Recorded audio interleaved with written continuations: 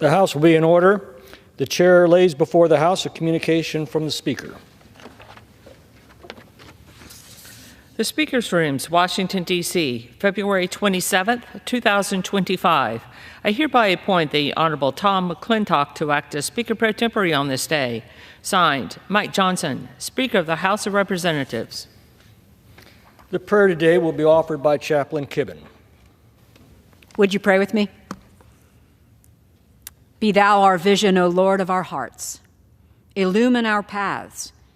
Guide us to see what you would have us see, and enable us to live this day as you would have us do. In your light do we see the light of hope and peace. Heal our eyes, for when they are healthy, they reflect your light. But in these times when darkness overcomes our souls, how much greater that darkness is when your light does not shine forth through them. Yours is the light that shines in our darkness. Nothing else matters. Naught is all else to us except your companionship leading us on your path of righteousness. Show forth your presence in our lives and on our journey of faith. For your presence is our light, in work, in play, in waking or sleeping. On this day, be our best thought in all the things that invade our minds, and our only consideration when night fails to put our worries at rest. In the certainty that you abide with us in the darkness and in the light, may we find the joy you desire for us to experience in you this day. God, our light, we offer our prayers in your loving name. Amen. The chair has examined the journal of the last day's proceedings and announces to the House the approval thereof. Pursuant to Clause 1 of Rule 1, the journal stands approved. The Pledge of Allegiance will be led by the gentleman from Ohio, Mr. Carey. I pledge allegiance to the flag of the United States of America and to the republic for which it stands, one nation, under God, indivisible, with liberty and justice for all. The chair will entertain up to 5 requests for 1-minute speeches on each side of the aisle. For what purpose does the gentleman from Ohio seek recognition? Mr. Speaker, I ask you unanimously consent to address the House for 1 minute to revise and extend my remarks. Without objection, the gentleman is recognized for 1 minute.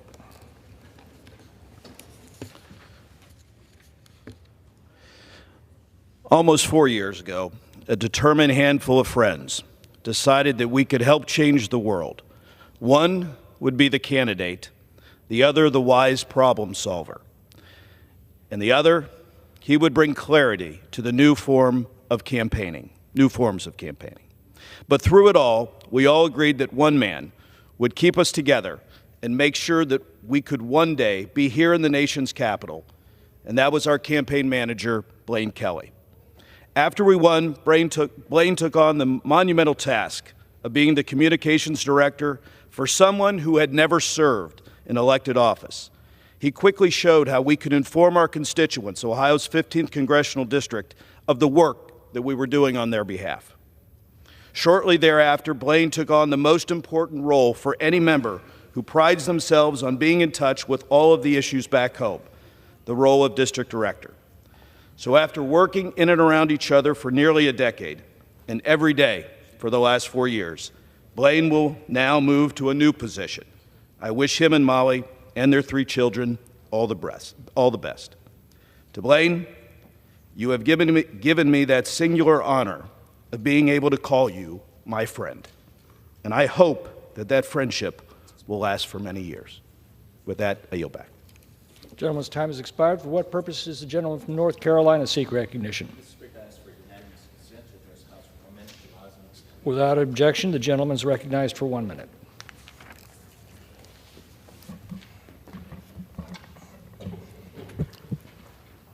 Mr. Speaker, I rise to recognize the extraordinary Oxford community and one of its most outstanding leaders, Mr. Xavier Wortham. I had the honor of spending a day in Oxford engaging with local nonprofits, educators, clergy, elected officials, and residents. We also visited the Masonic Children's Home and held a listening session.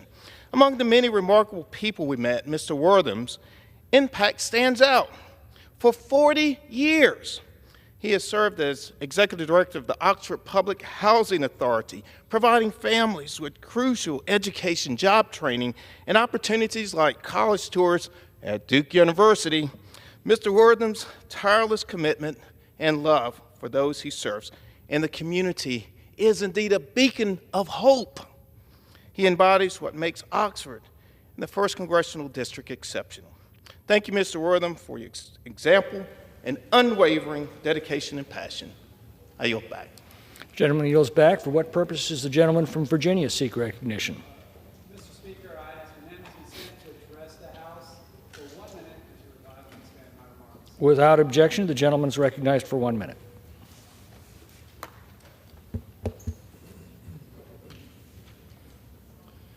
Southwest Virginia is Congressman Morgan Griffith's district, has been hit hard by storms over and over again and again in the past few months, including Hurricane Helene.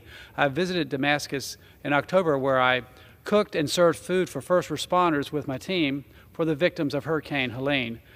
My thoughts and prayers have been with Southwest since then, and certainly remain today, as they deal with the consequences of continued flooding. I rise today to recognize and commend the 9 members of the Lynchburg Fire Department's Urban Search and Rescue team who recently deployed to Southwest Virginia in anticipation of further flooding. The Lynchburg Search and Rescue team represents what it means to be a proud Virginian. No matter where you are in the Commonwealth, when you're in need, a fellow Virginian gives you a hand. Our first responders are critical to our safety, not just in disaster, but every day. To all of those on the front lines, thank you. Make God and your training keep you safe. And with that, I yield back. Gentleman yields back. For what purpose does the gentleman from Illinois seek recognition? Mr. Speaker, I seek unanimous consent to address the House for 1 minute to revise and extend my remarks. Without objection, the gentleman is recognized for 1 minute. Mr. Speaker, as we celebrate Black History Month, I rise to recognize Joanne Williams, a dedicated leader in Illinois' 4th Congressional District and a pillar of the LeClaire-Hearst community on Chicago's Southwest Side. Joanne is a U.S. Army disabled veteran who has dedicated her life to service, both in uniform and in her neighborhood. She has spent decades being a driving force of opportunity, making sure to uplift her community and ensure that other veterans receive the respect that they serve. As the founder of the Hearst Community Organization, she's fought for jobs and public spaces and to secure critical resources to help people live better lives. Her dedication reflects the resilience we honor this month. Joanne, your unwavering service has left a lasting impact and has touched countless families. Thank you for your sacrifice to our country and your service to community. I yield back. Gentleman yields back. For what purpose does the gentlelady from Texas seek recognition? Mr. Speaker, I ask for unanimous consent to address the House for 1 minute to revise and extend my remarks. Without objection, the gentlelady is recognized for 1 minute. Thank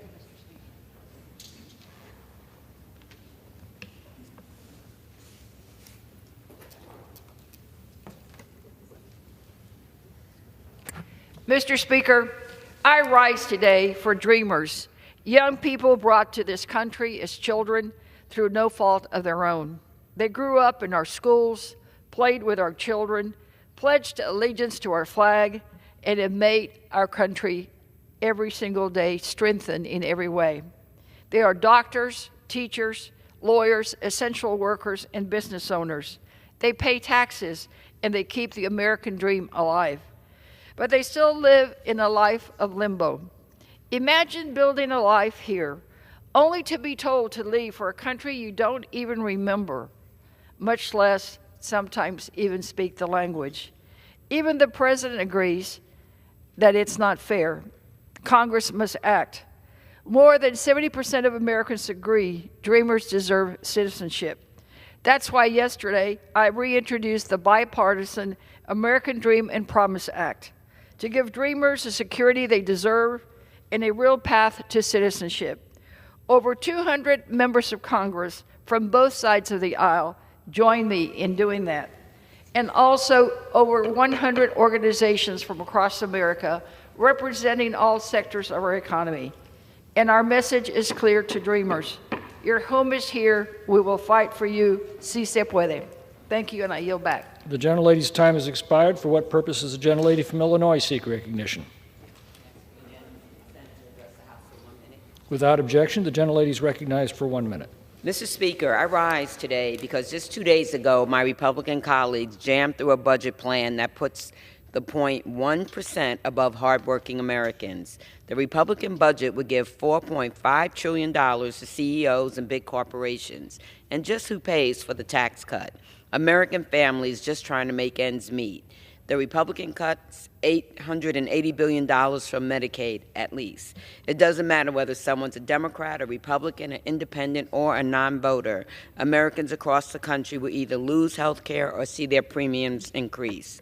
And all the federal workers that Elon Musk and Doge decided to fire for no justifiable reason will lose their health care also. Republicans represent millions and millions of Americans who rely on Medicaid and CHIP, and none of them, not a single one, voted with these constituents in mind. I yield back. He yields back. For what purpose does the gentleman from California seek recognition? Mr. Speaker, I seek unanimous consent to address the House for 1 minute. Without objection, the gentleman is recognized for 1 minute. Mr. Speaker, the Republican budget calls for $1 trillion in Medicaid cuts to pay for tax breaks for the very wealthy.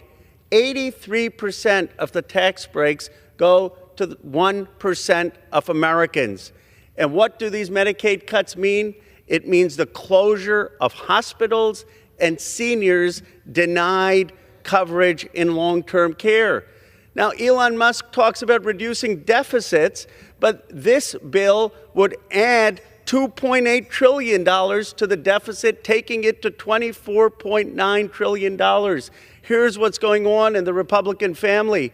While Musk and Doge scrounge around for change under the couch, Speaker Johnson is running the credit card, bankrupting our nation.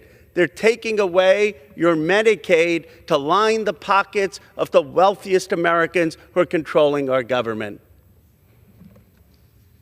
The gentleman yields back. For what purpose does the gentleman from Ohio, Mr. Lattis, seek recognition?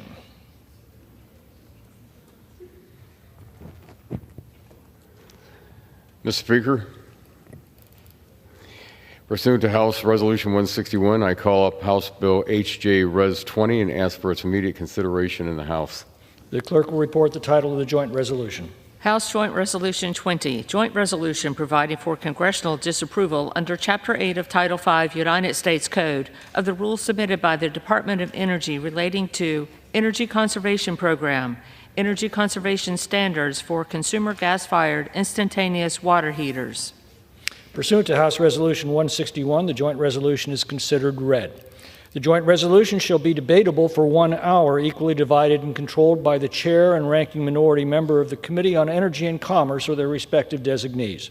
The gentleman from Ohio, Mr. Latta, and the gentleman from New Jersey, Mr. Pallone, will each control 30 minutes. The chair recognizes the gentleman from Ohio, Mr. Latta. Well, thank you, Mr. Speaker. I ask unanimous consent that all members may have 5 legislative days to revise and extend the remarks on the legislation and to insert extraneous material on H.J. Res. 20. Without objection. Thank you, Mr. Speaker. I yield myself such time as I may consume. Gentleman's recognized. Thank you, Mr. Speaker. On December 26th, while American families are enjoying the holidays, the Biden administration's DOE issued a final rule once again setting cost-prohibitive energy conservation standards for gas-fired instantaneous water heaters. Today, the House will consider the gentleman from Alabama's 6th District's legislation, H.J. Res. 20, to overturn this egregious standard. Under the Energy Policy and Conservation Act, EPCA, in order to promulgate a new or amended energy efficiency standard, the DOE must find that the standard be cost-effective, technologically feasible, and result in a significant conservation of energy. This amended standard does not meet that criteria and should be repealed. In this final rule, the DOE fails to adequately estimate the cost difference between condensing and non-condensing water heaters. This difference will result in a significant cost increase for consumers, especially low-income households and seniors, by removing more affordable options from the market. In fact, the DOE itself estimated the amended standard would increase the cost of a new water heater models by $231. However, the DOE failed to adequately estimate the cost difference between condensing and non-condensing models in this assessment. On top of expensive installation costs, industry stakeholders estimate the actual cost increase for American consumers will range between $450 to $665 per unit. This staggering increase is not cost-effective, as stipulated by EPCA, and is unattainable for many families. The Biden-Harris administration consistently ignored this stipulation in a number of rulemakings, and the gas heater rule is no different. This amended standard will ban approximately 40% of tankless gas water heaters currently available, forcing consumers to purchase significantly more expensive or less efficient models. Not only do bans on gas appliances infringe on consumer choice, but it also increases strains on our nation's grid, which cannot sustain such massive and rapid amounts of forced electrification without new baseload generation coming online. President Trump, understanding the serious concerns of the unjustified energy efficiency standards posed for consumers, issued an executive order on day one to unleash American energy. This EO stated that it is the policy of the United States to safeguard the American people's freedom to choose from a variety of goods and appliances. Additionally, this administration has paused implementation of this final rule and issued a statement of administrative policy supporting H.J. Res. 20. Congress should pass H.J. Res. 20 to right the wrongs of the previous administration, execute President Trump's agenda, and protect our consumers.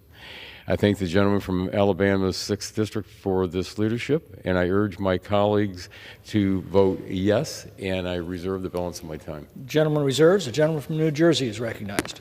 Thank you, Mr. Speaker. I yield myself such time as I may consume. Gentleman is recognized. I rise in strong opposition to H.J. Res. 20, the second Republican resolution in just 2 days that will raise energy prices on Americans. And this harmful resolution guts the Department of Energy efficiency rule on gas instantaneous or tankless water heaters. Energy efficiency standards like the one Republicans are going after today are a popular, common-sense tool to save Americans money on their energy bills. President Trump ran on a promise to cut energy costs in half in his first year. But now Republicans and their billionaire friends are only making themselves richer while sending American utility bills through the roof. Unfortunately, I guess it should not come as a surprise, considering that earlier this week, Republicans moved forward with a budget that includes devastating cuts to Medicaid and food assistance for our kids, our seniors, our veterans. Also, Republicans can give tax breaks to their millionaire buddies. Now, let me start off by dispelling a few myths about the water heater standards targeted by this resolution. First, these standards do not ban gas water heaters. Regardless of what the right-wing media and fossil fuel groups say, DOE cannot ban appliances based on their fuel type.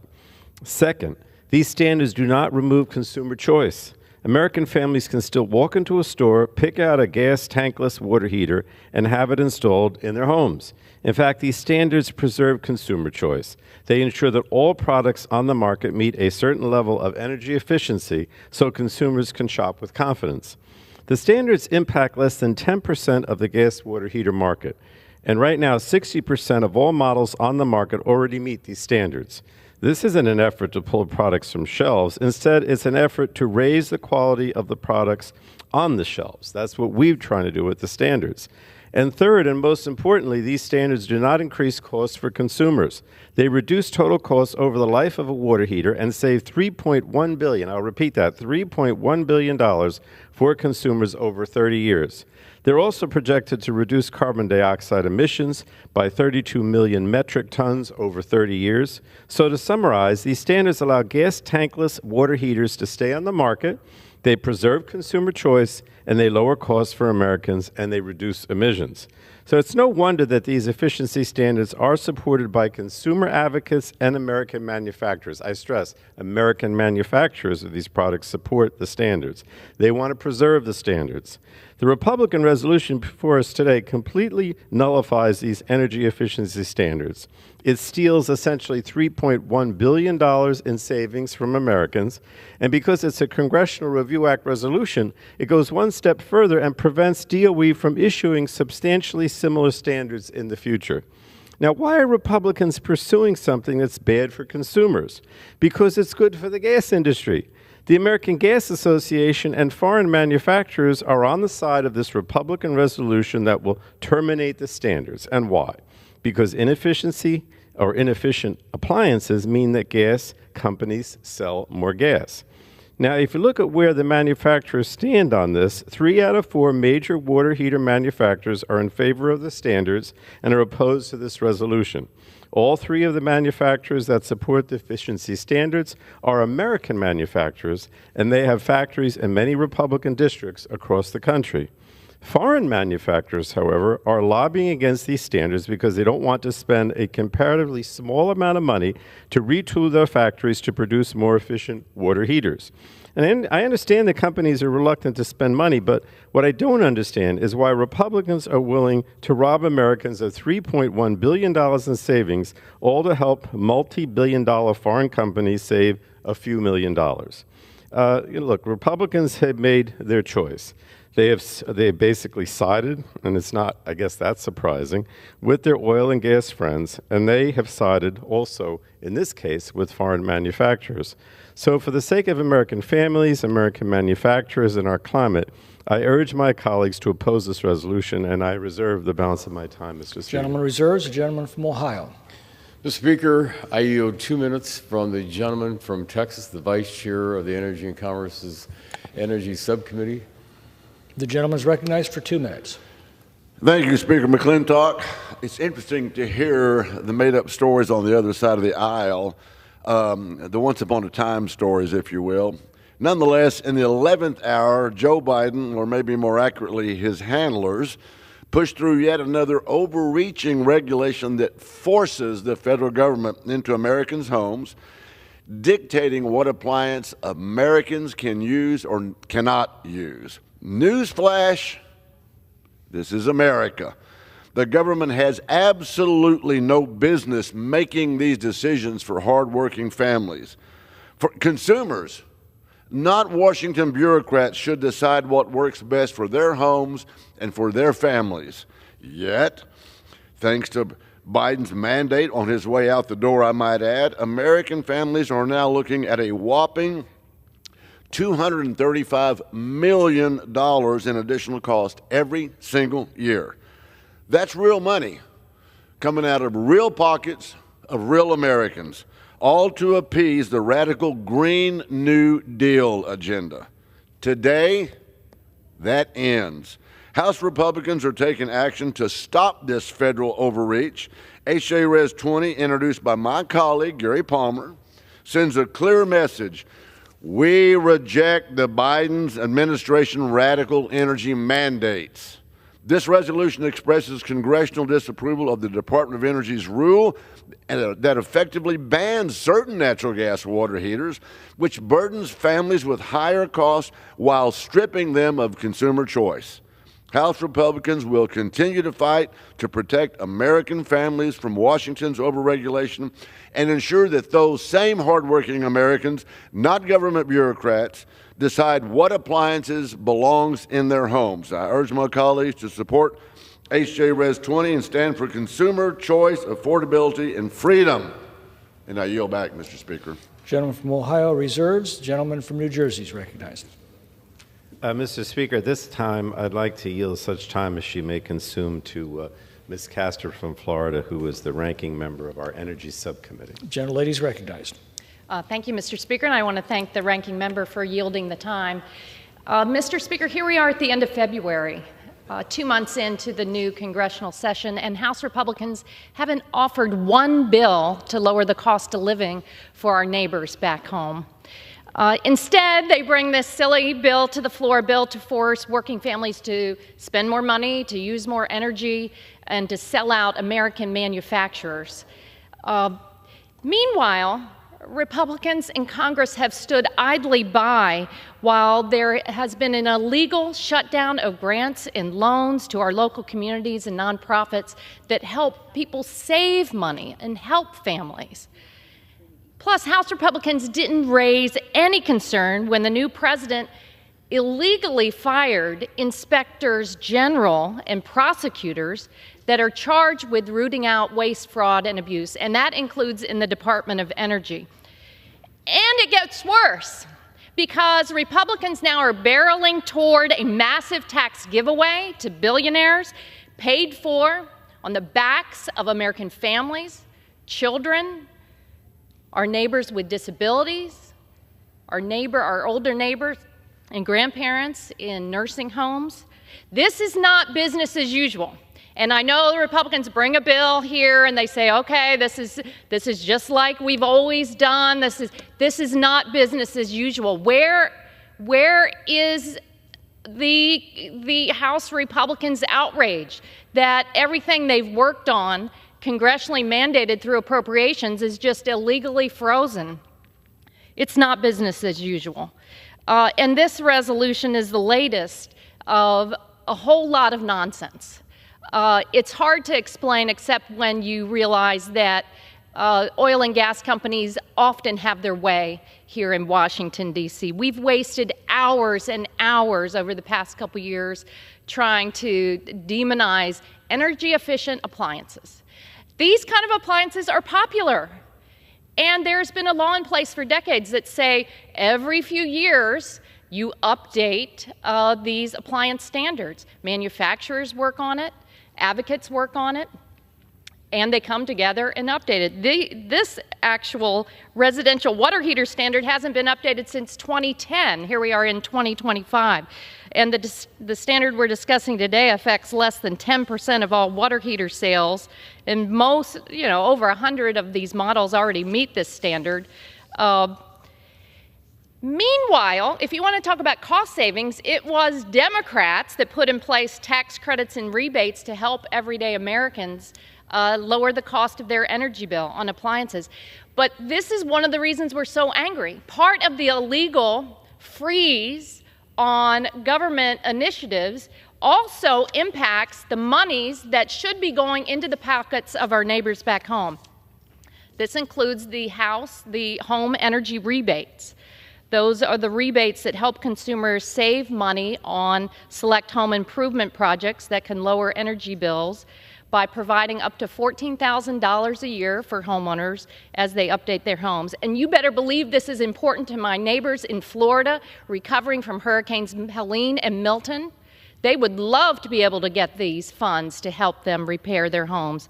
Right now, frozen in Florida, $346 million that could be helping everyday Floridians recover from the storms as they repair their homes. And that's not the only one. Weatherization assistance, very smart, has often been bipartisan in the past. Elon Musk and this new administration have frozen it. They've frozen billions of dollars that go to working class households to improve the energy efficiency of their homes. In Florida alone, $94 million that should be flowing to my neighbors to help them weatherize their homes and save money. It's frozen. So what Republicans are doing by freezing this, by trying to roll back energy appliance standards, is contribute to the rising cost of energy for families and businesses. It's a dereliction of duty. They're turning a blind eye to your pocketbook, and Democrats are going to fight for your pocketbook. Meanwhile, an unelected billionaire who has made his vast fortune on government contracts should not be able to unilaterally stop and take money out of the pockets of American families, of the Americans who need it most. And here's the warning, because this major tax giveaway that House Republicans are hammering out says to our committee, find $880 billion. And Republicans say, oh, okay, maybe there's enough waste, fraud, and abuse, even though they've taken the inspectors general off the playing field to root out waste, fraud, and abuse. There is no way that you can say improper payments total up to $880 billion. So don't gaslight us and Americans. If you are concerned about a major tax giveaway so that billionaires can have more of your money and you're going to have less health care for your grandparents, your children, it's not right, and we're not going to stand for it. Who really benefits here on this gas on tankless water heaters? Let's pull the curtain back. Big corporate housing developers who, as they build homes, often install a slightly cheaper, less efficient model, and they pass on the cost of higher energy bills to that new homeowner for the next 20 years. Foreign manufacturers are going to benefit here, not the American manufacturers who have participated in these energy efficiency standards. It's the foreign manufacturers who will get to sell their inferior, less efficient appliances and take away sales from U.S. manufacturers. And it's the American Gas Association who will get to sell more polluting fossil gas to power inefficient appliances and pass the cost on to working families. So once you take a closer look, you'll see this resolution really doesn't hold water. It does nothing to lower cost for working families. It does nothing to support American companies. And it does nothing to address the real challenges facing our families back home. It's a warning. It's a warning shot across the bow that this is not business as usual. It's a hold on to your wallet moment, because the unelected billionaires who are calling the shots, who are reaching into your wallet, who are going to take away your health care, they want to rule the day. And I'm going to tell you, House Democrats are not going to stand for it. We're going to continue to hold Republicans accountable. We're going to hold this administration accountable. We're going to hold on. We're going to fight for your wallet and your pocketbooks. And we're going to make sure that this kind of ridiculous stuff, you're not going to be able to say this is business as usual here in the House of Representatives. It's not. We believe in checks and balances. We believe in the hardworking Americans. We do not countenance unfairness and trying to steal from our kids, loading them up with massive debt and saying that their health doesn't matter in this country. It does. So, Mr. Speaker, I urge all of my colleagues to vote no on this resolution. It's not business as usual, and people need to know it. Thank you. I yield back. Gentleman from New Jersey reserves. The gentleman from Ohio is recognized. Thank you, Mr. Speaker. At this time, I yield 3 minutes to the sponsor of the resolution, the gentleman from Alabama's 6th District. Gentleman's recognized for 3 minutes. It's amazing to me to listen to my Democratic colleagues talk about the cost of living going up. I mean, the first week of the Biden administration, they shut down Keystone XL pipeline. They implemented energy policies that immediately caused energy costs to go up, causing massive suffering, massive inflation. Inflation hit 9%. And it's amazing to me that they come in here and make these statements, and the American people figured it out. That's why they're in the minority, because the American people were tired of being told what to do, what they could buy, what they could wear, what they could use. And here we are, and you're hearing the same cold rhetoric that leads to cold homes and cold water. That's why I introduced this resolution, because we're determined to restore a quality of life in this country that we enjoyed before the Democratic Party took over the White House and the House and Senate. We believe that we can help American people be able to afford their groceries, afford an automobile, afford education, and that's why we're doing what we're doing. And I rise today in support of House Joint Resolution 20. The Congressional Review Act is in response to the Biden-Harris administration's last-minute, overreaching attempt to ban natural gas water heaters.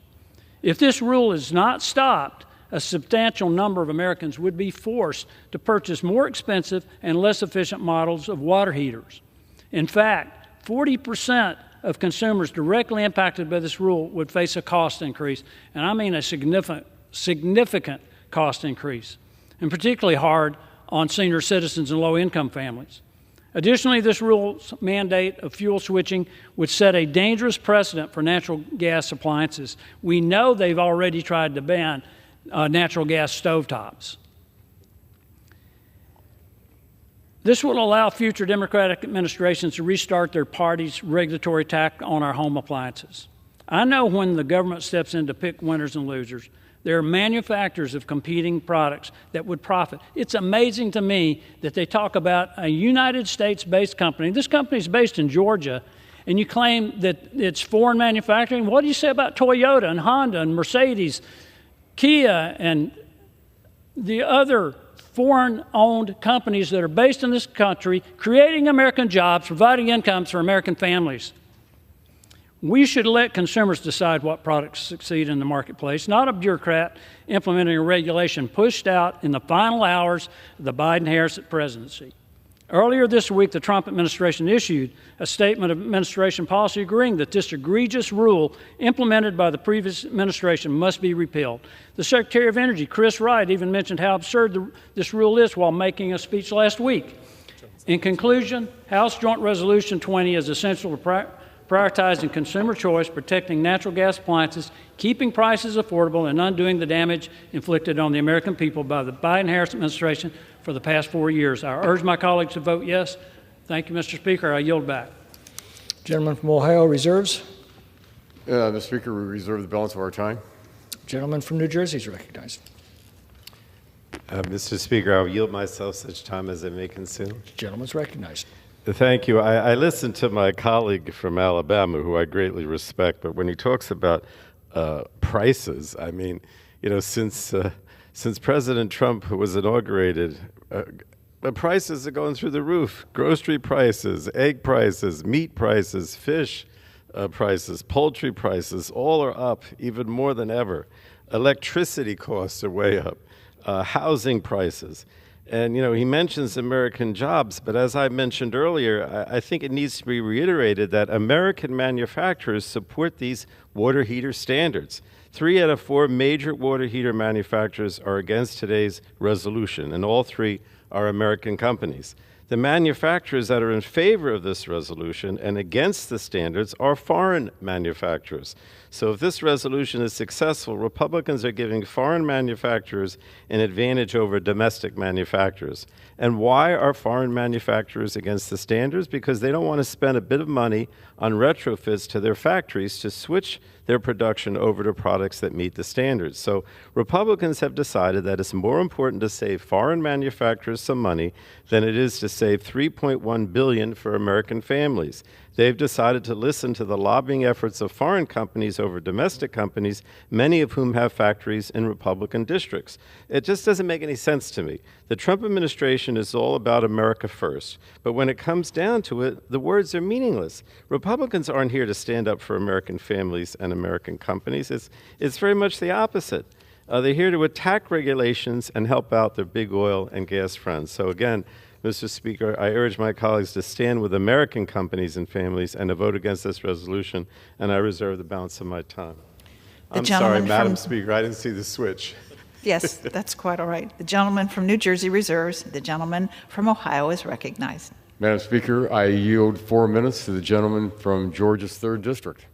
Gentleman from Georgia is recognized. Madam Speaker, I commend the gentleman from Alabama, Mr. Palmer, for his leadership on this resolution, and I rise today in strong support of H.J. Res. 20, a resolution authorized by the Congressional Review Act that will enable our Congress to repeal a job-killing regulation that would ban and eliminate non-condensing tankless water heaters, an American product made by blue-collar American workers in the heart of my congressional district in Georgia.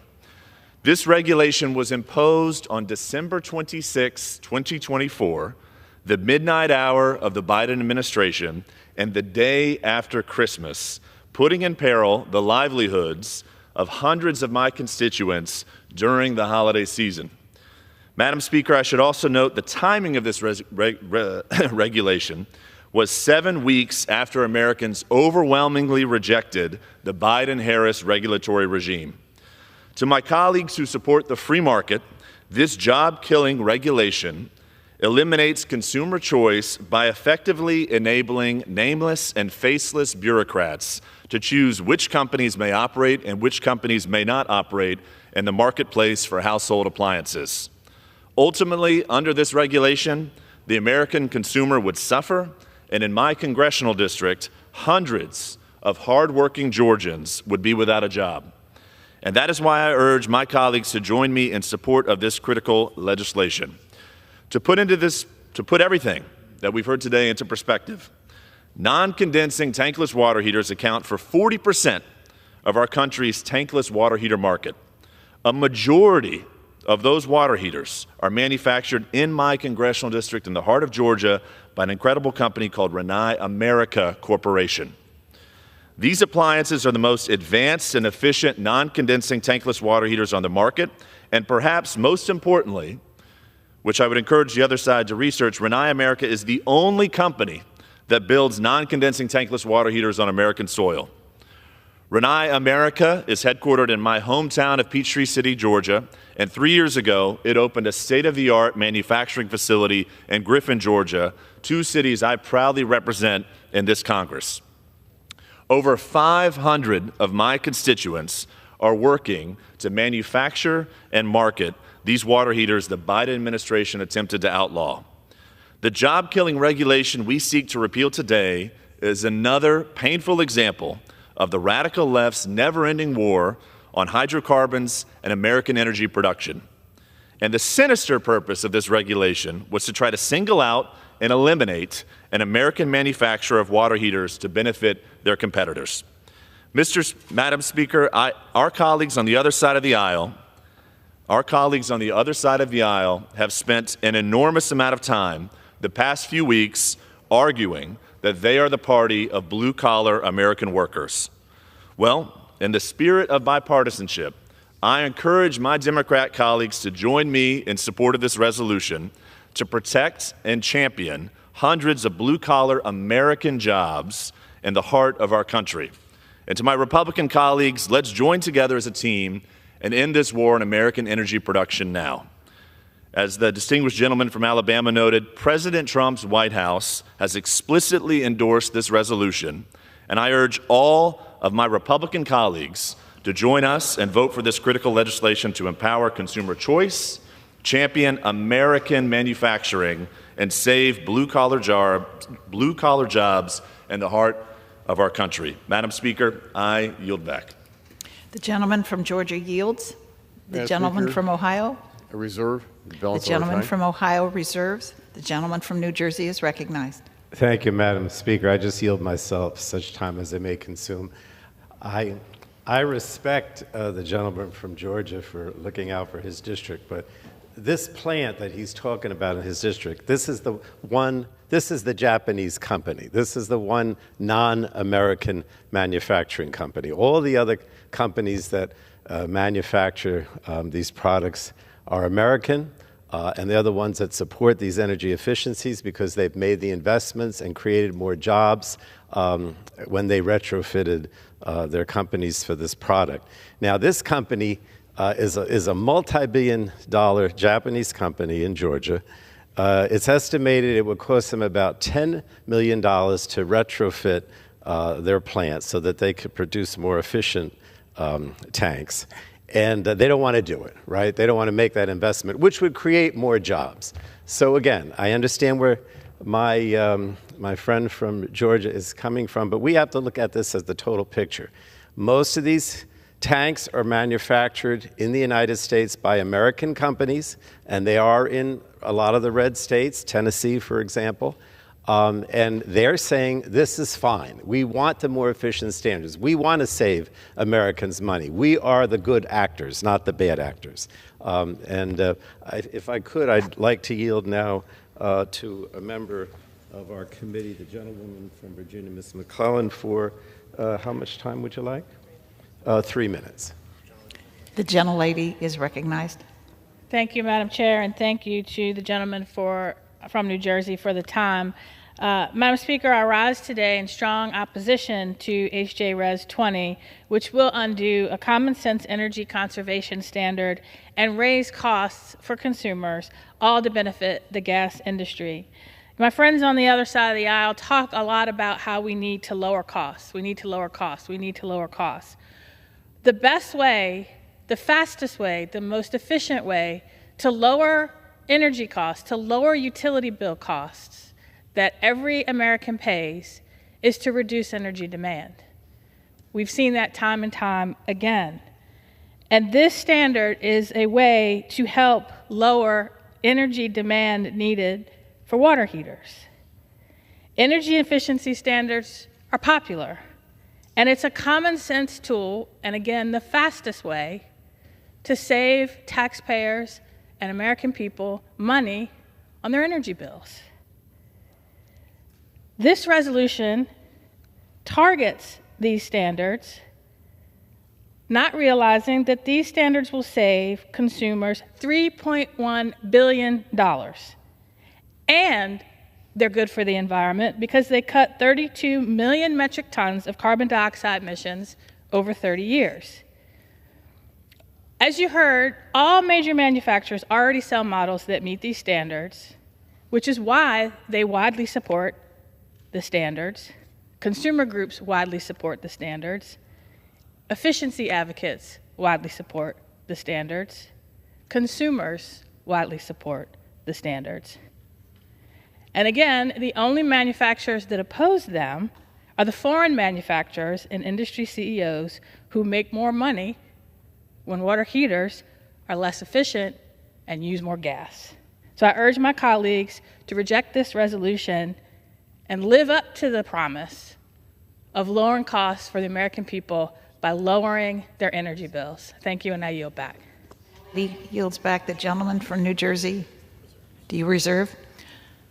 The gentleman from Ohio, recognized. Madam Speaker, we have no other speakers. I'm not sure if the ranking member is prepared to close. You're prepared to close? Okay. Gentleman from Ohio reserves. The gentleman from New Jersey is recognized. Thank you, Madam Speaker, and I yield myself such time as I may consume. I just want to call out some of the problems that I see on the Republican side in terms of their arguments, which we've heard this morning. Over the last 2 years, Republicans have claimed that they care about energy costs, and on the campaign trail, they repeatedly promised to lower cost and lower inflation, but again, none of their actions line up with their promises. And if you're paying attention to energy load growth in this country, you know that in addition to increasing generation, we have to incorporate ways of reducing energy demand. And energy conservation standards are one of the tools that help lower costs and help reduce demand. Now, the previous administration's efficiency standards are estimated to save consumers $1 trillion over 30 years. That's $1 trillion. The water heater standards alone will save, as I said, $3.1 billion. And that is if Republicans don't kill the standards right here today, which is what they're doing. Because Republicans don't want Americans to realize those savings. They want Americans to be stuck with older, energy-guzzling appliances that cost more money every time you turn them on. And I think that's ridiculous, and so should everyone else in this chamber. Republicans claim they're concerned about the higher upfront costs of these appliances, but 2.5 years ago, when we voted on the Inflation Reduction Act, which contained $9 billion in rebates and other investments in lowering the cost of energy efficiency appliances, Republicans all voted no. So let's review. They don't want to make positive economic investments because they're concerned about the upfront costs. But then they also refuse to take action to lower those costs. If we brought the mentality to the private sector, you'd be fired in a heartbeat. But that's the orthodoxy in today's Trump-Musk Republican Party. Lowering energy costs for consumers via efficiency gains used to be a bipartisan issue. We made real progress on this in 1992 and again in 2005.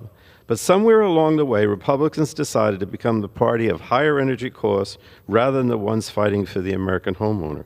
And that's a real shame. And for that reason, I urge my colleagues to vote no on this resolution, and I yield back the balance of my time, Madam Speaker. Gentleman from New Jersey yields. The gentleman from Ohio is recognized. Thank you, Madam Speaker. I yield myself as much time as I may consume and close. You know, we've heard from various speakers today, but I think it's really important to point out once again, because of the Biden-Harris administration gas rule, on the gas heater rule, we're going to ban approximately 40% of the tankless gas water heaters currently available, forcing consumers to have to pay more and get less efficient models. This doesn't make sense. And not only are we going to be, does this rule go on to ban these gas appliances infringing on consumer choice, but it also increases strains on the nation's grid, which cannot sustain such massive and rapid amounts of forced electrification without new baseload generation coming online. It's also, when we talk about this loss of consumer choice, but DOE underestimated the cost by $231 because, when you look at what the actual costs out there from the industry stakeholders are estimating, it's going to bring the cost up between $450 to $665 per unit. And I think it's also important to note this. In the last Congress, in the Energy and Commerce Committee on the Energy Subcommittee, I asked everybody that came before us the same question when we had this testimony that concerned it. Do we have to have more energy in this country or less? And everybody said the exact same thing. We have to produce more energy in this country. But we also have to make sure we're producing the energy to make that energy in this country. And Republicans have led that way with us starting back in 2008 with our all-of-the-above energy policy, which said we weren't going to pick winners and losers. We're going to let the consumer decide and let the market decide. And that's important, because if we're going to make sure we can become energy independent in this country, we have to start thinking about those things, and it's important. So, Madam Speaker, I urge the passage of HJ Res 20 and yield back the balance of my time. The gentleman from Ohio yields. All time for debate has expired. Pursuant to House Resolution 161, the previous question is ordered on the joint resolution. The question is on engrossment and third reading of the joint resolution. Those in favor say aye. Those opposed, no. The ayes have it. Third reading. Joint resolution providing for congressional disapproval under Chapter 8 of Title V United States Code of the rules submitted by the Department of Energy relating to Energy Conservation Program, Energy Conservation Standards for consumer gas-fired instantaneous water heaters. The question on passage of the joint resolution. Those in favor say aye. Those opposed, no. The ayes have it. The joint resolution. Ask the yeas and the nays. The yeas and nays are requested. Those favoring a vote by the yeas and nays will rise. A sufficient number having risen, the yeas and nays are ordered. Members will record their votes by electronic device. It's a 15-minute vote. Do I hit the thing?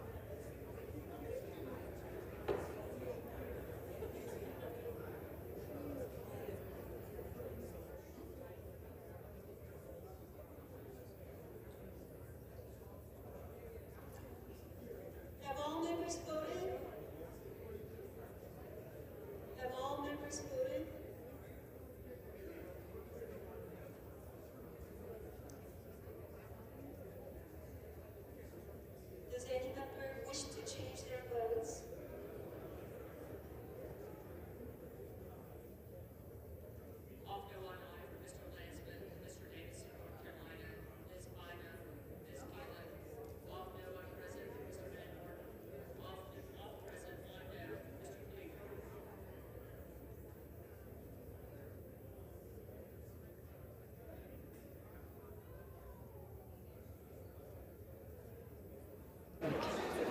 All right. On this vote, the yeas are 221, and the nays are 198 and 2 answering present. The joint resolution is now passed. Without objection, the motion to reconsider is laid on the table.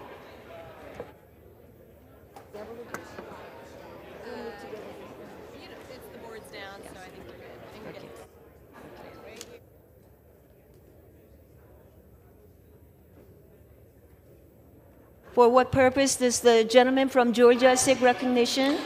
Madam Speaker, I ask unanimous consent that when the House adjourns today, it adjourn to meet on Monday next, when it shall convene at noon for morning hour debate and 2 p.m. for legislative business. Without objection.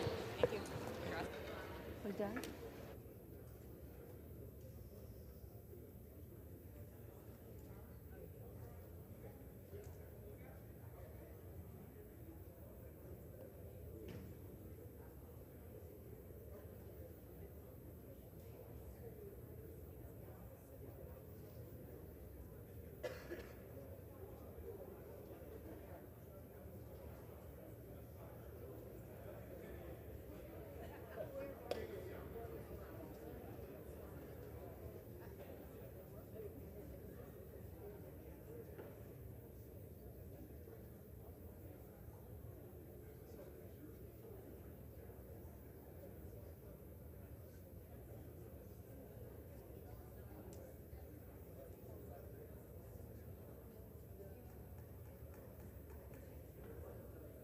Come to order.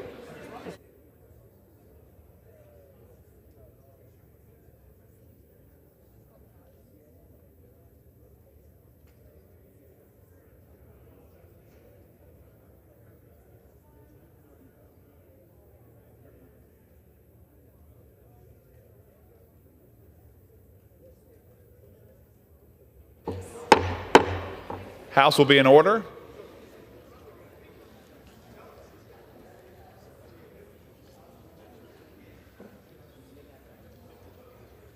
The chair will now entertain requests for 1-minute speeches. For what purpose does the gentleman from Iowa seek recognition?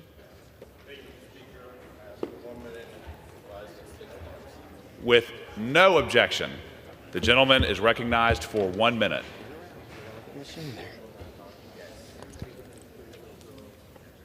Thank you, Mr. Speaker. I rise today in recognition of Ms. Emily Tuttle Millard, our Deputy Chief of Staff. Over the course of Emily's tenure, she served in numerous roles, consistently demonstrating her professionalism and extraordinary work ethic with a steadfast dedication to excellence. Emily was not only a vital member of our team, but she was also an integral force behind our success for folks back home in Iowa. As Deputy Chief of Staff, Emily tackled strategic goals, including our passage of legislation to address veteran suicide with the Adam Lambert Act, helping support couples start a family with the HOPE Act, and delivering on U.S. national security priorities enshrined in the National Defense Authorization Act.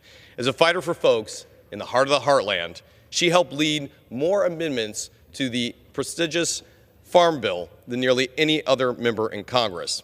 Further, Emily worked across the state and across the aisle to earn bipartisan support and helped our team become the top 10 most bipartisan member of Congress. Throughout her tenure, Emily has been a true plank holder from day one.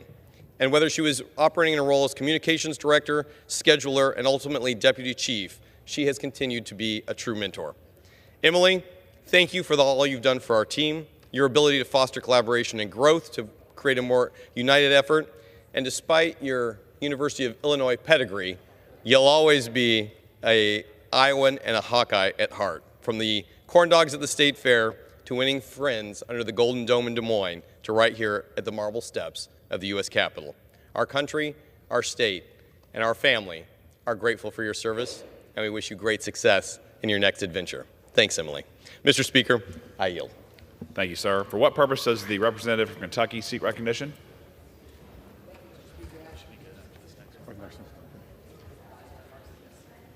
With no objection, the representative from Kentucky is recognized for 1 minute. Mr. Speaker, since before Christmas, I've heard from Louisvillians every day about mail delays. I've heard from people who haven't received paychecks, prescriptions, or W-2s. One woman told me she received a bill so late she owed more in late fees than she did on the bill. What concerns me is if the Trump administration gets its way, things will get worse. USPS has operated independently since 1970, but now Donald Trump wants to take it over. Why? So Elon Musk can go in and fire letter carriers and sorters? These are hard-working people who go above and beyond. This weekend, I heard about a Louisville letter carrier who wears a headlamp because she works well into the evening. She deserves support, not demonization. So let's fix this. Let's get our letter carriers the resources they need. Let's get our sorters the machinery they need. And let's ensure Americans don't pay late fees if their mail is delayed. Let's get this done. I yield back. Thank you, sir. For what purpose does the representative from Iowa seek recognition? Mr. Speaker, I ask unanimous consent to remove the gentleman from New York, Mr. Goldman, as a co-sponsor to H.R. 1301. Without objection. Thank you. For what purpose does the gentleman from Pennsylvania seek recognition? Mr. Speaker, I request unanimous consent to address the House for 1 minute and to revise and extend my remarks. Without objection. Mr. Speaker, I rise today to recognize the 44th anniversary of the CBYX exchange program and to thank David Byrne, a current participant and intern in my office.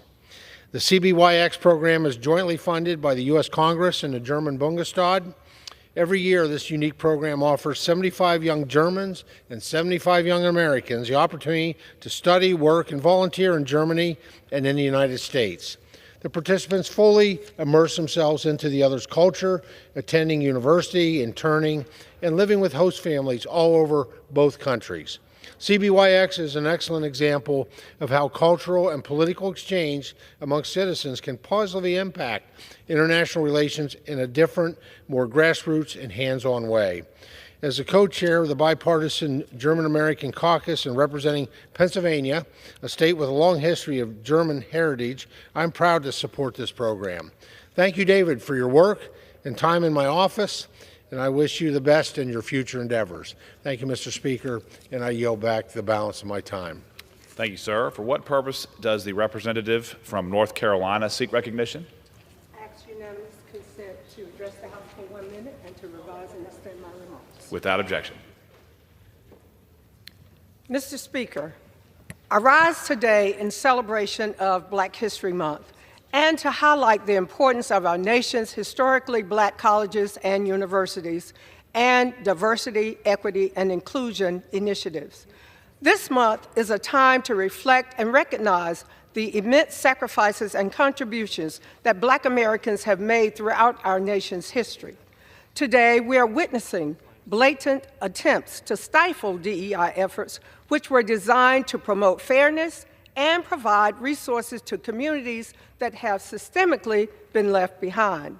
These initiatives, in tandem with our nation's rich web of HBCUs, have allowed for culturally relevant and supportive environments for Black Americans, making higher education more accessible to students of color, many of whom are first-generation college students, and are producing top talent in a wide variety of fields. These efforts are about supporting those in our community with the resources and education they need to thrive. And these policies help close the racial wealth gap and create more opportunities for upward mobility. There is still much work to be done to properly support the Black community, and I am committed to eliminating discrimination in all forms and continuing to uplift the invaluable contributions of Black Americans to this country. I yield back. Thank you, ma'am. For what purpose does the representative from California seek recognition? With no objection. Thank you, Mr. Speaker. Well, this week we made an important step passing the budget resolution in order to carry out the business of the House and for the American people as we get into the budget reconciliation process, which is going to be a positive one for getting spending under control. We also need to have a lot more truth surrounding what is going to be happening in that process. And for more than I'd like to have heard, the last week and a half, 2 weeks, we keep hearing the same rhetoric about Republicans are going to cut Medicare, they're going to cut SNAP, they're going to cut Medicaid, they're going to cut Social Security, they're going to cut all these things. And nowhere in that budget reconciliation document does it say that in the resolution. Nowhere does it say that. So we need not lie about what we're doing around here in order to gain political points. We actually should be sitting down at the table together and looking at long term, how do we make these programs work better longer? Social Security is going to be in big trouble within 7, 8 years. And so if we want to have solutions to that, then why don't we sit at the table together and figure these things out instead of lying about it because we're trying to achieve better budgets and closer to balancing the budget than what we've had the last 4 years. So why don't we be truthful in this process instead of the nonsense? I yield back. For what purpose does the representative from Ohio seek recognition? To address the House for 1 minute, revise and extend my remarks. Without objection.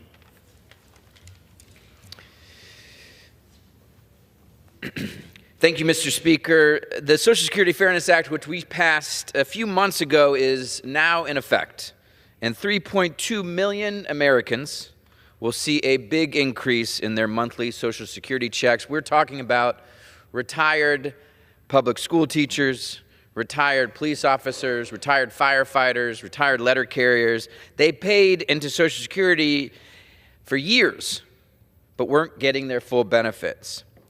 They were missing out on hundreds, if not thousands of dollars a month. The bill was introduced in every Congress for the last 25 years. It had the most bipartisan support of any bill in the last Congress. We had to force a vote on the bill, a discharge petition. And within 2 days, we got 218 signatures. We fought very hard to get this done, and now our public retirees will finally start to see the benefits they were owed each month. We could not have done this without the advocacy of thousands of public servants, retirees, and I hope it can help restore some faith in our government that this institution does still get things done. Thank you, and I yield back. 1 moment, ma'am. The chair will receive a message. Mr. Speaker, messages from the President of the United States. Mr. Speaker, Madam Secretary. I am directed by the President of the United States to deliver to the House of Representatives messages in writing. For what purpose does the representative from California seek recognition? Mr. Speaker, I rise to address the House for 1 minute and to revise and extend my remarks. No objection. Thank you. I rise today to honor Chuck Haflinger of Chino Hills, who passed away on February 3rd at the age of 77. He had a distinguished 32-year career in the Army, serving as a helicopter pilot in the Vietnam War and retiring as a lieutenant colonel. He earned a Bronze Star Medal and 5 meritorious service medals. Chuck's service continued after his retirement to our Chino Hills community.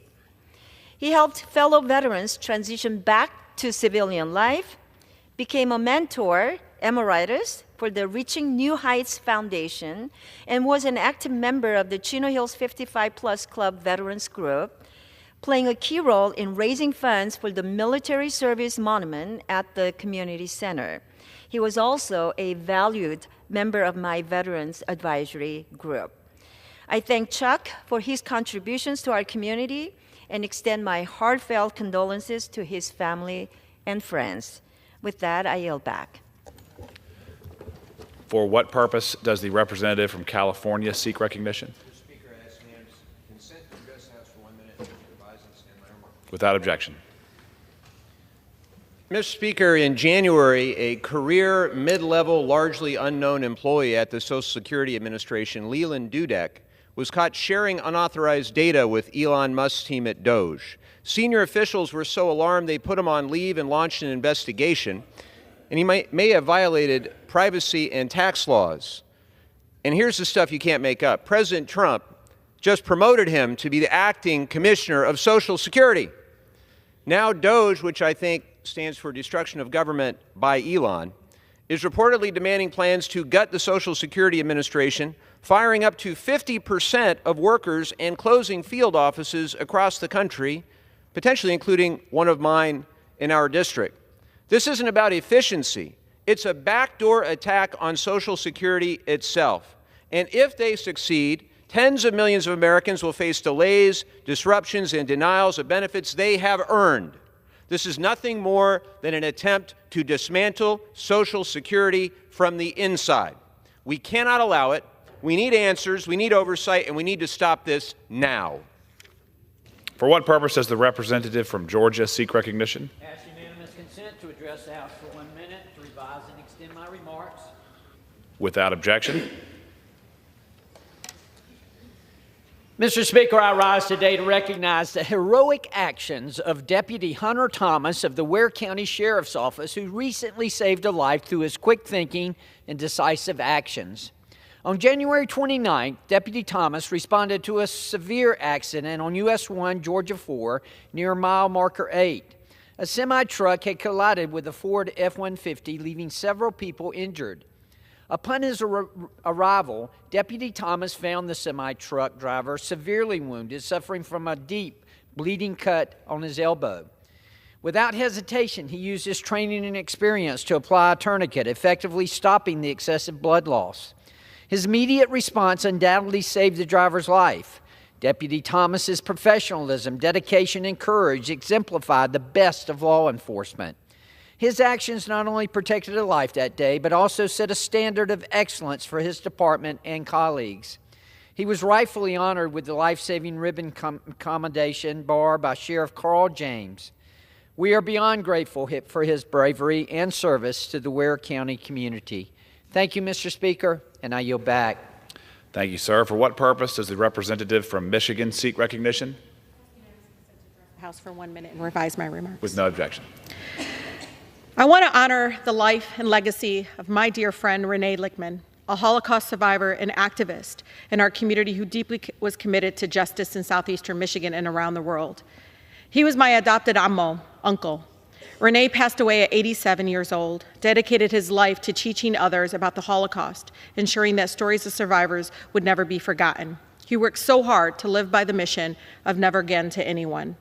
Through his art, film, and photography, he captured the resilience of the human spirit, and through his activism, he fought for social justice and an end to human suffering. At the age of 63, Renee got his PhD in instructional technology and spent 2 decades working at a hospital in our community. Even in the end of his life, Renee was painting, organizing with Jewish Voices for Peace in Detroit, and standing up for Palestinian human rights. His impact and legacy will live through his work and the countless lives he touched.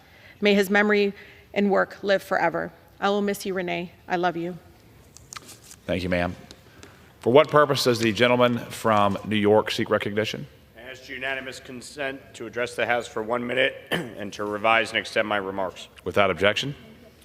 Mr. Speaker, I rise today to honor the life and service of Sergeant Gregory E. Walls of the Town of Pound Ridge Police Department.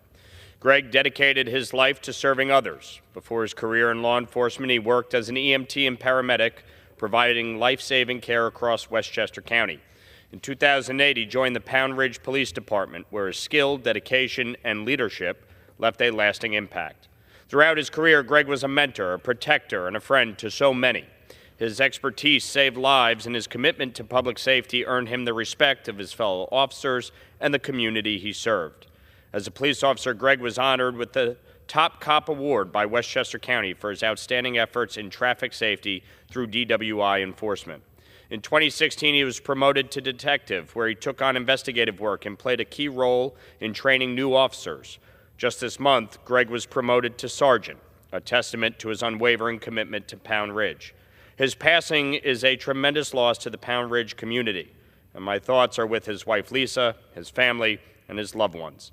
Today we honor his service, his sacrifice, and his legacy. May he rest in peace. I yield back.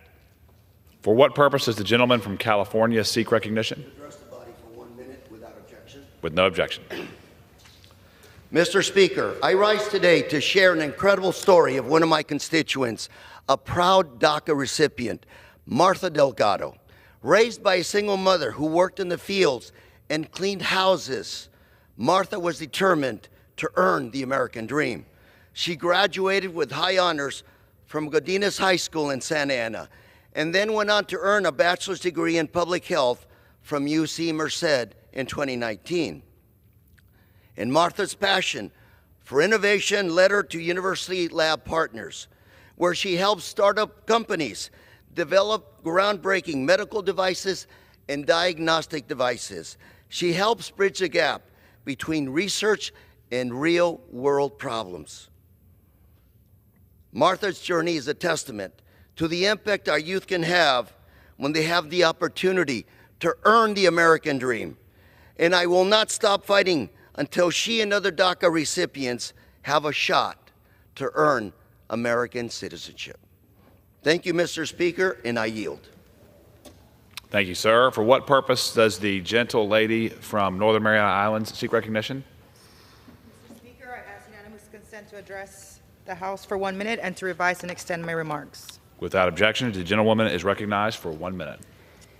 Mr. Speaker, I rise to offer my heartfelt congratulations to the Northern Mariana Sports Association and all our athletes in the Northern Mariana Islands who are celebrating the 40th anniversary of this great community organization today, February 27. Being an athlete has given me so much, and it's not just about sports, it's about building self-confidence, understanding teamwork, and finding value in ourselves and our abilities. Lessons essential both on the field and in life. I have seen firsthand how critical the support of governing organizations like NAMASA is to smaller sports groups in our islands and to giving our athletes moments of triumph and lessons for life that become a part of who they are.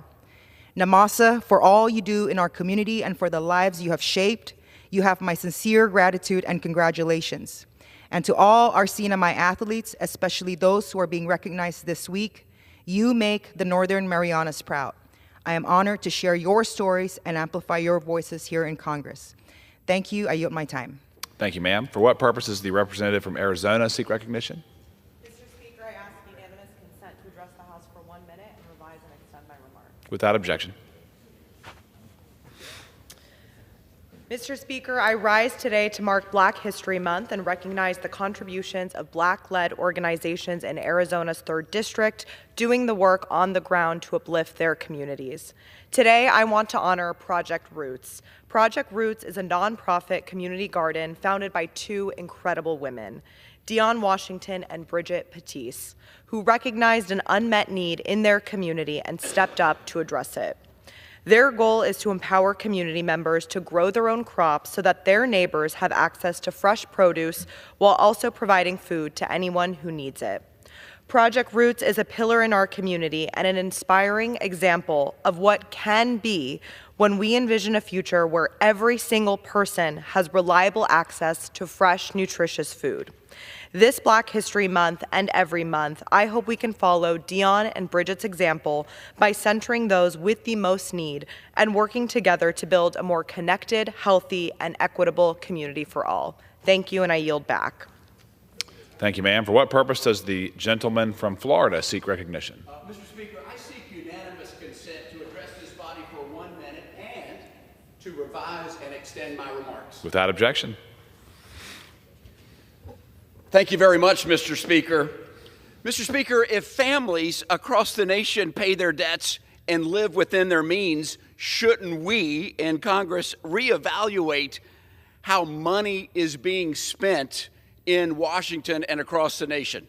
Of course we should. For far too long, our government has put the cost of not just emergencies, but on everyday expenses on our nation's credit card. And now, as a result, our national debt is a staggering $36 trillion and growing every day.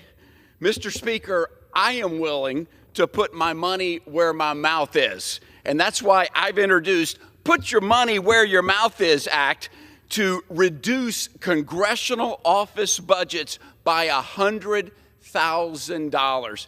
Just a paltry 5.2%. The American credit card has reached its limit. We must tighten our belts. We have bills to pay and emergencies to cover, and we need to be in this together. Mr. Speaker, one question for you and this body. Are we willing to put our money where our mouth is? I encourage all of our colleagues to join us in this effort. Let's go get them. I yield back. Thank you, sir. For what purpose does the gentleman from California seek recognition? To address the House for 1 minute and to revise and extend my remarks. With no objection. Thank you.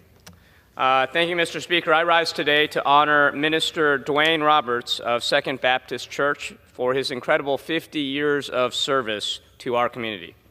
Second Baptist Church is the oldest black church in Orange County, and it's become a home for faith, music, and fellowship.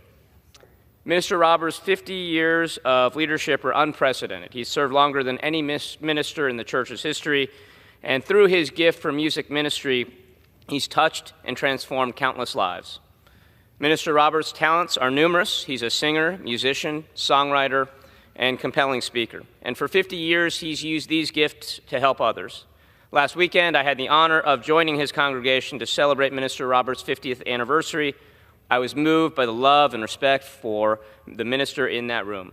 So this Black History Month, I'm proud to recognize Minister Roberts and his tremendous legacy in Orange County. I yield back. Thank you, sir. For what purpose does the gentleman from Florida seek recognition? I ask unanimous consent to address the House for 1 minute and to revise and extend my remarks. Without objection, the gentleman is recognized for 1 minute.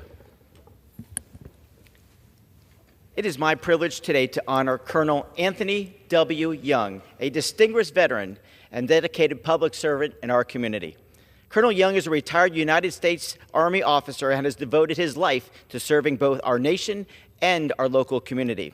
Tony is a native of Vero Beach. He has served as mayor, councilman, and vice mayor and has been a key leader in the Florida League of Cities. His military career spanned over 30 years, serving both the 24th Infantry Division and the 1st Armored Division and the 30th Medical Brigade. His dedication and leadership have left an indelible mark on our military, our city, and our nation.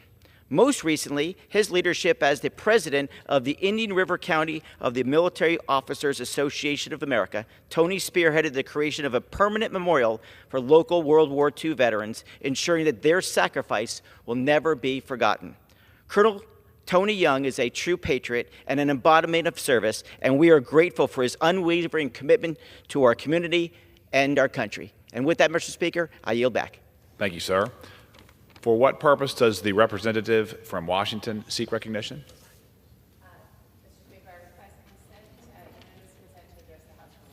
With no objection. Mr. Speaker, on behalf of millions of people in Washington, Oregon, Idaho, and Montana, I rise to express outrage and bewilderment at the senseless workforce cuts by Elon Musk and President Trump to Bonneville Power Administration, an agency that's not even funded by taxpayer dollars, but by our utility bills. Bonneville's system operators keep the lights on. They match demand supply to demand, whether in a heat wave or a cold snap. They maintain the majority of our transmission lines, so when we have a windstorm like our recent ones, their linemen go out and fix those lines in the worst weather. These specialized employees, frankly, are irreplaceable. So the decision by Elon Musk and by the president to fire nearly 20% of Bonneville workers in the name of efficiency and saving taxpayer dollars is not just wrong-headed, it is reckless and outrageous and will make power less reliable and more expensive for our 4 states. In other words, all downside, no upside.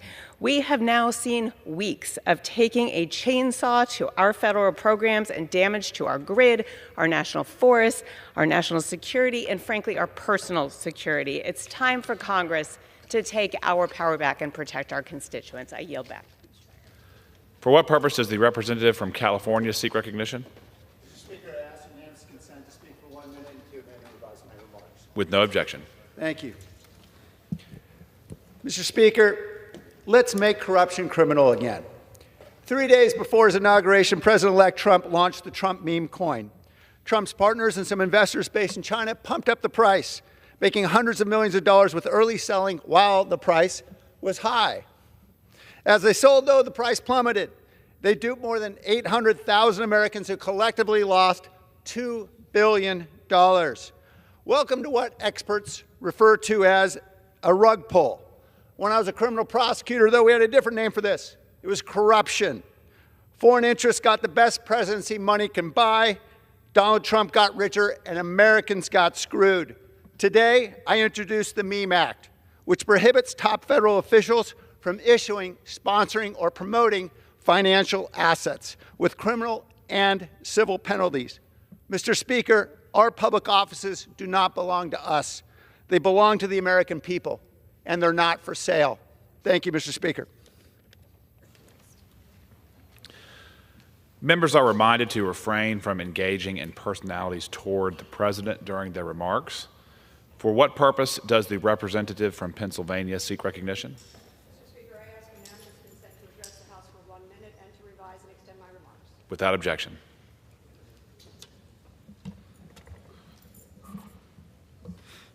Thank you, Mr. Speaker. The federal government runs out of money in 2 weeks. Republicans who lead both chambers and the White House have yet to produce an actual funding plan. Instead, House Republicans passed a blueprint to slash up to $2.5 trillion from Medicaid. In my state, Pennsylvania alone, that jeopardizes care for nearly 3 million people, including 100,000 people struggling with addiction. In my district, that means risking medical care for more than 45,000 people under the age of 21 and more than 15,000 people over the age of 60. Children and seniors, vulnerable people who rely upon Medicaid for their health and for their very lives. Negotiations are always part of the process, yet our duty remains to safeguard our children, our seniors, the working poor, people with disabilities, and people struggling with addiction. That's not negotiable. Our budget reflects our values. Protecting life, liberty, and happiness are our values. We must live up to that. I yield back. Thank you, ma'am. For what purpose does the representative from the Virgin Islands seek recognition? I ask unanimous consent to address the House for 1 minute and to revise and extend my remarks. Court, without objection. Thank you, Mr. Speaker. I rise today to celebrate 3 teachers from the Virgin Islands, Ms. Sharice Davis, Mr. Cornell Hanley, and Mr. Andre Douglas for their outstanding contributions and exceptional dedication to their students and our community. Ms. Davis, an elementary teacher at Juanita Gardine School, is a committed community leader and an 11-year veteran of teaching. Mr. Hanley, a special education teacher at Bowski Elementary School, has dedicated more than 20 years to teaching and is known for his leadership and devotion to his students. And Mr. Andre Douglas, a mathematics teacher at Ivania Adora Ken High School, was awarded the Presidential Award for Excellence in Mathematics and Science Teaching, one of the highest honors in the field. Each of you has elevated the standard of education in our territory and secured a brighter future for generations of Virgin Islanders to come. Thank you for your service. I yield back. Thank you, ma'am. For what purpose does the gentlewoman from Ohio seek recognition?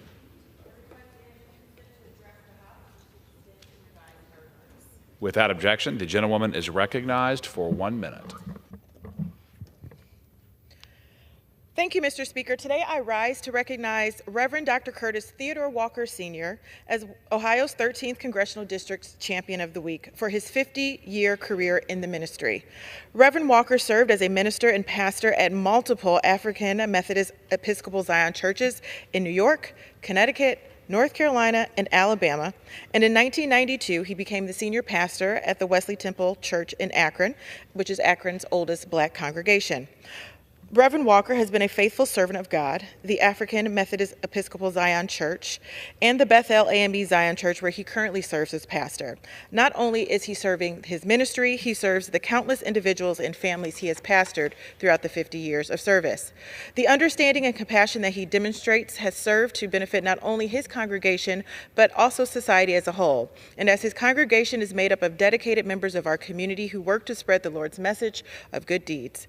Throughout his 50 years of Christian ministry, Reverend Dr. Walker has displayed a solemn commitment to the Lord, which encourages all who have known him to have faith and do all things for the glory of God. Congratulations again to Reverend Dr. Curtis Theodore Walker Sr. on this remarkable milestone, and thank you for all that you do for our community. I wish you many more years of continued success and dedication to the ministry and to our entire community. Thank you, Mr. Speaker. I yield back. Thank you, ma'am. For what purpose does the representative from Virginia seek recognition? I ask for unanimous consent to address the House for 1 minute and revise and extend my remarks. Without objection, recognized for 1 minute. Thank you. Mr. Speaker, there is new reporting that the Social Security Administration has been told to cut its workforce in half. And unfortunately, I heard from a constituent who works there who was just put on a 30-day leave with no promise to keep their job. This agency helps keep 364,000 of Virginia's seniors out of poverty, supports over 181,000 disabled Virginians, and upholds the American promise that if you spend your life paying into the system, the next generation will have your back. This agency is already understaffed, only reaching 20% of their hiring goals. So why would DOGE do this? They want to gut Social Security. My constituents sent me here to protect their benefits, but it's clear to me that my colleagues across the aisle and this DOGE program will never stand up against this administration, but we will. And as the president and DOGE delay payments, disrupt services, and deny these hard-earned benefits, I will push back and protect Social Security. I yield back. For what purpose does the representative from New York seek recognition? Mr. Speaker, I ask for unanimous consent to address the House for 1 minute. Without objection. Revise and extend my remarks. Thank you, sir.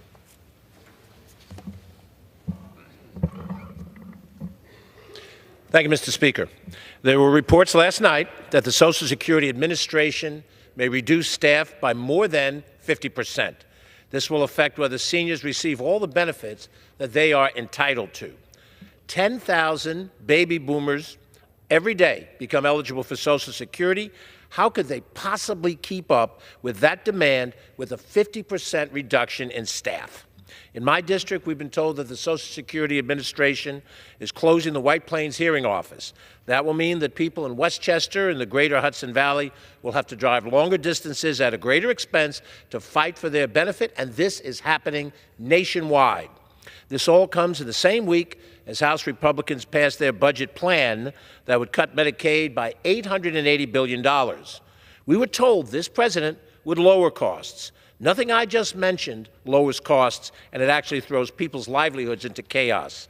I'm committed to making Westchester and Bronx lives less expensive. I urge this body to reverse course and do the same. Thank you, Mr. Speaker, and I yield back. For what purpose does the gentlewoman from Maryland seek recognition? Mr. Speaker, I ask for unanimous consent to address the House for 1 moment. Without objection. So, Mr. Speaker, earlier this week, I had the honor of standing with community leaders, friends, and family to remember an amazing woman, former Congresswoman Beverly Byron, the last woman to hold my seat in the 6th District of Maryland and who honorably served from 1978 to 1992. Bev, as she was known, was sharp, funny, and wise. She was a true public servant who always put her country first. She stepped into her seat in 1978 after the sudden death of her husband, Goodloe, and she went on to serve for 14 years with distinction on matters that mattered most to Maryland families.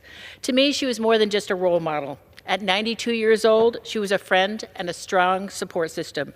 Even in her last month, she was by my side on the campaign trail, as she was for John when he held the seat.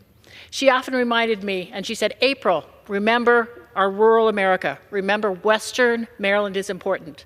We need our voices to be heard, and remember our armed services and our national parks. Bev set the standard for public service and left a legacy we are all inspired to follow. She will be very much missed, but we'll honor that memory by continuing the work she cared about so much. Rest in peace, Bev. We'll have a special place in our hearts for you. I yield back. Thank you, ma'am. For what purpose does the gentleman from Pennsylvania seek recognition? Mr. Speaker, I request unanimous consent to address the House for 1 minute and to revise or extend my remarks. With no objection, the gentleman is recognized for 1 minute. Mr. Speaker, 2 weeks ago, we saw more than 1,000 staff announced being fired at the VA. Then this week, 1,400 more staffers fired at the VA. Who are these folks? They support our Veterans Crisis Hotline. They take care of medical research, studying cancer, mental health, you name it, burn pit exposure.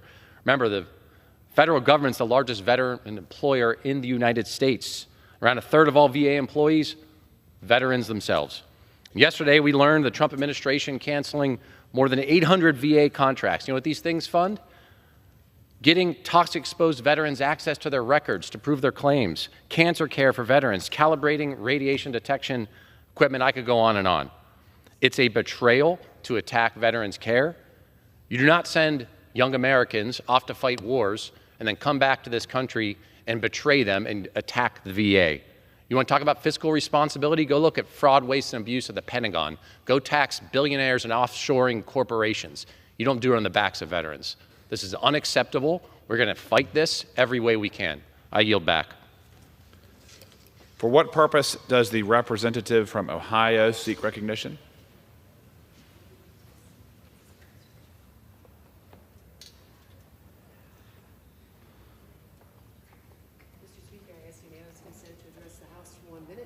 And extend my remarks. Without objection, the gentlewoman is recognized for 1 minute.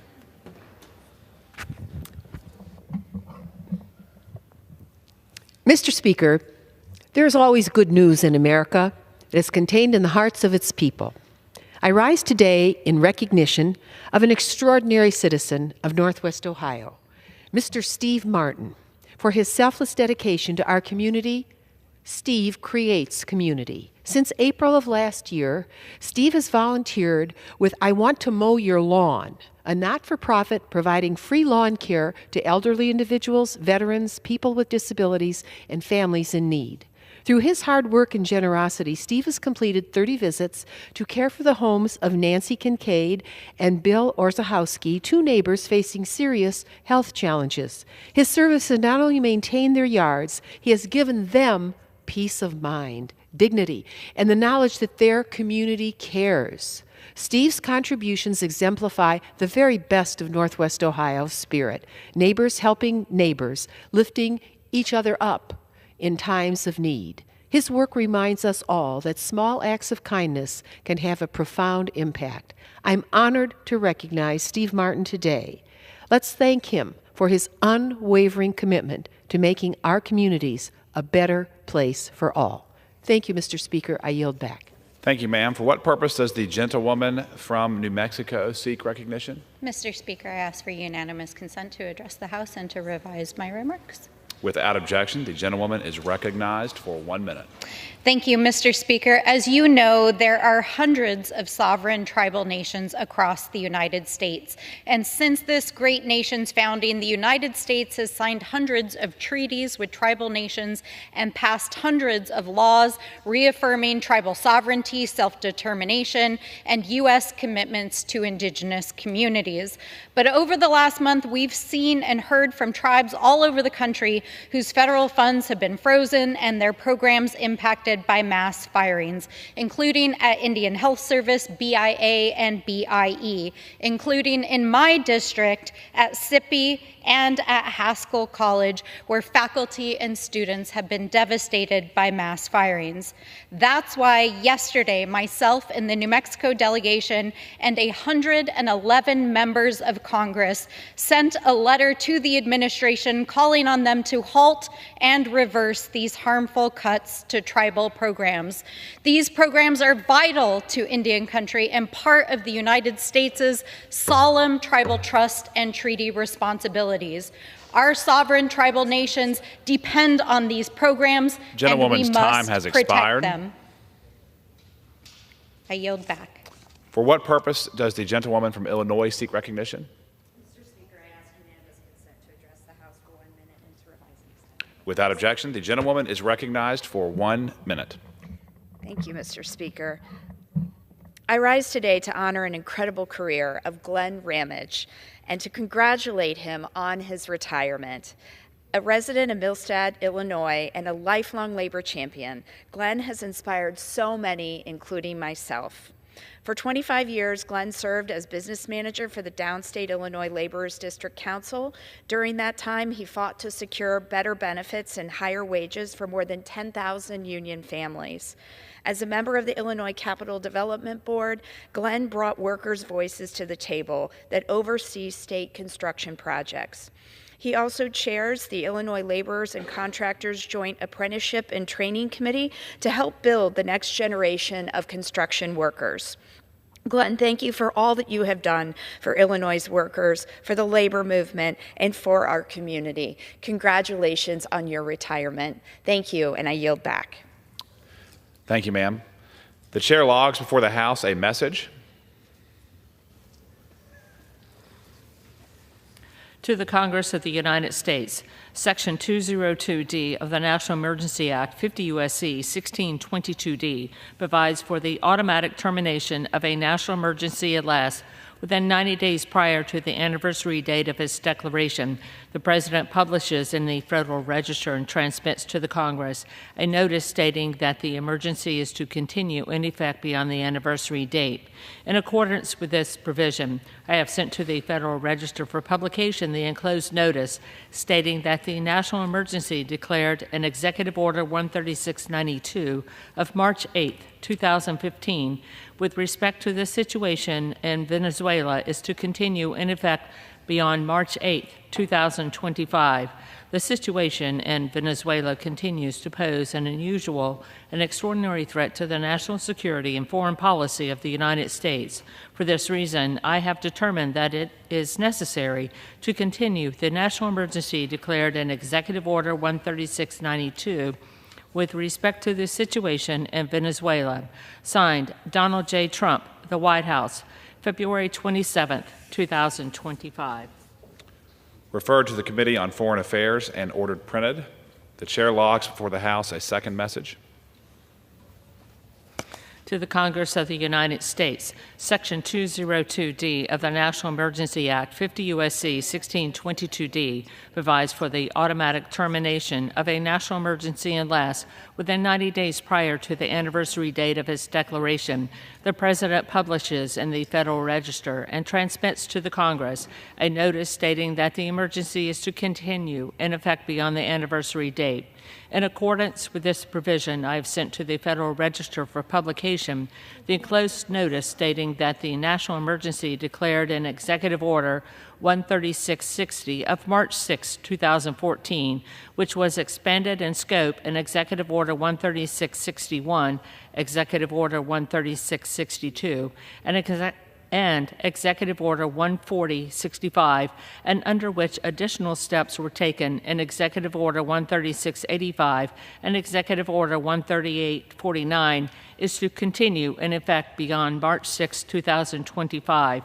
The actions and policies of the persons that undermine democratic processes and institutions in Ukraine, threaten its peace, security, stability, sovereignty, and territorial integrity, and contribute to the misappropriations of its assets, as well as the actions and policies of the government of the Russian Federation, including its purported annexation of Crimea and its use of force in Ukraine, continue to pose an unusual and extraordinary threat to the national security and foreign policy of the United States. Therefore, I have determined that it is necessary to continue the national emergency declared in Executive Order 13660 with respect to Ukraine. Signed sincerely, Donald J. Trump, the White House, February 27, 2025. This is referred to the Committee on Foreign Affairs and ordered printed.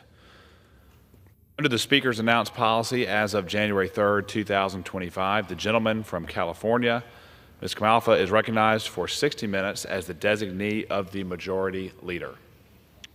Thank you, Mr. Speaker. I appreciate the time and effort to make this time available so that we can communicate directly with the American public. And what is going on in Congress. And I'm disappointed that sometimes here there's a lot of misinformation going out, including several presentations just a few minutes ago on the distortion of what the intentions are under the budget resolution and ultimately budget reconciliation, and how we're going to return the United States back in the direction of a balanced budget, which has ballooned so unbalanced in the last few years. From well, at least let's get back to the pre-COVID numbers instead of $2 trillion annually. So, but you know, we'll resolve that. We'll talk about this. We'll talk about it publicly in upcoming weeks, and the people can tune right in to the committee hearings and see for themselves rather than having to believe lies made by politicians and by the media.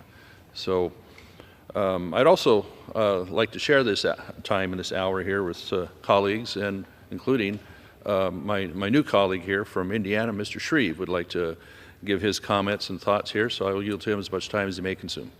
Thank you, Mr. Speaker. During our district work week this past week, I had the opportunity to visit with Hoosiers across Indiana's 6th District. I applied my first in-district work week traveling from Indianapolis to Columbus and points in between. It was great to hear directly from Hoosiers about their priorities and listening to the issues that are important to them. Above all else, in this role, our job as representatives is to listen to our constituents. I was honored to attend the Indiana National Guard change in command ceremony, at which Brigadier General Lawrence Munich assumed command from Major General Dale Lyles, making General Munich the 60th Adjutant General of Indiana's National Guard. I met with constituents from the Indiana Railroad Association and the Indiana Trucking Association. The district that I represent literally lies at the crossroads of America, and industries such as these represent key parts of the lifeblood of our economy. Indiana 6 continues to be home to safe and prosperous communities in which to raise families. It was highlighted by my visit with the leadership at Franklin College and a number of State of the City addresses that occur in the month of January, including Greenwood's, where I attended Mayor Mark Meyer's 14th State of the City address. I visited with the leadership of Cummins Engine Company, headquartered in the district, toured their cutting-edge engineering facility at their Cummins engine plant. I toured Rolls-Royce and their massive aircraft engine design and manufacturing facility, where they are at the bleeding edge of military aircraft production for our national defense. I also visited with Sabic, a company in Bartholomew County. That's part of a global plastics industry. At each of these companies in my district, I witnessed the best of Indiana, highly skilled, hardworking Hoosiers who are contributing to the success and the defense of our country. Above all, I heard a common theme as I traveled my district. Let's bring more Hoosier common sense to Washington. That's the commitment I made, and that's what I'll continue to do. Mr. Speaker, I yield back.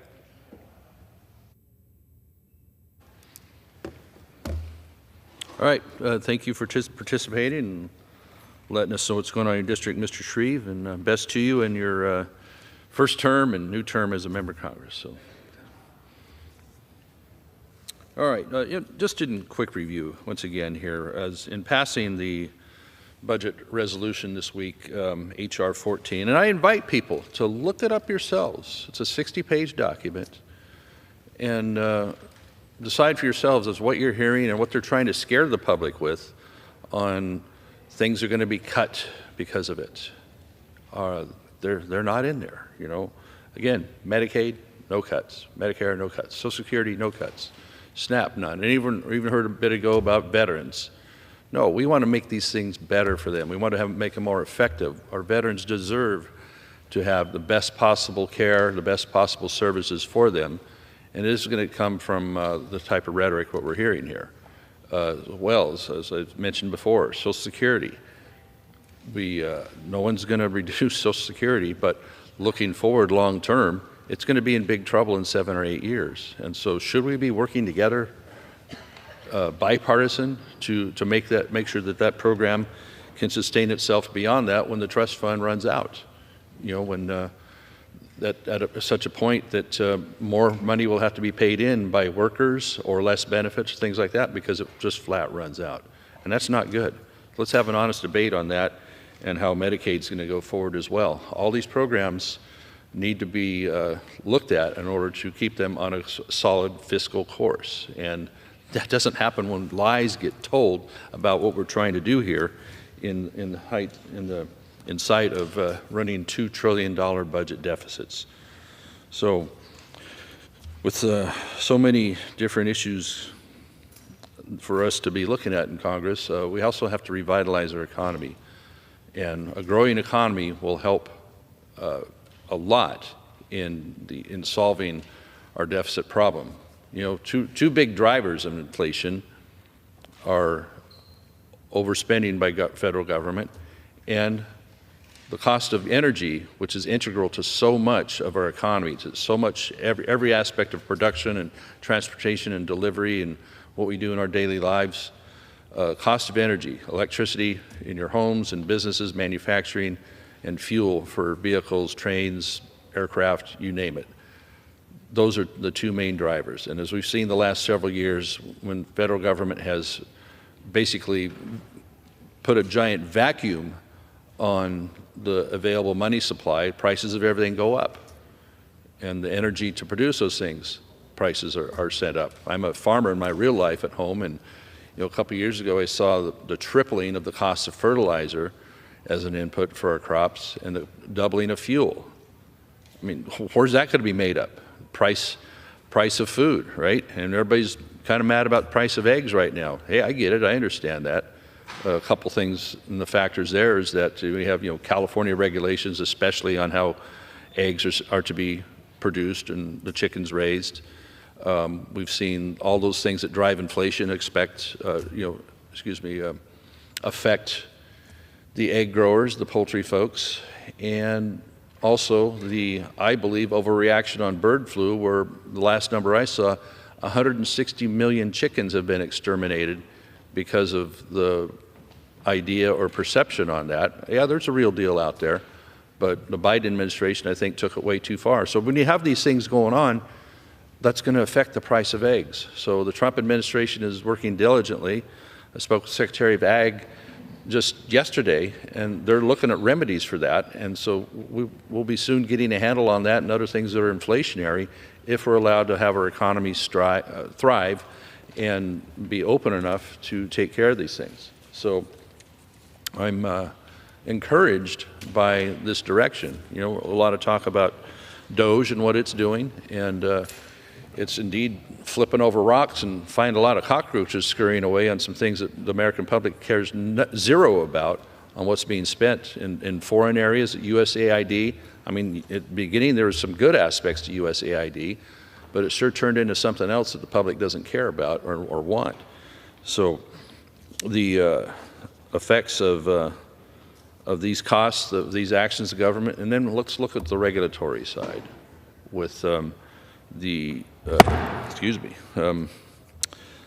we've had so much being expended on climate change that in my home state of California especially, and what is actually climate change? And let's look at long-term trends, and there's a lot of science behind that's being ignored, I believe, in what are the trends on temperatures, what are the trends on CO2, and so many different aspects that are a lot more scientific than politicians, me included, that are trying to expound upon that. So we've seen very difficult regulations come down the pike on the regulation, especially of CO2.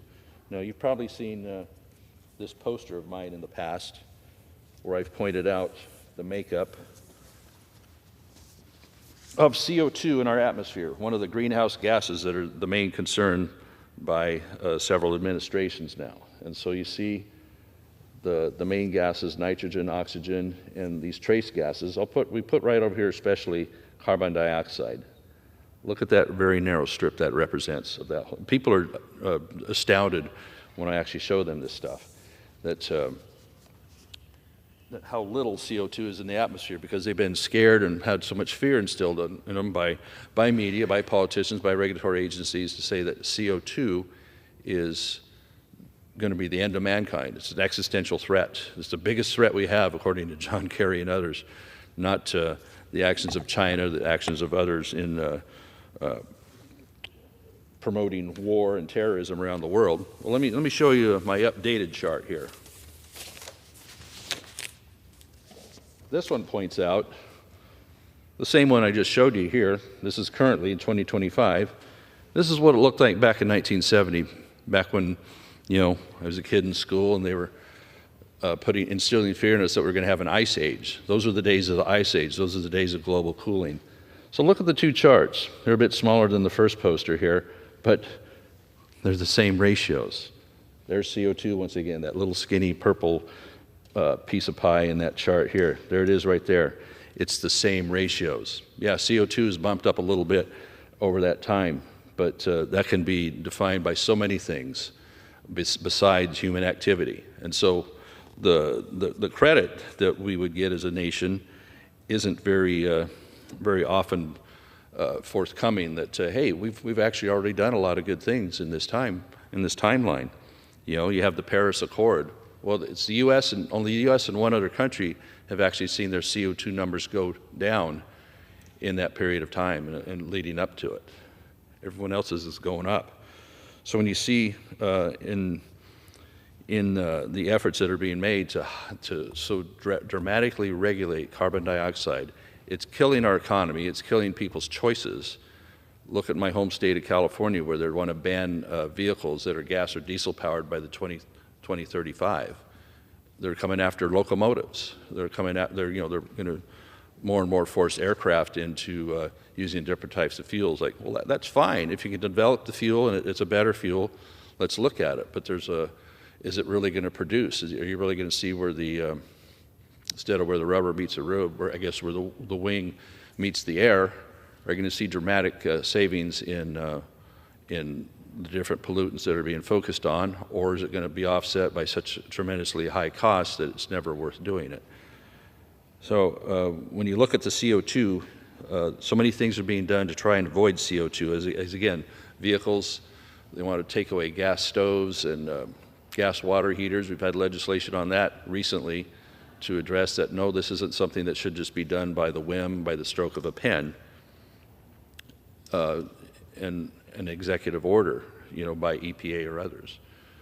So we've had congressional review acts to say, no, we're going to let people keep what they have because it really hasn't been shown that there's going to be a dramatic positive effect by taking away people's appliances, their gas stoves, or their vehicles, what have you. Let's go back a little bit to when we want to talk about greenhouse gas and the efforts by the EPA and different administrations.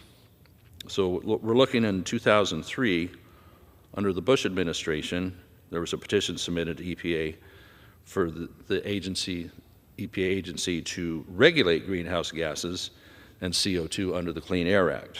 So it led to litigation that went all the way up to the Supreme Court. It ruled in 2007 that the Clean Air Act was written broadly enough, at least in that court's decision, for EPA to regulate greenhouse gases, which includes CO2, supposedly as a greenhouse gas. You can debate that if you want. And that EPA must decide if emissions from new motor vehicles endangered public health or welfare.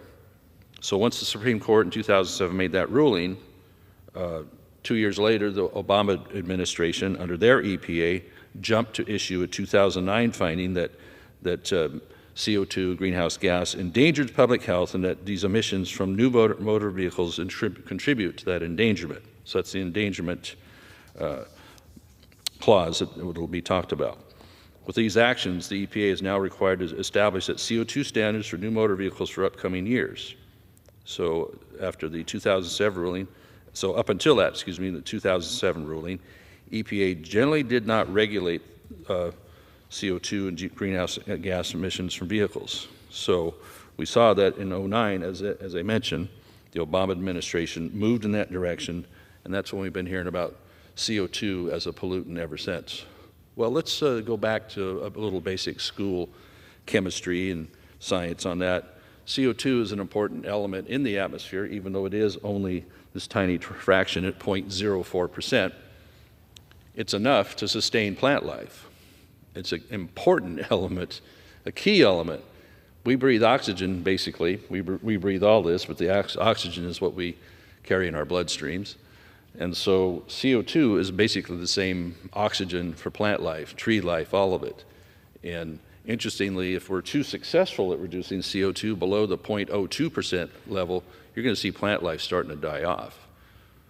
So you'll see with certain agriculture operations and horticultural that some will put up greenhouses, and in order to get the new developed plants to grow faster, maybe for retail sales, so you can buy your tomatoes at the market to plant in your garden, they'll inject extra CO2 into that to boost the speed of the plants. And that shows right there firsthand that CO2 is essential to plant life, to tree life, and that if we're making that an existential threat, then we're really, I think, missing an important key to the science, even though back in 2009 in that area, everybody wanted to say the science is settled. This is a catastrophe waiting to happen. It's been happening ever since. Especially my home state of California, where they're hell-bent on taking away people's choices, their vehicles, and gas stoves and gas leaf blowers and whatever you can think of.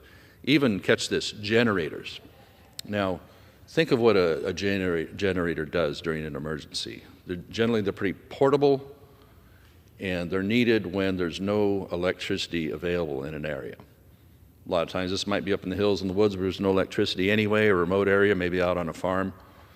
You know, for maybe you need to weld something on your farm equipment, so there's a generator on the truck that can hook to the welder.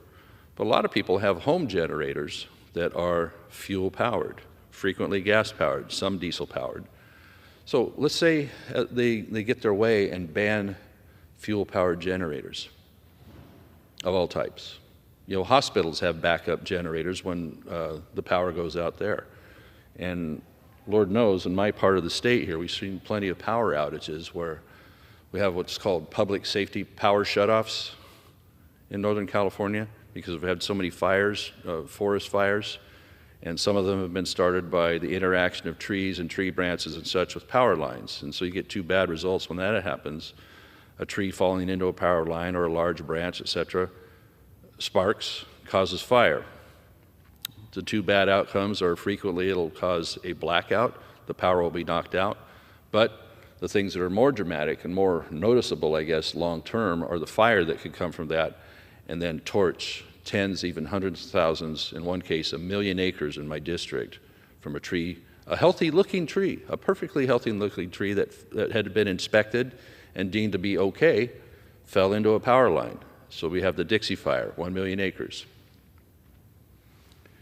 So what are the effects of that fire on CO2 and air quality and all that? Really bad.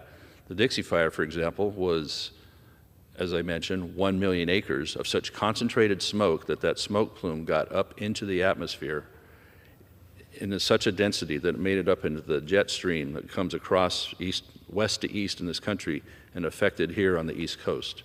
People in New York, Philadelphia, even here in D.C., were advised for a several-day period, don't go out and do physical athletic activities outside because the smoke was seen as above healthy levels. This isn't just in my backyard where it happens so often that people are almost used to that of having brown skies because of burning forests. Our fire was affecting the East Coast. You noticed a year or two ago the Canadian fires where it was coming down just from either Ontario or Quebec, much more close by, and suffering those effects too. That came all the way from back there. So that's a result of regulations not allowing us to manage the forest in such a way that you can put fire out much simpler and much sooner. You're always going to have fires. You're always going to have burning forests. But the last 50 years or so, the way they have not been managed, the forests are now so dense, so full of burnable fuels, that it's extremely difficult to put a fire out. We need what's called, this terminology, shaded fuel breaks, which in plain English means thinning areas of the forest. We should prioritize around towns and cities, of course, but any area that you can do that means that you're going to have a lower density of trees per acre and a lot of the brush and other material that gathers on the bottom of the forest. That biomaterial can actually be used for positive things. There's folks talking to us even more about expanding the use of that for pellets for use to export. There's positive export, positive for our economy and our trade deficit, but also for cleaning up our forests and putting jobs back in our forests. For some reason, we're the #1 importer of wood products, this country, of the Western countries. So let's get some wins on that. Let's get some wins for everybody on the management of the forest and the environmental negative effects you have on air quality as well as water quality, because you have all the ash that's left behind on these catastrophic fires that basically leave you a moonscape. That's washed into the streams and the brooks and the rivers and eventually the lakes, such as lakes in the Northern California that store mass amounts of water. It's 4.5 million acre feet in Lake Shasta, 3.5 million acre feet in Lake Oroville when they're full, when they're allowed to be full. And that's the water supply for most of the rest of California. Drinking water for LA, that's important. So what do you do with that water quality with all that stuff flowing in there because we're not managing the forest lands? So when we harm ourselves with CO2 information that really isn't accurate or proportional, then we hamper our ability to do much of anything. So I'm excited to see that under our new EPA Administrator, Lee Zeldin, he's taken a look at this again. We're not just accepting that back in 2009 that the Obama administration was just able to say, the science is settled. What do you know about science? Science is never settled. Science is constantly evolving at some level or another as new information is found. I don't know how many things you can really decide are the final word in the area of science, biology, what have you. We're always learning more. And so how you can have the whole equation on how, whether it's mankind's involvement or what nature does with forests, trees, and the rainforest, for example, is plant life grows and dies, and that as it absorbs oxygen doing so, it releases CO2 when it dies off. And what is happening in the ocean? There's a lot of sources where CO2 could be happening. That's under the assumption that we think CO2 is bad. But ask a tree, CO2 is good. And carbon, everything is carbon-based anyway, pretty much in our world, in our lives. And so if we're going to eliminate CO2, which I don't know that we can eliminate that much down to 0.02%, but that'd be really dangerous in doing so. So I'm pleased that under the executive order that President Trump put out, the EPA administrator is going to look at recommendations on taking a look at the 2009 endangerment finding, as it was called, at the EPA under the Obama administration. It's been the basis for many, many climate-related regulations. So this executive order will determine whether this really aligns with what the energy policies and legal interpretations, but more importantly, the needs of Americans are for energy and all the things that come from energy. Remember, I talked about the main cost drivers of inflation or why everything's so expensive now, including your eggs and your fuel. Our fuel in California is about $1.25, $1.50 a gallon higher than the national average. That's another thing we get to enjoy under the regime in California. So that taking a look at this endangerment finding and saying, no, the science isn't settled, is going to be extremely important, and we can actually get some more science back involved in how we're going to look at CO2. Now, the other greenhouse gases, I think we need to continue to look at. Methane, NOx, NOx, known as nitrous oxides, those are still issues we need to look at. And I think certainly that Mr. Zeldin over there at EPA is going to be responsible in that area. But I also am very glad that we're asking the question once again, because if you watch this floor very much, you might see me pretty often talking about this chart, because so many people have been scared into believing that CO2 is this giant existential danger. I ask people frequently when we have gatherings or meetings and we sway into this topic a little bit. Most people on the street believe the atmosphere is somewhere between typically 20 to 50% is CO2. And again, they're dumbfounded when they find out that it's that, 0.04%.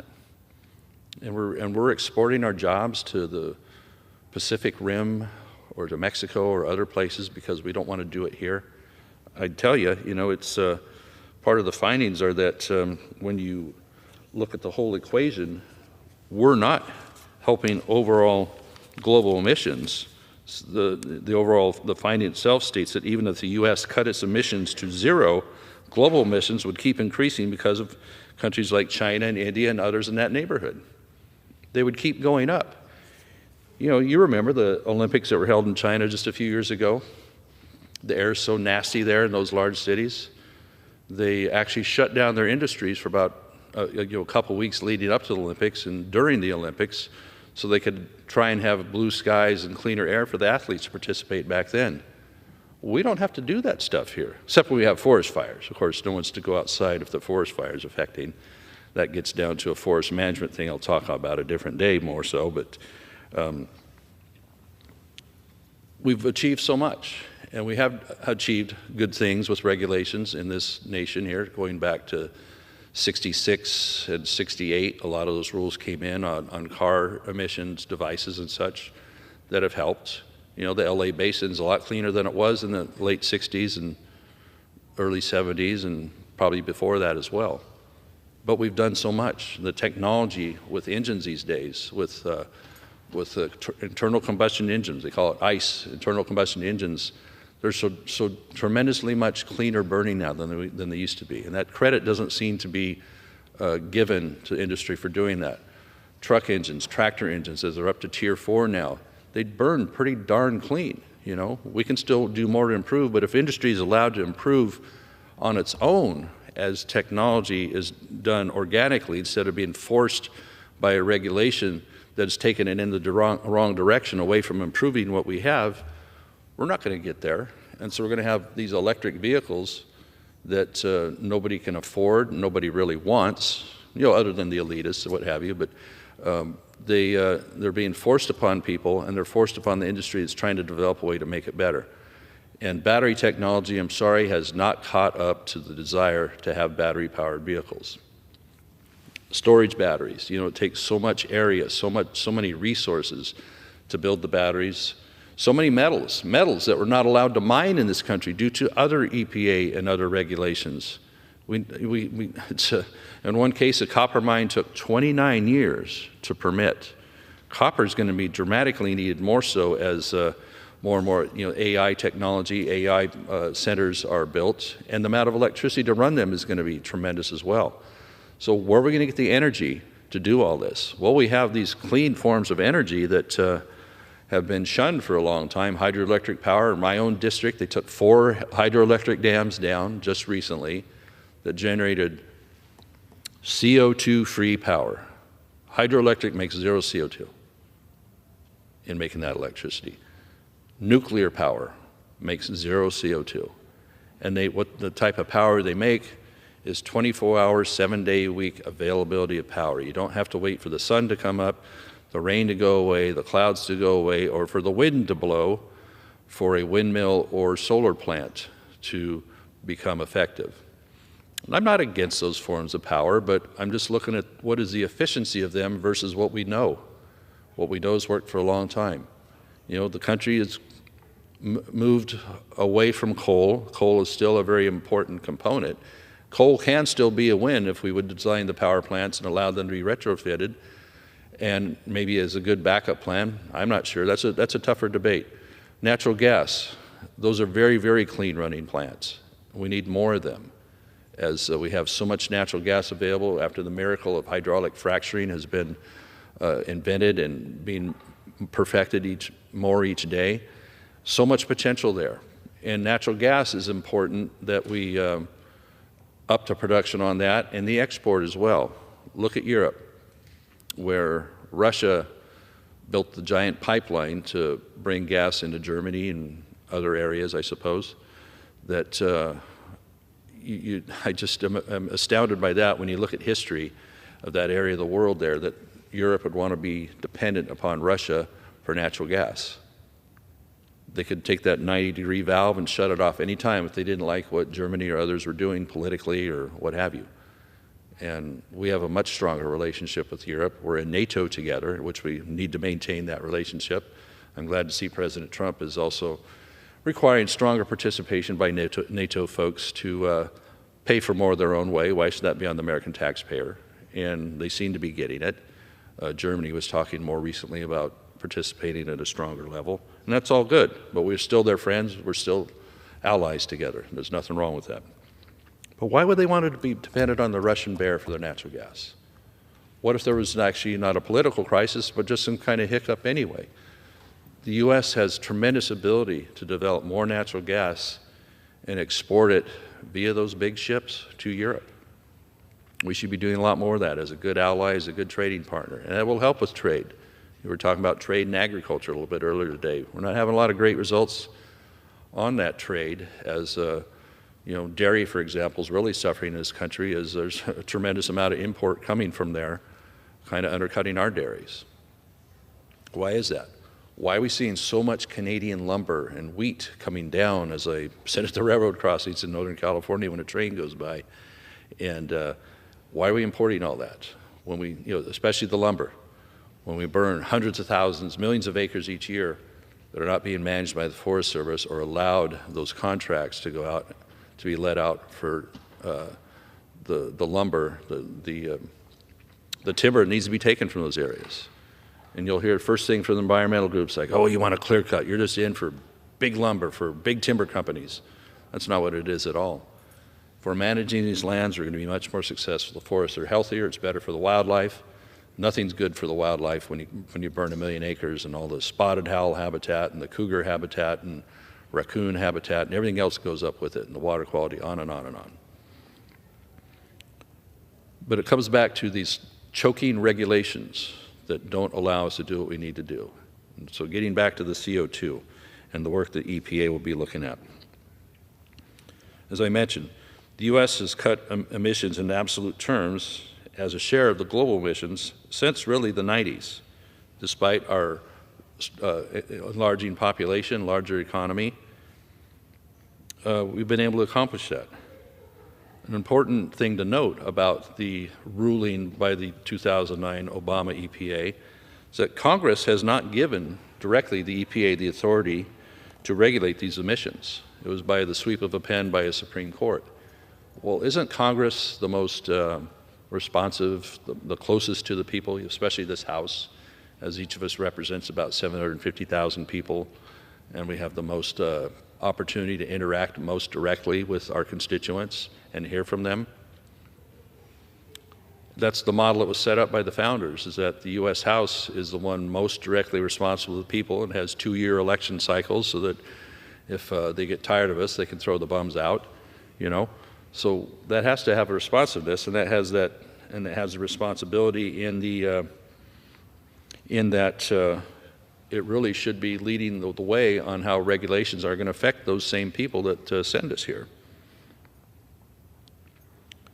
So for the EPA and others, and that's why thankfully we have the Congressional Review Act, where if a regulation is put in and it's seen to be overreaching, overbearing, we have that opportunity in the House here to hear those, and we passed a couple lately, to say, no, we're going to put you back. We're in your more reasonable role as a regulatory agency, because what we're hearing from the people is they don't want their light bulbs taken away. They don't want their cars taken away. They don't want all these things to happen to them when the science is unsettled if it's really helping anything. They know it's driving costs up. They know they have less choices.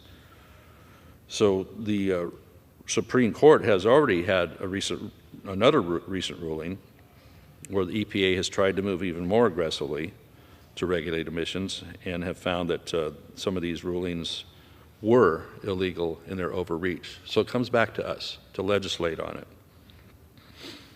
So let's take credit for what we've done. Let industry take credit for having done the research development to make cleaner running vehicles, more efficient vehicles, cleaner power plants, more efficient appliances than ever. Just over time, by attrition, when more and more of these are replaced with the newer stuff, you're going to see improvements in that. Even with increased population and more things going on with the economy. And as I mentioned AI a minute ago, the amount of need for electricity is going to grow dramatically just for that. And if we did have all these electrify everything mandates, the electricity needs to be grown as well. So how are we going to do that if we're not building more power plants like nuclear power, like natural gas, hydroelectric? They're after more hydroelectric plants in Northern California and Washington, Oregon. They're just all about tearing dams out right now. And we're seeing some of the negative effects there. Let's talk about the Klamath River. As soon as they tore the dams out, these millions of cubic yards of silt flushed right down the Klamath River. I got the pictures in the other room there. I've shown them to you enough times probably, of dead fish, dead wildlife, and the muck that's been moving down the Klamath River. And that's a pretty negative effect from all the hype of what it was going to do to help that. So with all this happening, we still have a pretty amazing, strong economy in this country, and I'm very, very pleased that President Trump is trying to restore that after the 4 dark years of the Biden administration, not really paying attention to much of what we need especially in the rural sector with the economies we used to have in timber and in mining and agriculture as well. I mean, we have to resort to, for example, because of the timber industry being devastated for most of the last 50 years, something called the Secure Rural Schools Act that myself and Mr. Neguse from Colorado are putting forward. That it's a fund that comes from the U.S. Treasury to make sure that the schools and roads in local areas have some of the money they need they used to get from timber receipts. When we cut timber in those areas, they had this fee upon that timber that went to local roads, local schools in counties, etc. With the sweeping away of the timber industry and the mills that have, so many mills that we've lost in the West, then the negative effect it's had on those local funds has been required to be replaced by the Secure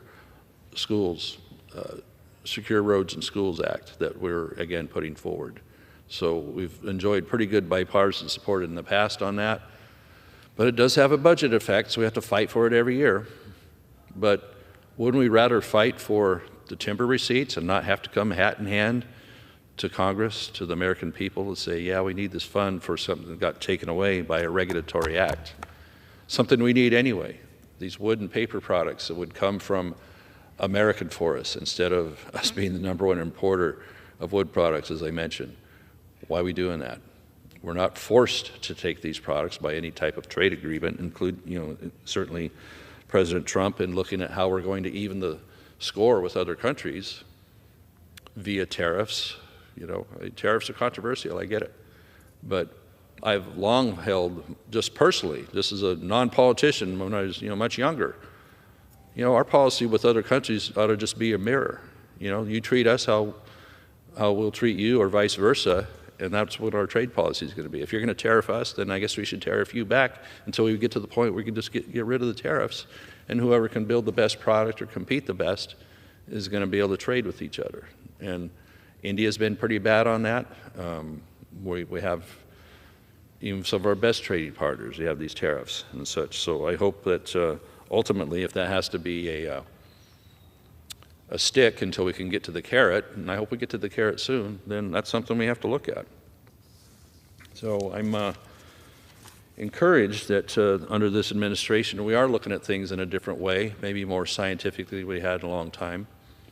But the greenhouse gas thing is going to be very detrimental long-term to our economy and the things that we do well unnecessarily. I mean, still in California, they're still pushing forward on this high-speed rail project. You've heard me talk about this maybe a few times, but what started as an idea back in 2008 put before the California voters was a $33 billion fast train from SF to LA. Well, this is 2025, that's 17 years. Not a single mile of track has been laid yet. There's been kids born and graduated high school during the amount of time here that this hasn't been done. It was projected to be finished from SF to LA by 2020 is what the voters were told when they approved by a narrow 52 to 48%, okay, we'll put forth $9 billion of bonds to kickstart the investment. I love that word investment around here, meaning we're going to spend your dollars, we're going to invest. But that said, they narrowly agreed to that because private investment was going to come along as well. They would be attracted into this will be a great project, it'll be a moneymaker, it'll be a great thing. Private investment has stayed away in droves. Nobody wants to come in on this, unless they can have guarantees that they'll make money. But in that bond initiative, specifically, in order to pass it, because people would be warning against that, it specifically outlined that no subsidies of train tickets, what have you, are allowed in that. Now they're going to try and find ways around that, which is another lie to the voters on that proposition. But still, they forge ahead. Many years later, not a single mile of track has been laid. Now they got these bridges and causeways built, which one day will be monuments to the idiocy of this project. They forge ahead. You can only identify between that $9 billion and then right back in 2009, there's kids in junior high school now that had that happen, or still in high school, I mean, that saw during that timeline where the Obama administration had the ARRA funds, which was known as a stimulus package then, for shovel-ready projects. How many years can you do a project and have it still be deemed shovel-ready when we're 17 years in on high-speed rail? So shovel-ready projects, they had a component for high-speed rail around the country. 3 other states had wanted a piece of that, and after a while, looking at the costs, they gave it back. So it all went into one pile, and California says, we'll take that $3.5 billion. And here we are 17 years later without having anything, a mile of track even been laid. So we're having an investigation on that too. I appreciate Secretary of Transportation Sean Duffy. He came out to LA a little over a week ago and announced that they're going to be auditing that, reviewing that, and seeing are the American taxpayers getting bang for the buck for the money they've been really not asked but had put in there, that original $3.5 billion in 2009, and then right at the end of the Biden era, another approximately $4 billion. So as I started to mention, you can only identify between all this money, the $9 billion, the 2 chunks from federal, and then California's implemented a cap and trade act to tax people's ability to make CO2, as in manufacturing. If you're a certain size or larger manufacturer, you have to go buy the right to do what you've always done if that produces CO2, 0.04% of the atmosphere in that. They've created their own phony currency. They just had the auction for it. They have an auction where people have to go bid for this. They had it sometime in February and raised some money for the state government to spend. So about $1 billion of that is dedicated each year since then to high-speed rail. So if you add all these numbers up, and if they are somehow allowed to keep the $3.5 to $4 billion that Secretary Duffy is looking at, that I hope to claw back. But adding all that up, it's about $18 and $19 billion. Well, the price of that rail, that price of that project has quadrupled since its inception in 2008, from the $33 billion to now about $130 billion. So let's look at these numbers for a bit. $130 billion. After all this trouble, after all this battling to get federal money, 2 chunks of a little over $3 billion, and the $9 billion from the voters, and this $1 billion at a time for the CO2 cap and trade money generated in California with that fake currency that they're taxing people that produce, 18 to 19 billion.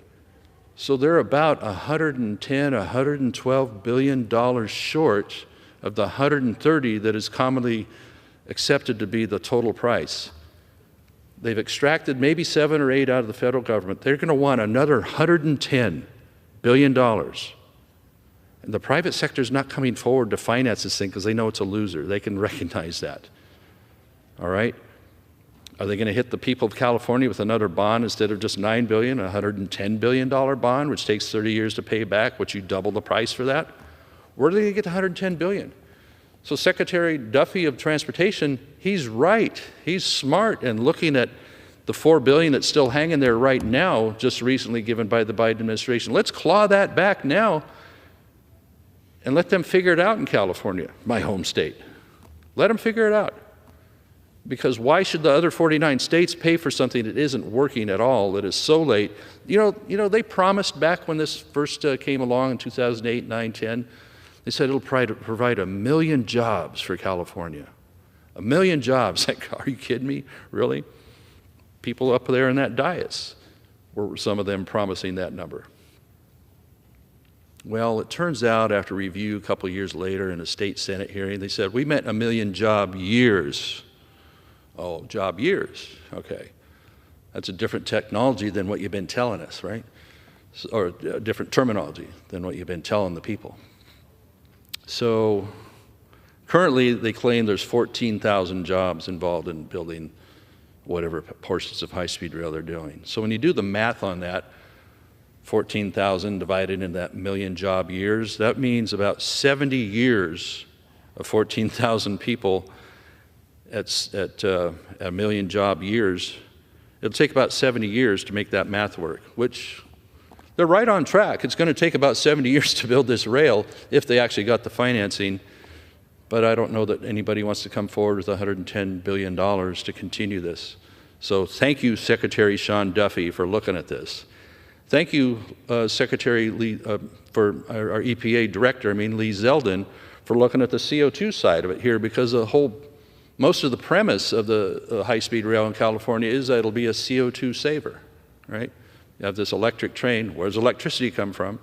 How many trains can you actually run on that track from NorCal to Southern Cal to displace Southwest Airlines and all the other airlines that have a heck of a lot of traffic? How much is a ticket going to cost to ride this, since it's not allowed to be subsidized? Probably somewhere in the range of $300. They say, oh, it'll be cheaper than airlines. How? How at these rates? It can't be. It can't possibly be. So the people will be riding, they'll be riding it for the novelty. And even at one point they said, well, in order technically for it to be the high-speed rail getting from SF to LA in 2.5 hours, they only have to run one train as an express each day to do that. Other trains, they can stop in little burgs along the way, which means it won't be high-speed rail anymore, except for in between the cities. So it'll probably end up being a 4-hour train anyway by the time they do all that.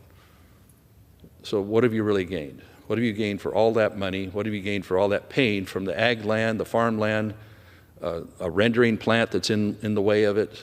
You know, rendering plants are very essential, where they take, you know, discarded farm animals that have died on place, dairy, horses, whatever. To resite a rendering plant isn't popular. No one wants to be next to one of those, especially in this day and age where people don't understand rural issues and rural needs as well. They think, oh, what's all this dust? What's all this noise? What are all these tractors going slow down the road? You know? Oh, that's making your food is what it's doing, but we'll worry about that later. Maybe we can import all that, you know? Brings back this old poster I always use here. If we're not growing the food in California, if we're not growing these crops, somewhere between 90 and 100% of these crops listed here are grown in California. If we don't grow them there, then you're going to have to import them, or you have to do without them.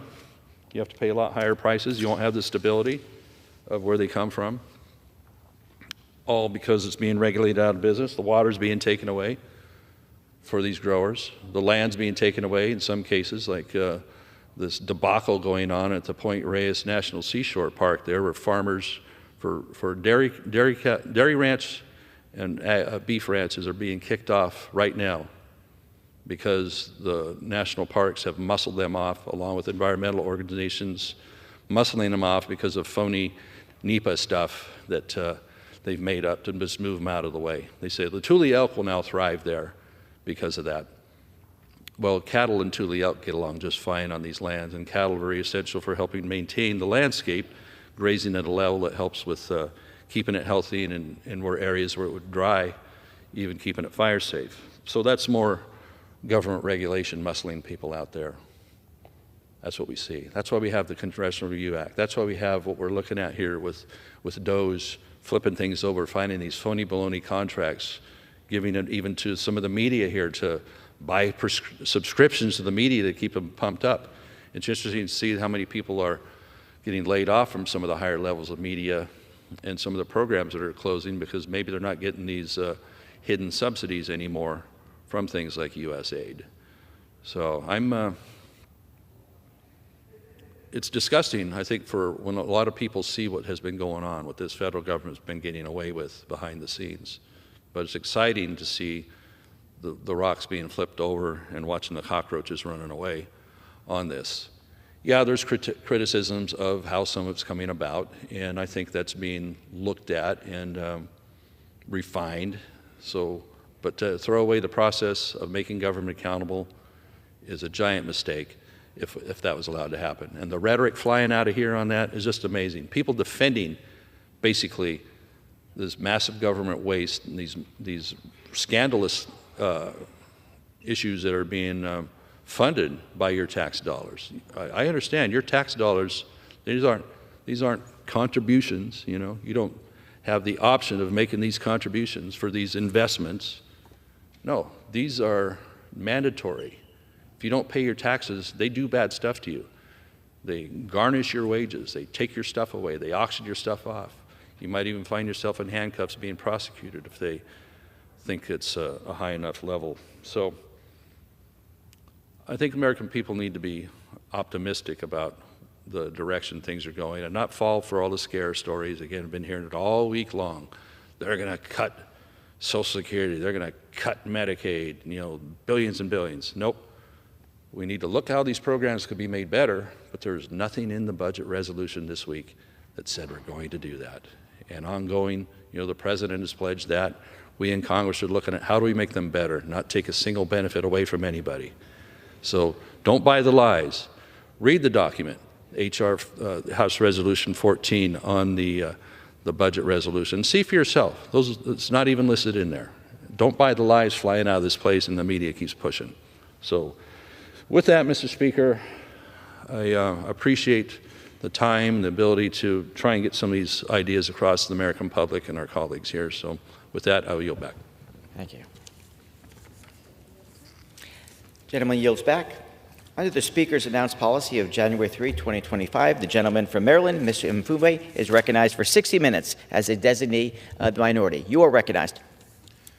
Thank you very much, Mr. Speaker. I don't suspect I'm going to use the entire amount of time that's been allotted, but I would ask unanimous consent that all members would have 5 legislative days to revise and extend their remarks and to include any extraneous material on the subject of my special order today.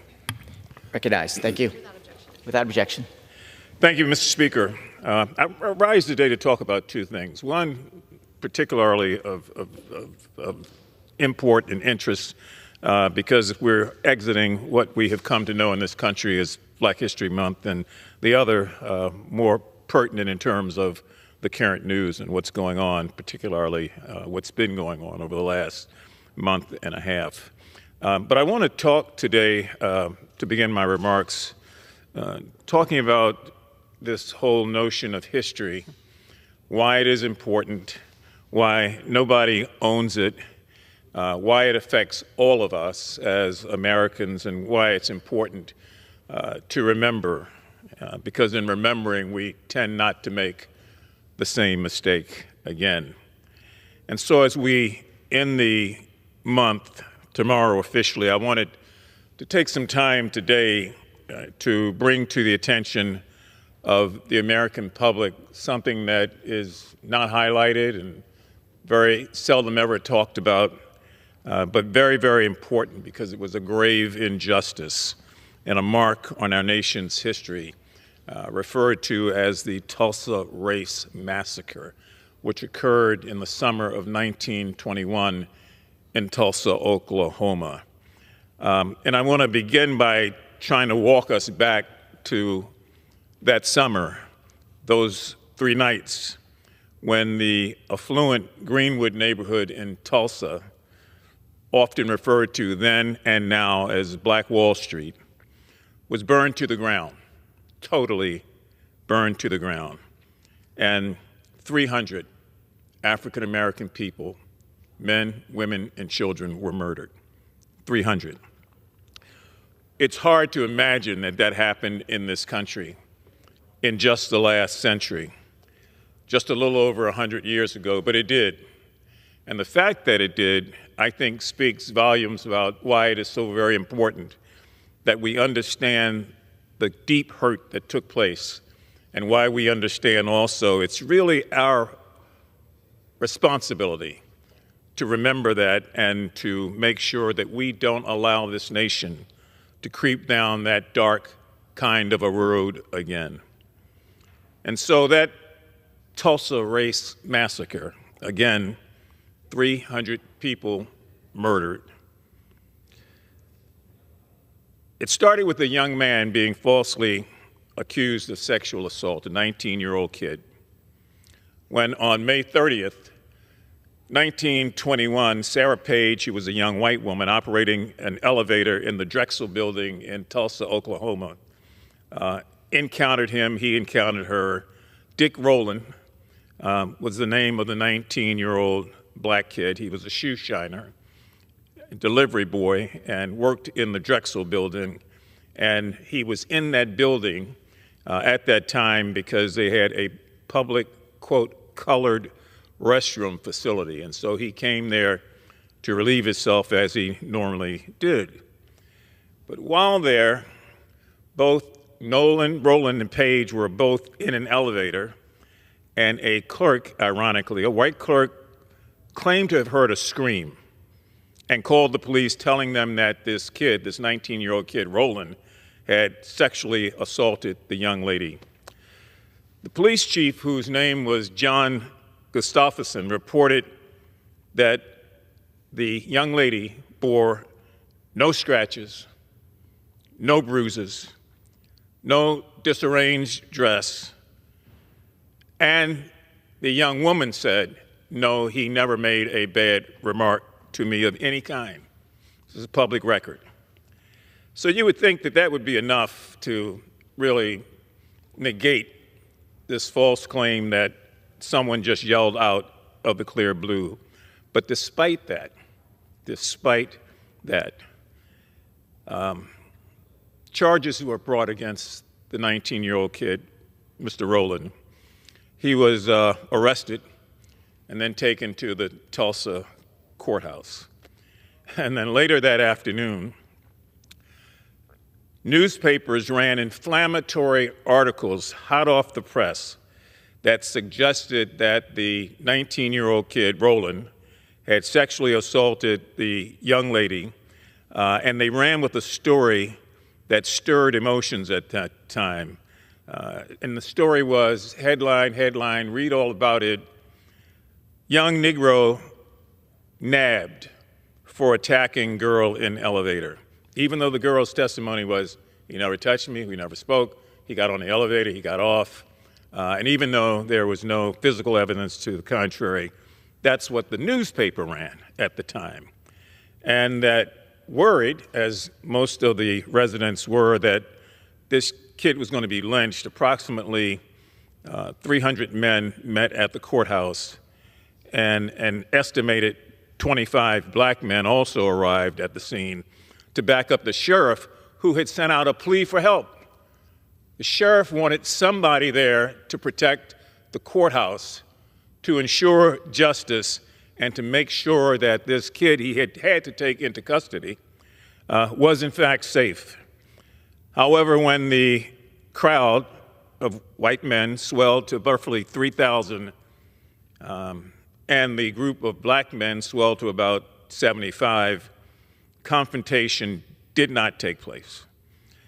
There was a standoff at the courthouse, and the National Guard Armory in Tulsa opened its doors and allowed people to come in, citizens, to arm themselves. They just took whatever weapons they wanted, and then they dispersed.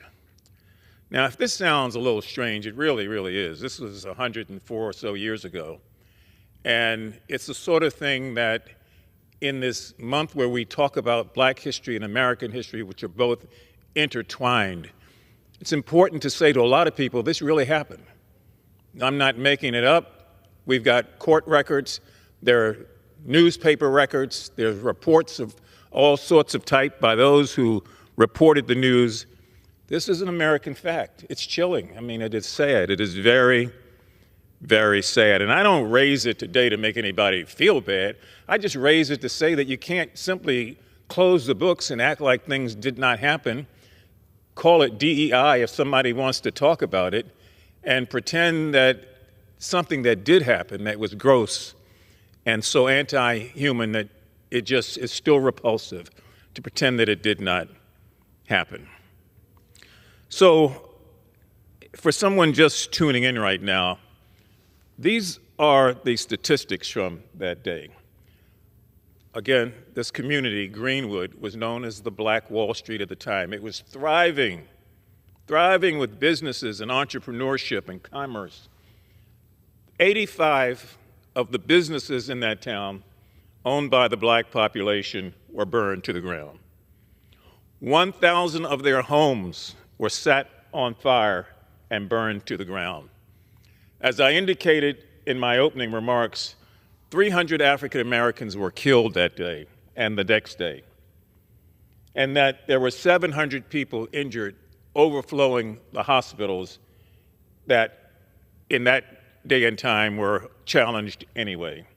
So the total damage was estimated to be 1.5 million, but in today's dollars, it's 32 million plus. So what was left of the town? Just smoldering ashes. And again, it's important to talk about this because this actually happened. And for anybody thinking that Black History Month is just a celebration of all the great things that African Americans did or invented or their role in the arts or in sports or anything like that, it is. But it's also about the shame of massacres in this country, the home of the free and the land of the brave, and how somehow we're supposed to just cover it over and never believe that it happened. There's importance in remembering, and the importance is to remember so that it never happens again. So, as I indicated, there's this standoff. The sheriff has called for help.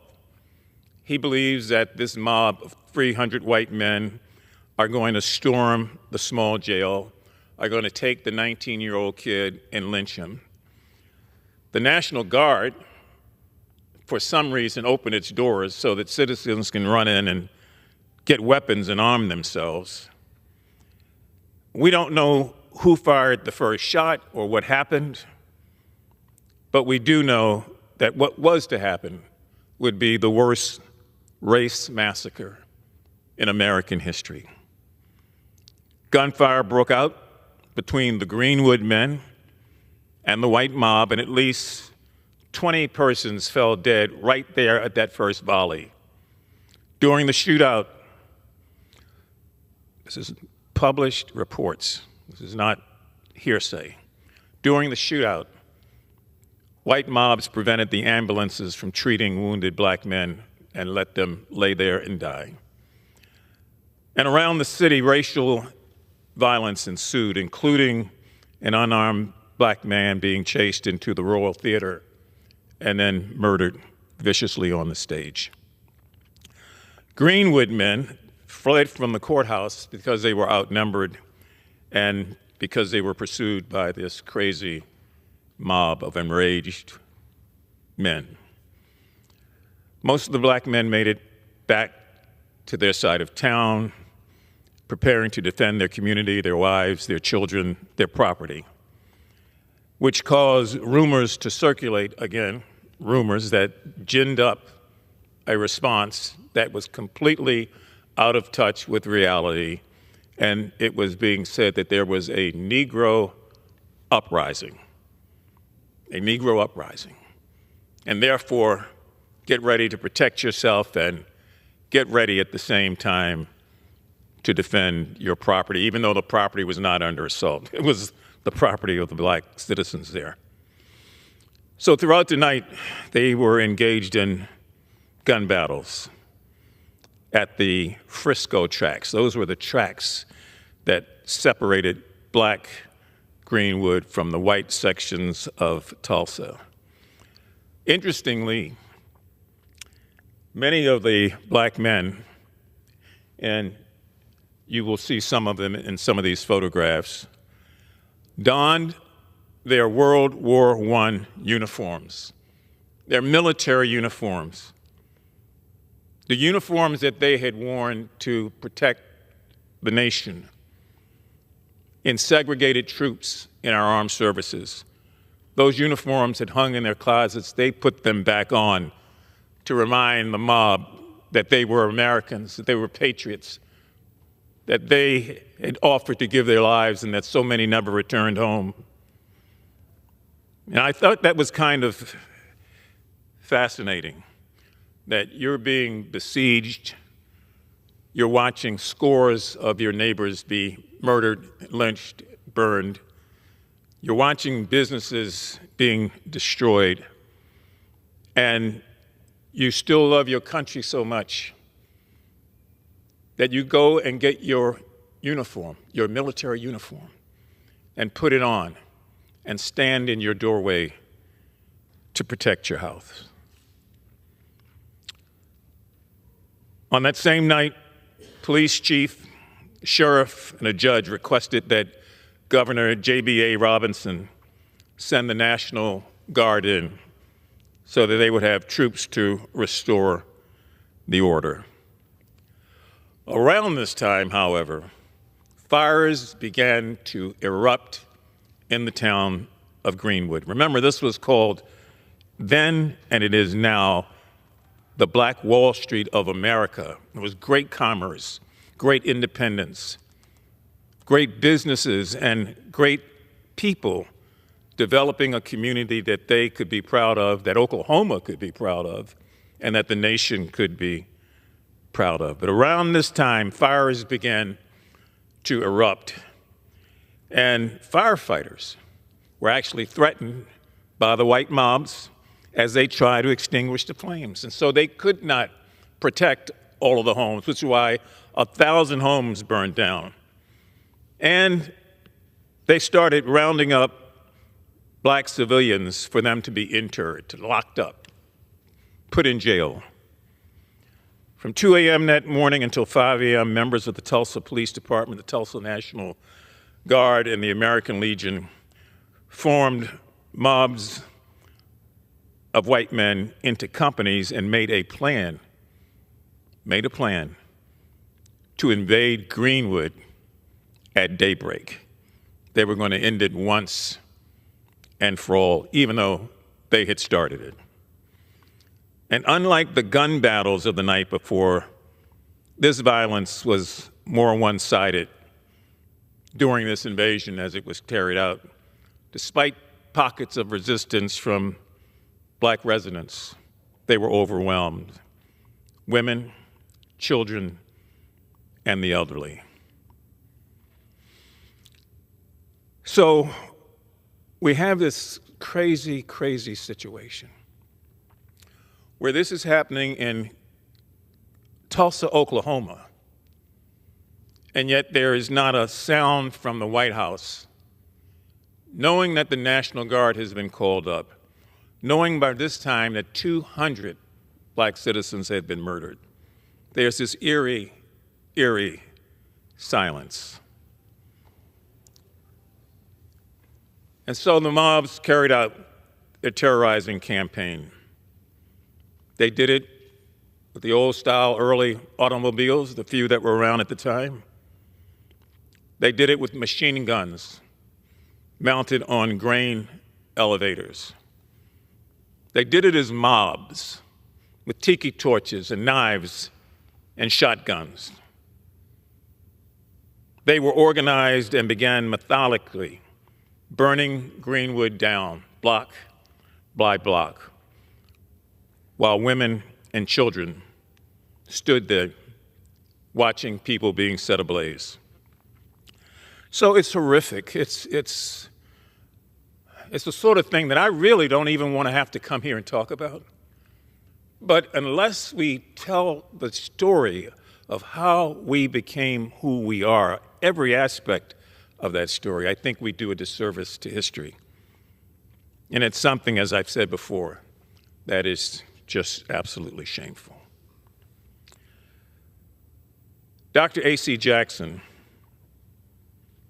who at the time was a black doctor and one of America's more prominent surgeons, a black man, was murdered, surrendering with his hands in the air on the steps of his porch.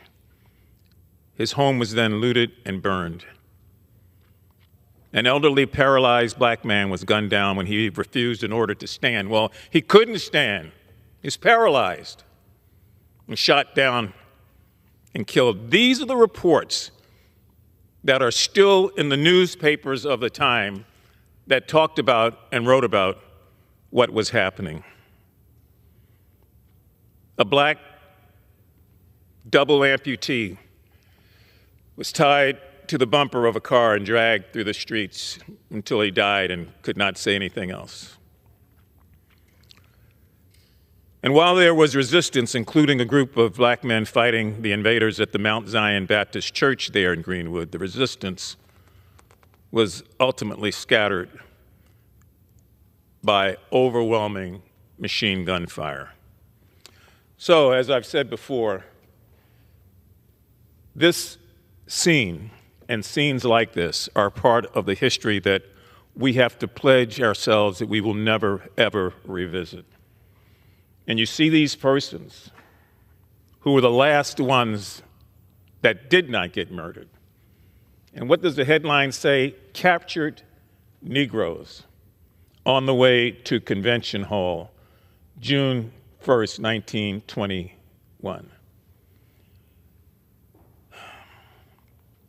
So what was a community of law-abiding, hardworking, successful people that caused black communities around the nation to look at Tulsa as the epitome of what could happen in terms of commerce and what could happen in terms of education and what could happen in terms of just being able to raise families the right way in America?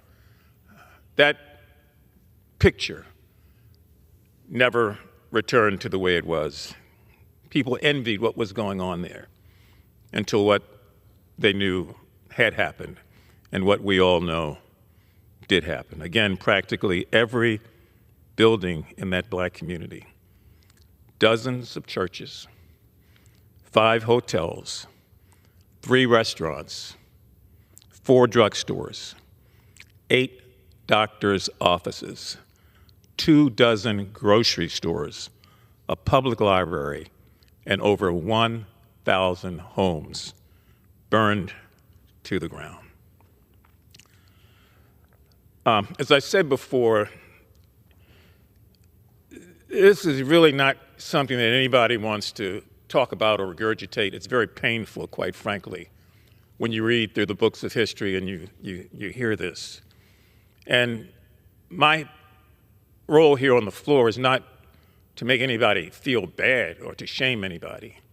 I just want us to remember that this took place, to know it, and not to assume that things like this will never happen again because, you know, if you live long enough, you might see everything twice.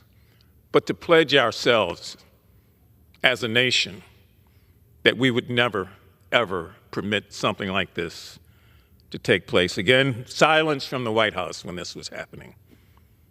The governor there finally got involved on the 3rd day. Martial law was declared on June 1st. The massacre had largely ceased by then, and the fires continued to smolder and burn throughout the day. That martial law was lifted on June 3rd. The National Guard left Tulsa on June 4th. And the primary role of the National Guard during the massacre was to arbitrarily take any and all black men into custody, which prevented them from trying to fight the blazes that were burning down their own homes. Now, this may be hard to believe also, but internment camps were set up at the Convention Hall, at McNulty Park, and at the Tulsa Fairgrounds. We didn't see internment camps again until the 1950s.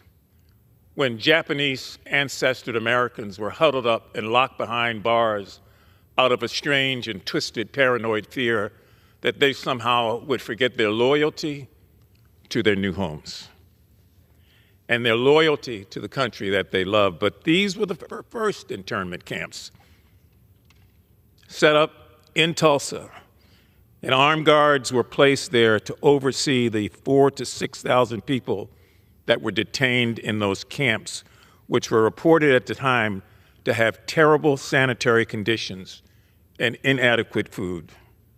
And for at least a month after the massacre, African Americans needed to be sponsored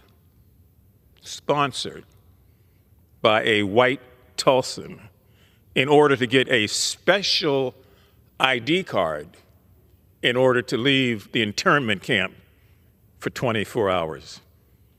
You just really can't make this up. Without their card, and those without employment were forced to work to clean the city, to bury more bodies that had not been buried, and to live in that internment camp for almost a year. 4,000 to 6,000 people. You know, it's difficult to fully confirm the number of casualties. I've told you before, the best estimates by reporters at the time and the newspaper were that there were 300 people killed, that many of them were just thrown into mass graves, and it was difficult to count because you were not allowed out on the streets. And, you know, reports from the Red Cross at that time documented at least 700 injuries, people who lost their eyes, lost their limbs, people who had their fingers cut off. These sights, these sounds, these horrors that I've just described bear a resemblance to an apocalyptic war zone, quite frankly. But it wasn't a war zone. It was the country that we love. My country, 'tis of thee, sweet land of liberty. So it was devilish destruction that took place. And I want to put up again these numbers so that for somebody just tuning in saying, oh, what is he talking about? I'm using the end of Black History Month. Again, not to sing flowery songs or to talk about great achievements within the African American community. We do that throughout the year. But to talk about a pain that continues to burn in the hearts of people that had to go through that. And to remind all of us that this really did happen. In 1921, Oklahoma impaneled a grand jury that subpoenaed 200 witnesses and returned 70 indictments. And interestingly enough, mostly against Black people in the community who were the victims of the riot and the victims of the massacre. And appallingly, the only people ever accused and the only people to go to prison were the Black people of that community. The grand jury deemed that the massacre was a riot and blamed it on Black men who went to the courthouse at night at the request of the sheriff to help protect the courthouse and to help to keep mobs from lynching the young 19-year-old kid that was there who had been falsely accused. Tulsa's Public Welfare Board was formed to handle the rebuilding. Remember, this was 1921, which was replaced by then Tulsa Mayor T.D. Evans with a, quote, reconstruction committee. In his speech announcing the committee, Mayor Evans blamed the riot again on the Black people of Greenwood and suggested that the land should be redeveloped for industrial purposes. Remember, this was Black Wall Street of the time, the envy of communities around the country, the model of self-initiative and discipline and citizenship but the mayor said it ought to be redeveloped for industrial purposes. So seated on the committee that granted his wish were individuals that included the likes of Tate Brady, who was a wealthy white landowner who was also later identified in several reports as a leading Klansman. The city tried to enforce or force survivors out of Greenwood by passing also a new fire ordinance that made rebuilding extremely expensive, even though your house had been burned down. You think the government would try to help you. They made it more expensive, since so many homes of the 1,000 that burned never got rebuilt. A year later, in September of 1921, an African-American attorney named Buck Colbert Franklin secured a permanent injunction against that ordinance, even though many had already been arrested for simply trying to rebuild their homes.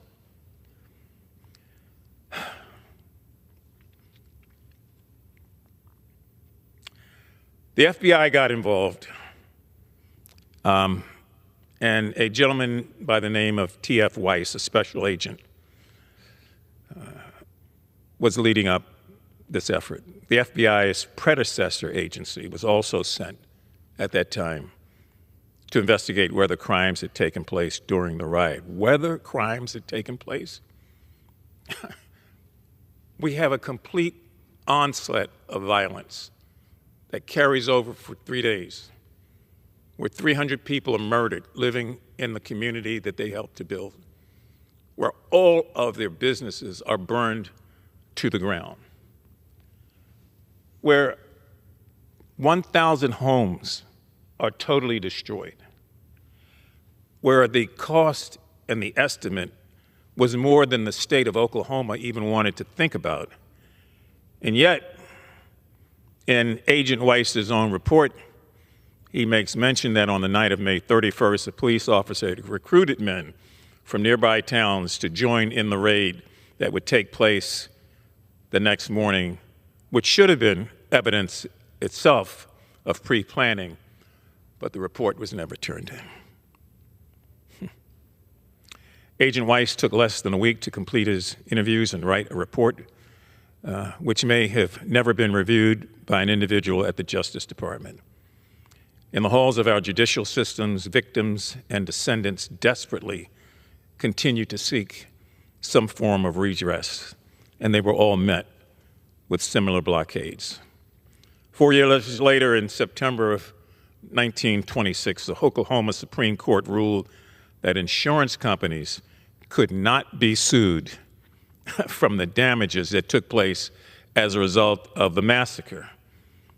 So you can pay your insurance year after year after you've built your own house and lived there with your family, and somebody burns it down, and you go to whatever the insurance company was at the day and to try to seek some relief. The Supreme Court in Oklahoma ruled that those insurance companies didn't have to do a damn thing, nothing. Residents tried to sue Mayor Evans, they tried to sue the Tulsa police and others throughout the decade of the 1920s. All of those lawsuits, all of them were dismissed. And so in 2003, survivors and descendants of Tulsa, alleging civil rights violations and a denial of equal protection in the case Alexander versus Oklahoma, that began a process that gets us closer to where we are today. And there were descendants. In fact, there are two women who both, I believe, are 105 or 106 years of age, who fought this, never stopped trying to give up. They were the last group of survivors. They brought their case all the way to the Supreme Court. These are the witnesses that saw 300 people murdered, 1,000 homes destroyed, 85 businesses destroyed. And they held on some sort of way because they believed, as they said, they have to tell the story before they died because no one else wanted to tell the story. is unbelievable. And so in June of last year, the Oklahoma Supreme Court dismissed the case, finding that the plaintiffs did not have legitimate grievances, or that their grievances did not fall within the scope of the law that they sought to utilize. Just absolutely amazing. And I don't know what it would have been like holding on all those many years with a nightmare of a story in your gut and in your belly, with the crying and the pain and the violence that you witnessed as a young person, but they held on. They held on. In 2010, just as a decade before the Supreme Court of Tulsa, Oklahoma's decision, the John Hope Franklin Center for Reconciliation was opened in Tulsa. That center was established to foster dialogue about historical and racial violence and the lingering effects that it has on people. And how do you find that pain and promote healing? And that's why this story is so interesting. Mrs. Viola Ford Fletcher and Ms. Leslie Benningfield Randall never stopped believing that their country would in fact correct a wrong that had gone on so long. And God only knows when they leave this country for this planet for their eternal rest, that we have to carry on with their belief also, that there will be a reckoning, that there will be reconciliation, and that there will be a need to tell the story, not to make anybody feel bad, but to make everybody more committed to the fact that we have to be one nation under God, indivisible, with liberty for all. I've got some documents that were sent over. Eric, give me those, would you? I don't want to belabor the point, and so I won't. I can just tell you that I've lived long enough to know that difficulties between groups in our society are not novel, nor are they new, but that our approach to those differences must be both. For more than 200 years, we have joined together different colors, different creeds, different nationalities, all under that one flag. And while this assembled diversity has produced the most successful experience of democracy in the world's history, we have by no means clearly achieved perfect harmony. Slavery was allowed to exist legally for almost 200 years. Crosses were burned to terrorize black people in an ugly desecration of the symbol of love. Just a century ago, Protestants and Catholics battled in the streets of New York City, and on that day, 44 Catholics were killed. At the end of the decade of the 1930s, a ship by the name of the St. Louis, with a human cargo of Jewish men and Jewish women, was denied safe harbor in this, the land of the free and the home of the brave, and sent back to a madman named Hitler. At the beginning of World War II, as I mentioned earlier, Japanese Americans were huddled up and placed behind bars and in internment camps out of a fear that they somehow would forget their loyalty to their new home. After the attacks of 9/11, Arab and Muslim Americans were set upon and beaten in the streets of America, lest we ever forget, by angry men who formed mobs of their own. Because their religion and because their ethnicity were deemed to be a threat to the land that they professed to love. And so there have been times when we have sought as a nation to ban the teaching of a foreign language and to slam shut the doors of elementary schools simply because they were sponsored by religious groups. And so there have been occasions and there have been periods where our differences of race, our differences of religion, our differences of nationality have produced an ugly alienation instead of producing harmony. But as I prepare to conclude this portion of my remarks, let me remind all of us that there is still yet another difference. The difference between the people who have and the people who have not.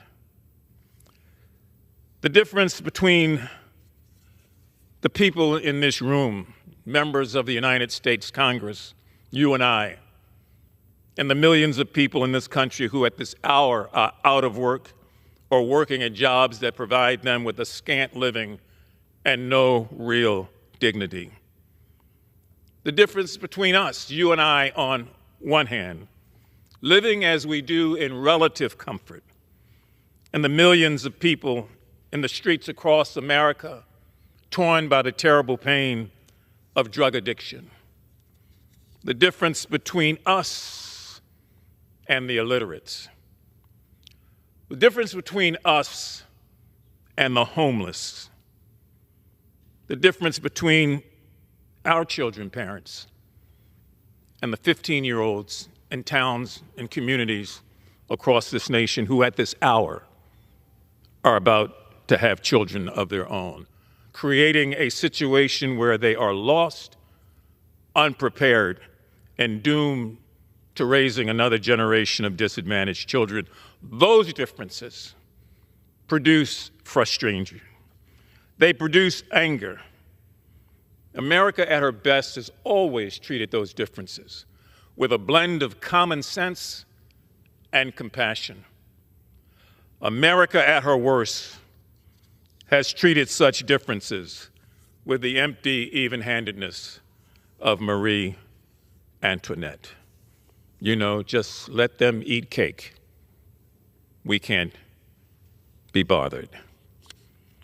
And yet we know that this is not a perfect nation. And we are not perfect people. But God calls all of us to a perfect mission. It is still, whether we are Christian, Jew, Muslim, or something else, it is still a mission to feed the hungry, clothe the naked, house the homeless, teach the illiterate, provide guidance to our young, and security to our seniors. And a part of that guidance means remembering the stony road that we trod to get to where we are here in 2025. By remembering something as painful even as this Tulsa race massacre, which I've tried to talk about now over and over again. And in remembering, committing ourselves and promising those who have gone before us and those who will come after us that we will never allow something like that to happen again. I've not given up on the American dream or the American possibility.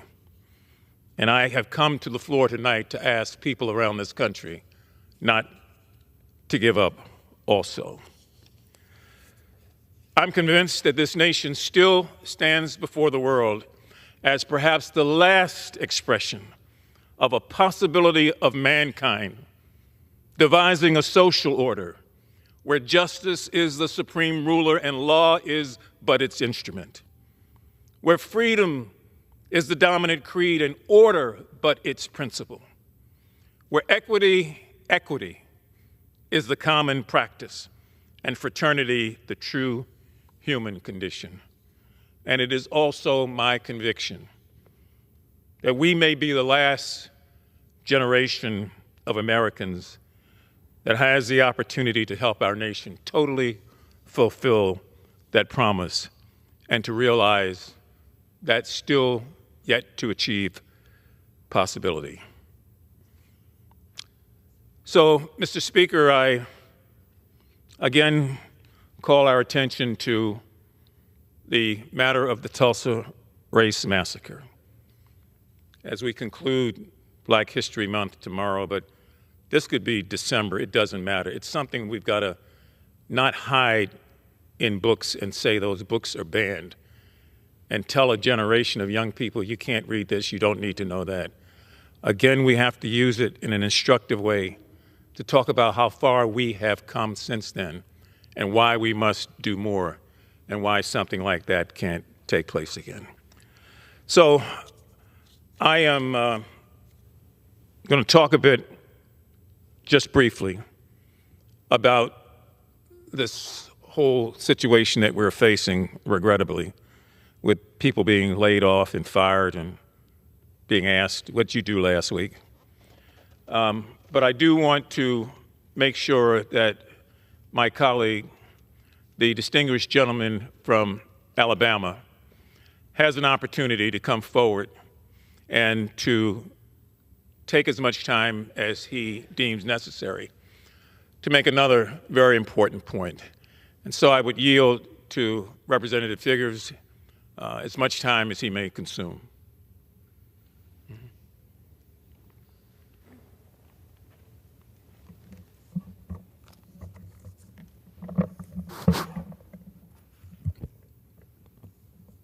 Thank you, Representative Mfume. Mr. Speaker, I rise today with a question similar to many of the questions we just heard the distinguished gentleman from Maryland raise as it related to historical events that happened across this country, particularly in Tulsa. But it's a question that gets to the core of what he's saying is who are we as America? Who are we? Who are we as a nation? Who are we as a people? In the flurry of activity that comes out of this administration, that comes out of the White House, it is easy to overlook certain things that the administration is doing that is impacting people that we may not see every day, that you may not even know. One of those unfortunate occurrences happened late last week when the administration decided to revoke the temporary protected status for about 500,000 people who are in the nation legally from the nation of Haiti. Now, the TPS program, Temporary Protected Status Program, is designed. It is specifically designed to provide temporary status, legal status, not permanent status, not citizenship, but temporary status to people who are from nations that find themselves in situations similar to what is going on in Haiti right now, where they are wrapped in a situation of a destabilized government, a not too long ago assassinated president, a situation where gangs are literally controlling large swaths of the country, over 85% of the capital city. It's not safe for people to be pushed back into those environments. And this is one that's personal to me. It's personal to me because I've had the privilege in life to meet a man named Gerald DeSources, who came to this country from the nation of Haiti, who worked his way through college, refined his English by listening to Sesame Street, by listening to Martin Luther King speeches, went on to become an engineer at a Fortune 500 company here in the United States, in New York.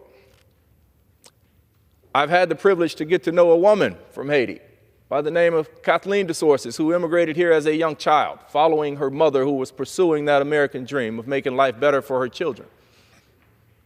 And she too worked her way through to her American dream.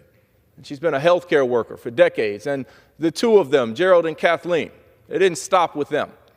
Those same values that they brought with them, that same dream that they brought with them from the country of Haiti, they instilled that in their children, their 4 daughters, one of whom is a school teacher, one of whom is a speech pathologist, one of whom is an Ivy League educated gynecological oncologist in North Carolina, and the 4th of whom holds 4 different degrees from 3 different Ivy League schools, and I have the privilege of calling her my wife and the mother of our children. They come from Haiti. They are evidence of what Haitians have produced for this country and contributed to this country. And for us as America to ignore the current conditions of what is happening in Haiti, to turn our backs on people who need us most. This is a nation that prides ourselves on being that beacon of hope. This is a nation where when you look at one of our most famous landmarks, the Statue of Liberty, it says, "Bring me your tired, bring me your poor, bring me your huddled masses who yearn to be free. But by ignoring the conditions that are currently present in Haiti, we're not living up to that motto. We're not living up to that creed. What we're doing is sending people back to an environment where they are certain to meet ends that we would not wish on anybody. We see the reports of gang violence in the streets. We see the reports of women being raped. We see the reports of children being forced to partake in armed conflict. We see the reports of food insecurity. We see the reports of people who no longer own the homes that they left from because they're now under the control of armed gangs. We see the reports that Haiti doesn't have a police force that can protect its people. They don't have a military force that can protect its people yet. We are sending people back to that environment. It's not safe. It's not the right thing to do. There are ways to lead with strength but decency. There are ways to enforce the law in a manner that recognizes reality and exudes compassion. This is not that. This is not who we are as Americans. We can do so much better than this. We can be that place of refuge. We can be that place that America and the world still looks up to as standing up for people that need us most. Again, TPS this is not about permanent citizenship. This is about a temporary place for people to be safe from gun violence, from armed conflict, from being kidnapped, from being held for ransom. Because that is what will surely happen to some of the people that are returned back to Haiti. And these are people who are proud people, who are hardworking people. My wife's family is just one example of that, just one example. But there are millions of Haitian Americans who make vital contributions to this country every single day. And for us to turn our backs on them now, it is simply not right. It is indecent. It is inhumane. And quite frankly, it is un-American. So I urge, I plead, I beg of the White House to reconsider its restriction on TPS and extend the protection for the Haitians that are in America. Mr. Speaker, I yield back. Mr. Speaker, reclaiming my time, might I ask how much time is remaining? The gentleman has 9 minutes. 9 minutes. 9 minutes. Oh, okay. Well, that was more time than I thought. Thank you very much. I want to associate myself with the remarks from the distinguished gentleman from Alabama and to also urge the White House to move forthwith on that request and other similar requests. I do want to just say a couple of words before I conclude.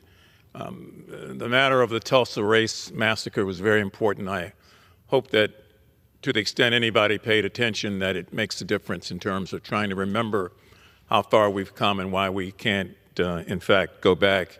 And I want to simply also indicate that it's my intention to come back onto the floor next week and to spend time again on the matter of the mass layoffs and firings that have been taking place affecting federal workers throughout this country, 80% of whom are outside of Washington, D.C., many of whom are in my state of Maryland and the city of Baltimore, and to, again, urge some sort of prudence. I think most people will agree that we all want to do away with waste, fraud, and abuse.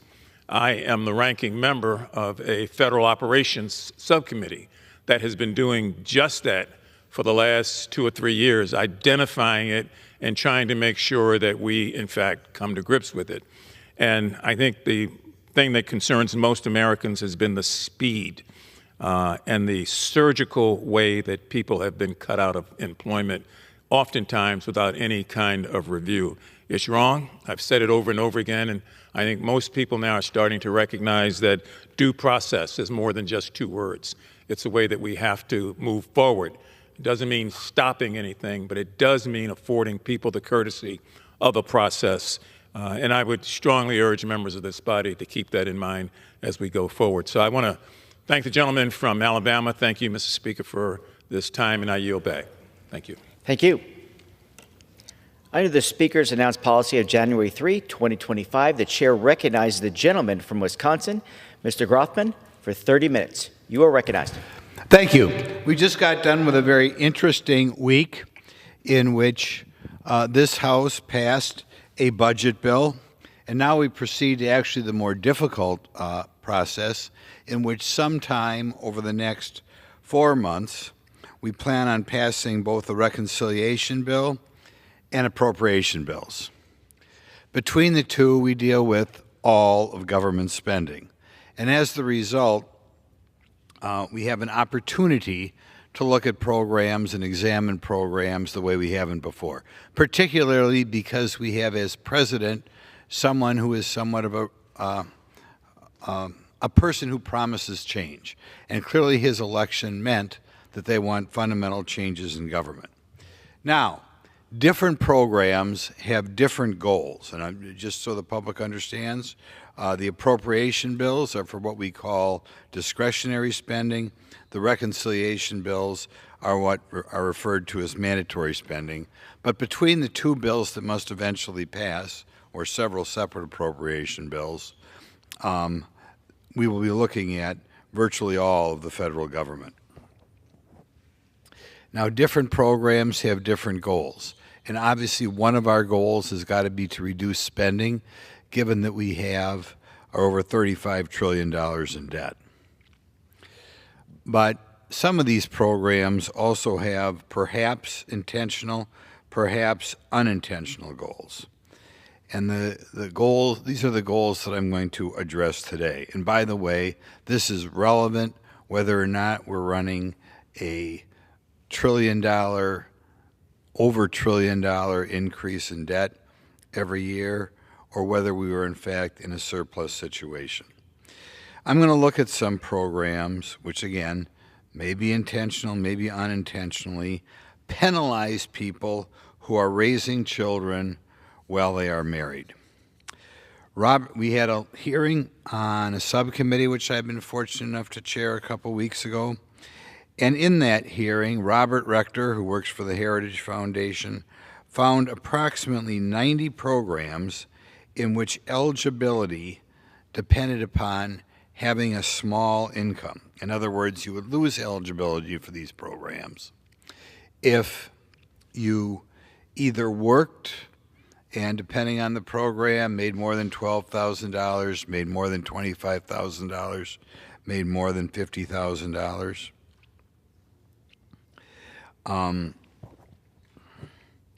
Or had somebody else in the household make more than this money. So this would include if, say, a single parent had a husband or a wife and the single parent was not working or making very little. If they married someone with an income, $30,000, $40,000, or $50,000, they would lose the benefits from that program. Now, we're all familiar with some of these larger programs. I think most people wouldn't be able to name all 90. But there are things like food share, the earned income tax credit, which requires a little bit of work, but as you work your way up and get a higher income in the company where you work, you lose that. Low-income housing, which I think is maybe the worst program of the bunch because you're given housing if you're a young person, allowing you to get out from having to live with your parents as a benefit for having a low income. Medicaid, TANF, a cash benefit, child care, Pell Grants, payments for children with some disabilities. All of these programs are conditioned upon not making too much money and, of our primary concern today, not marrying somebody who makes too much money. Frequently, these programs are, in certain ways, more generous than the middle class normally has. A perfect example would be Section 42 low-income tax credits. I've known people to look for housing, and the housing they get is not as lavish as the housing available in low-income housing, because the way the programs are set up, the owners of the low-income housing are encouraged to build very modern, very upscale apartments that maybe some of the average people cannot afford. As a matter of fact, a lot of the average people, even after they get married, may still be living with their parents for a while. We have our Medicaid program, which is a fine program providing health care for the poor. But again, there are a lot of people out there working who may have a $10,000 or $15,000 or $20,000 deductible on their medical payments. And of course, the government program has, in most cases, no deductible. We have the food share, and all you have to do is talk to people who work in the food stores, and they will tell you that frequently people on the food share can afford types of food that the people who are working at the grocery store feel they cannot afford. So not only do we have these programs which are conditioned upon not marrying somebody with an income, but they even have benefits that are sometimes superior to people who are not taking advantage of these programs. I mentioned Robert Rector and what he said at the relevant hearing. The penalty for getting married obviously varies from person to person, but in his example, a young person who married the father or mother of their children would be penalized by $28,000. It's therefore not surprising that if you ask around, you will find examples of people who are living together but not getting married because they want the benefits, or inevitably the percentage of people getting married when they have children falls because the generosity of the programs is such that there's a feeling, why would I get married at all? These programs also cause cheating or breaking the law because, of course, they frequently don't catch it if you're getting cash off the books. So all of these programs encourage working for cash. They also encourage, I think, earning money by doing things illegal, because that's another thing that is not reportable. We were on a different hearing the other day, and there was a feeling of somebody who I think would have to say leans Democrat, one of our witnesses, and they didn't like the fact that sometimes people are stuck in the muck and are not making as much money as other Americans.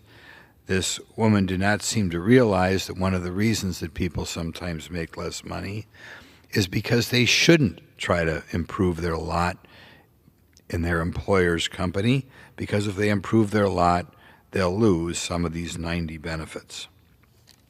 Now, a question is this penalty for getting married? And it's had a huge impact on society.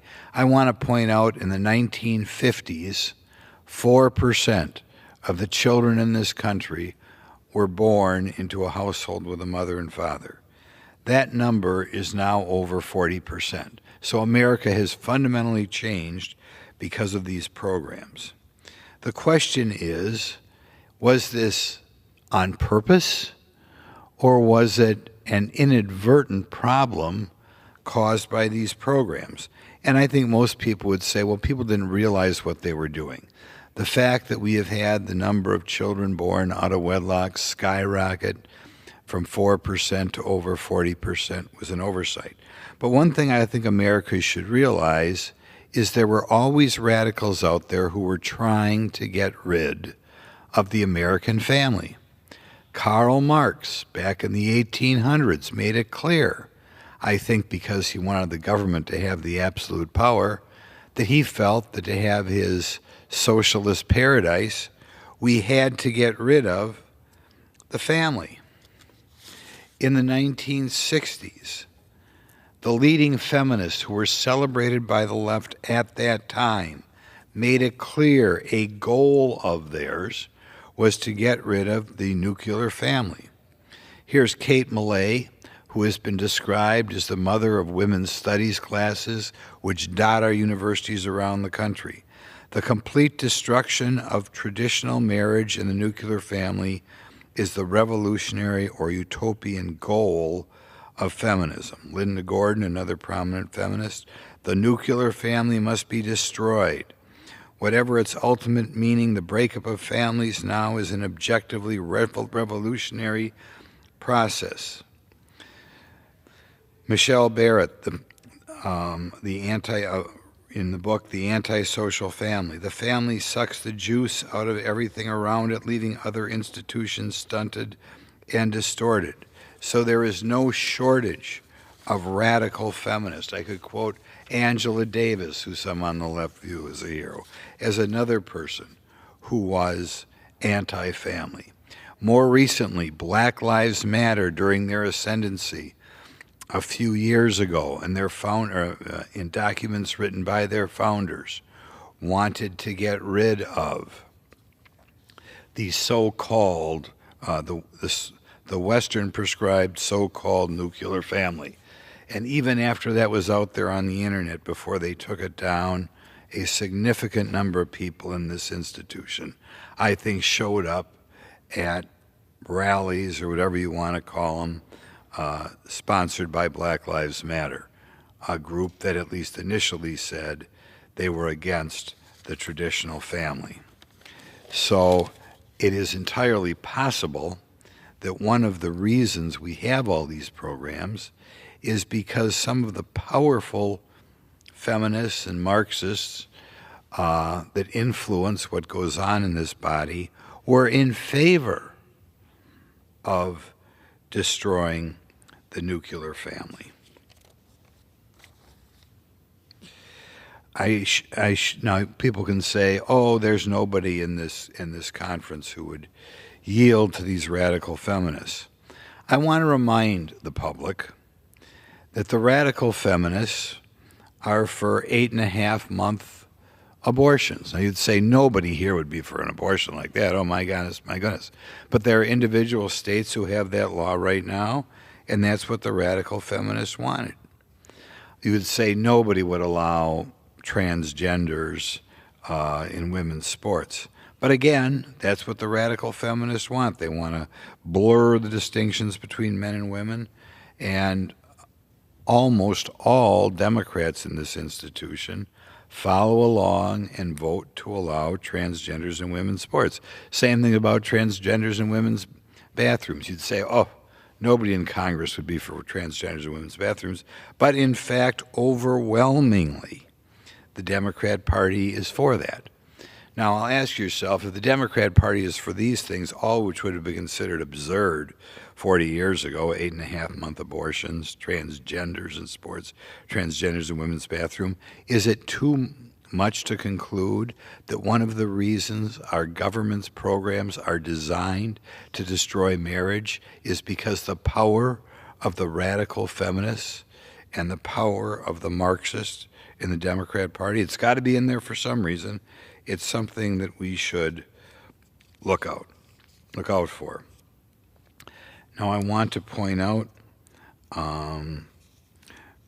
one more time that I think this is the most critical debate that we are going to have over the next 4 or 5 months as we debate our appropriation bills and as we debate our reconciliation bills. This is a debate we should have regardless of whether we are in a difficult financial plight or not. I want to emphasize, I don't care if we were running trillion-dollar surpluses around here. The idea of putting out programs, substantially generous programs, whose effect is to destroy the family is wrong. And, well, I certainly know many single parents who are doing a tremendous job and have done a tremendous job. When I talk to people in different fields, they do say the explosion in families without a mother and father at home are causing other problems for society. When I talk to law enforcement, They feel one of the root causes of the crime is the breakdown of the American family. And I'm sure, like everybody around here who's been in politics for a while, you sit in these committee hearings and hear the problems of high crime and murders and such, and people have suggestions as to how to deal with them. But we don't spend enough time pointing out that one way that would certainly reduce the crime rate, maybe back down to where it was in the 1950s, is to do what we can to build up the traditional family rather than what we do now, and that is try to have as few people as possible in the family. The second thing that I am told, families of all backgrounds can have problems with drug abuse, and right now we have over 100,000 people a year dying of drug abuse. Can happen everywhere. But again, when I talk to the professionals who deal with this, disproportionately, the 100,000 people who die every year are from difficult family backgrounds, and this drug culture, I think, would be less strong in America if we did more to promote the traditional family rather than do all we can to make sure the traditional family is weakened. The third institution I'll point out that is harmed by this government's policy of penalizing traditional families is the education. And I know my friends on the other side of the aisle like to claim they care about education. When I have talked to school superintendents, when I have talked to teachers, and we talk about the additional money that has to be spent on children with certain problems, again, those kids are disproportionately from families in which, you don't have both a mom and dad there. And again, I know a lot of families like that who do a fantastic job. But I'm pointing out, if you really cared about education, you would look at these programs that have caused the children who are born into a family with only one parent there to have skyrocketed from 4% to over 40%. So I ask the chairman of the relevant committees that are going to have to deal with the appropriation bills and deal with the appropriation bills and deal with their designated spending limits on the reconciliation bill to pay particular attention to the bills, to the programs that are designed to penalize the nuclear family, which is so despised by Karl Marx and some of the radicals who were around in the 1960s and 1970s. Thank you. Gentleman yields back. Under the announced policy of January 3, 2025, the chair recognizes the gentleman from Texas, Mr. Green, for 30 minutes. You are recognized. Thank you, Mr. Speaker. And still I rise, Mr. Speaker. I rise today to first announce two pieces of legislation, and thereafter I will go into my message, which will be the impact of President Trump's engagement in the peace process between Israel and the Palestinians. First, let's look at the two resolutions. The first resolution is our Black History Month resolution. I'm proud to say that this resolution will be filed on tomorrow, and this is the original Black History Month resolution for 2025. We have many persons who have signed up to co-sponsor, but it is still not too late for additional persons to sign up. The theme is for African Americans and labor. It deals with African Americans and labor in America. And it will trace the history of labor from enslavement through current times. The second resolution is one that I'm very proud to present. This is a resolution for Slavery Remembrance Month. As you know, August of 1619 was the year that enslaved persons from Africa were introduced into the colonies. And since that time, we have had an adverse impact on African Americans in the United States of America. Well, we need to retrace some of the history of what actually happened, not just on one day. We have a Slavery Remembrance Day that we proposed. Now we are proposing a Slavery Remembrance Month. There's still time to sign on to this resolution as well. We will file it tomorrow. So if members desire to be original co-sponsors of either of these two, they have until the close of business tomorrow or until we have our last opportunity to file tomorrow any type of legislation. I would suggest by noon tomorrow for members who want to file. Now, let me get to my message. The impact of the president on the peace process. The impact of the president on the peace process. The president, as it relates to this process, is not an honest broker. He is not an honest broker because an honest broker has to be impartial. The president has made it perspicuously clear that he is not impartial. He has already sided with Israel, and the president has every right to do that, to side with one side as opposed to another. But let's be clear about the role that he's playing. He's not playing the role of an honest broker. The president is not playing the role of a negotiator because the president does not seek to get input from the Palestinians. The president will get input from one side, that will be the Israelis, and he will make his decisions with the Israelis. And it appears that there will be an all or nothing offer made. The president has gone so far as to say that certain things must be done or certain conditions will manifest themselves. The president doesn't want peace. It appears to me that the president wants to stop the killing. And there's a difference between stopping the killing and peace. Peace requires more than the absence of tension, the absence of violence, the absence of killing. Peace requires justice. Justice. Stopping killing is not going to end the process because you won't have justice for all parties involved. And there must be justice for all parties involved if we are to have genuine peace between Palestinians and Israelis. The president appears to currently be engaging in a process of ethnic cleansing. This is where his thoughts are. He seems to believe that we can take Gaza from the Palestinians. He seems to believe that the Gazas can be relocated. Just place them someplace else. Give them nice homes in some other place and let us, meaning the United States or Israel, have Gaza.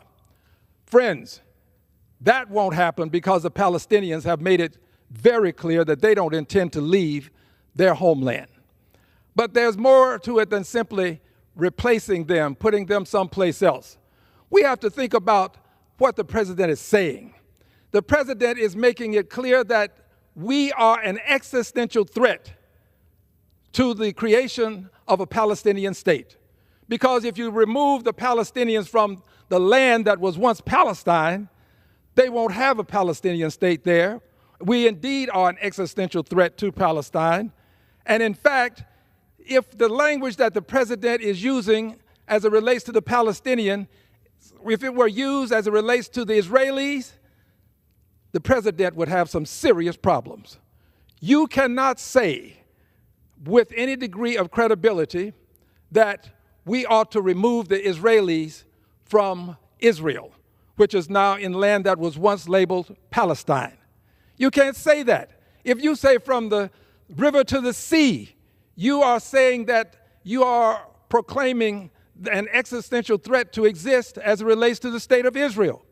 The mere statement, whereas Israel's Knesset has already, by way of resolution, indicated that there will not be a Palestinian state in the land of what we now call Gaza, in the land of what we now call the West Bank. that there won't be a Palestinian state. And if there's not going to be a Palestinian state, then Israel is declaring that it is an existential threat to the creation of a Palestinian state. So the president doesn't want a Palestinian state. He's with the Israelis. The president wants Gaza. He wants the West Bank to be controlled and possibly become a part of Israel. This is not the way to achieve justice. Remember, you cannot have peace without having justice. You've heard the phrase, no justice, no peace. Well, there has to be justice for us to have peace. And the president is willing to sacrifice the Palestinians. He seems to be willing to sacrifice them because he's indicated as much as if a certain thing doesn't happen, if hostages aren't returned by a certain time that he has chosen, that all hell will break loose. Well, that seems to indicate that he's willing to see an inflagration unlike we've not seen so far, something more than we've seen so far, because quite frankly, Gaza has been decimated. The roads have been destroyed, bridges have been destroyed, schools have been destroyed, hospitals have been destroyed, homes destroyed, people killed. And until we decide that we want peace, then we're not going to have the kind of place that people should have as a homeland for Palestinians. There has to be peace, and to have peace, there must be justice. And to have justice, we have to at least decide that there are certain things that we're willing to do. Justice is going to require equal respect for the lives of all babies. Equal respect for the lives of all babies. I will tell you that I, just as early as this morning, had tears to well in my eyes when there was a story about the Israeli babies that were returned after they had been held hostage by Hamas. Hamas did a dastardly thing in taking babies as hostage. Israel has done nothing that would warrant Hamas to take babies as hostages. And then for those babies to be returned in caskets. It's heartbreaking. Those parents had to suffer immeasurable heartache as a result of what happened to their children. Those babies were young babies, infants. Hamas is not an organization that seeks peace. If you're going to do these kinds of things, you're not seeking peace because what you did was not just. It was an injustice to take those babies. And it was an injustice to keep those babies. And now you're returning them lifeless to their parents. And they have to suffer for the rest of their lives knowing what happened to their babies. But you can't stop there. All babies have to be treated equally. The lives of all babies have to be treated equally. You cannot say that it is shameful and sinful for Hamas to do what they did to those Palestinian babies and not condemn what Israel has done to the Palestinian babies. Babies have been bombed, body parts scattered all over. Parents, one parent just had the baby born and was about to register the baby, comes back and the baby is no longer alive. All babies have to be treated equally. Their lives have to be respected in the same way, regardless as to where they are, where they're from, what their ethnicity is. We cannot continue to believe that some babies have lives that are more valuable than others. Nothing Israel has done merits what Hamas did to the babies that they took hostage, or other babies that may have been killed as well. And nothing that the Palestinians have done merits the killing of, nothing that the Israelis have done merits the killing of Palestinian babies to the extent that they have been killed. Palestinians cannot have done anything that would merit Israelis killing their babies to the same extent that they have. Israelis have to understand that Palestinian babies have lives that have to be respected to the same extent as they want Israeli babies' lives to be respected.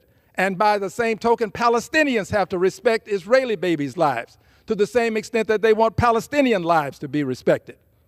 All babies have to be respected equally, all babies. And so today I want to say to the Israelis and the Palestinians, there will be no peace until you respect the babies equally. But you've got to do more than this, and we have to do more, because we have to rebuild Palestine.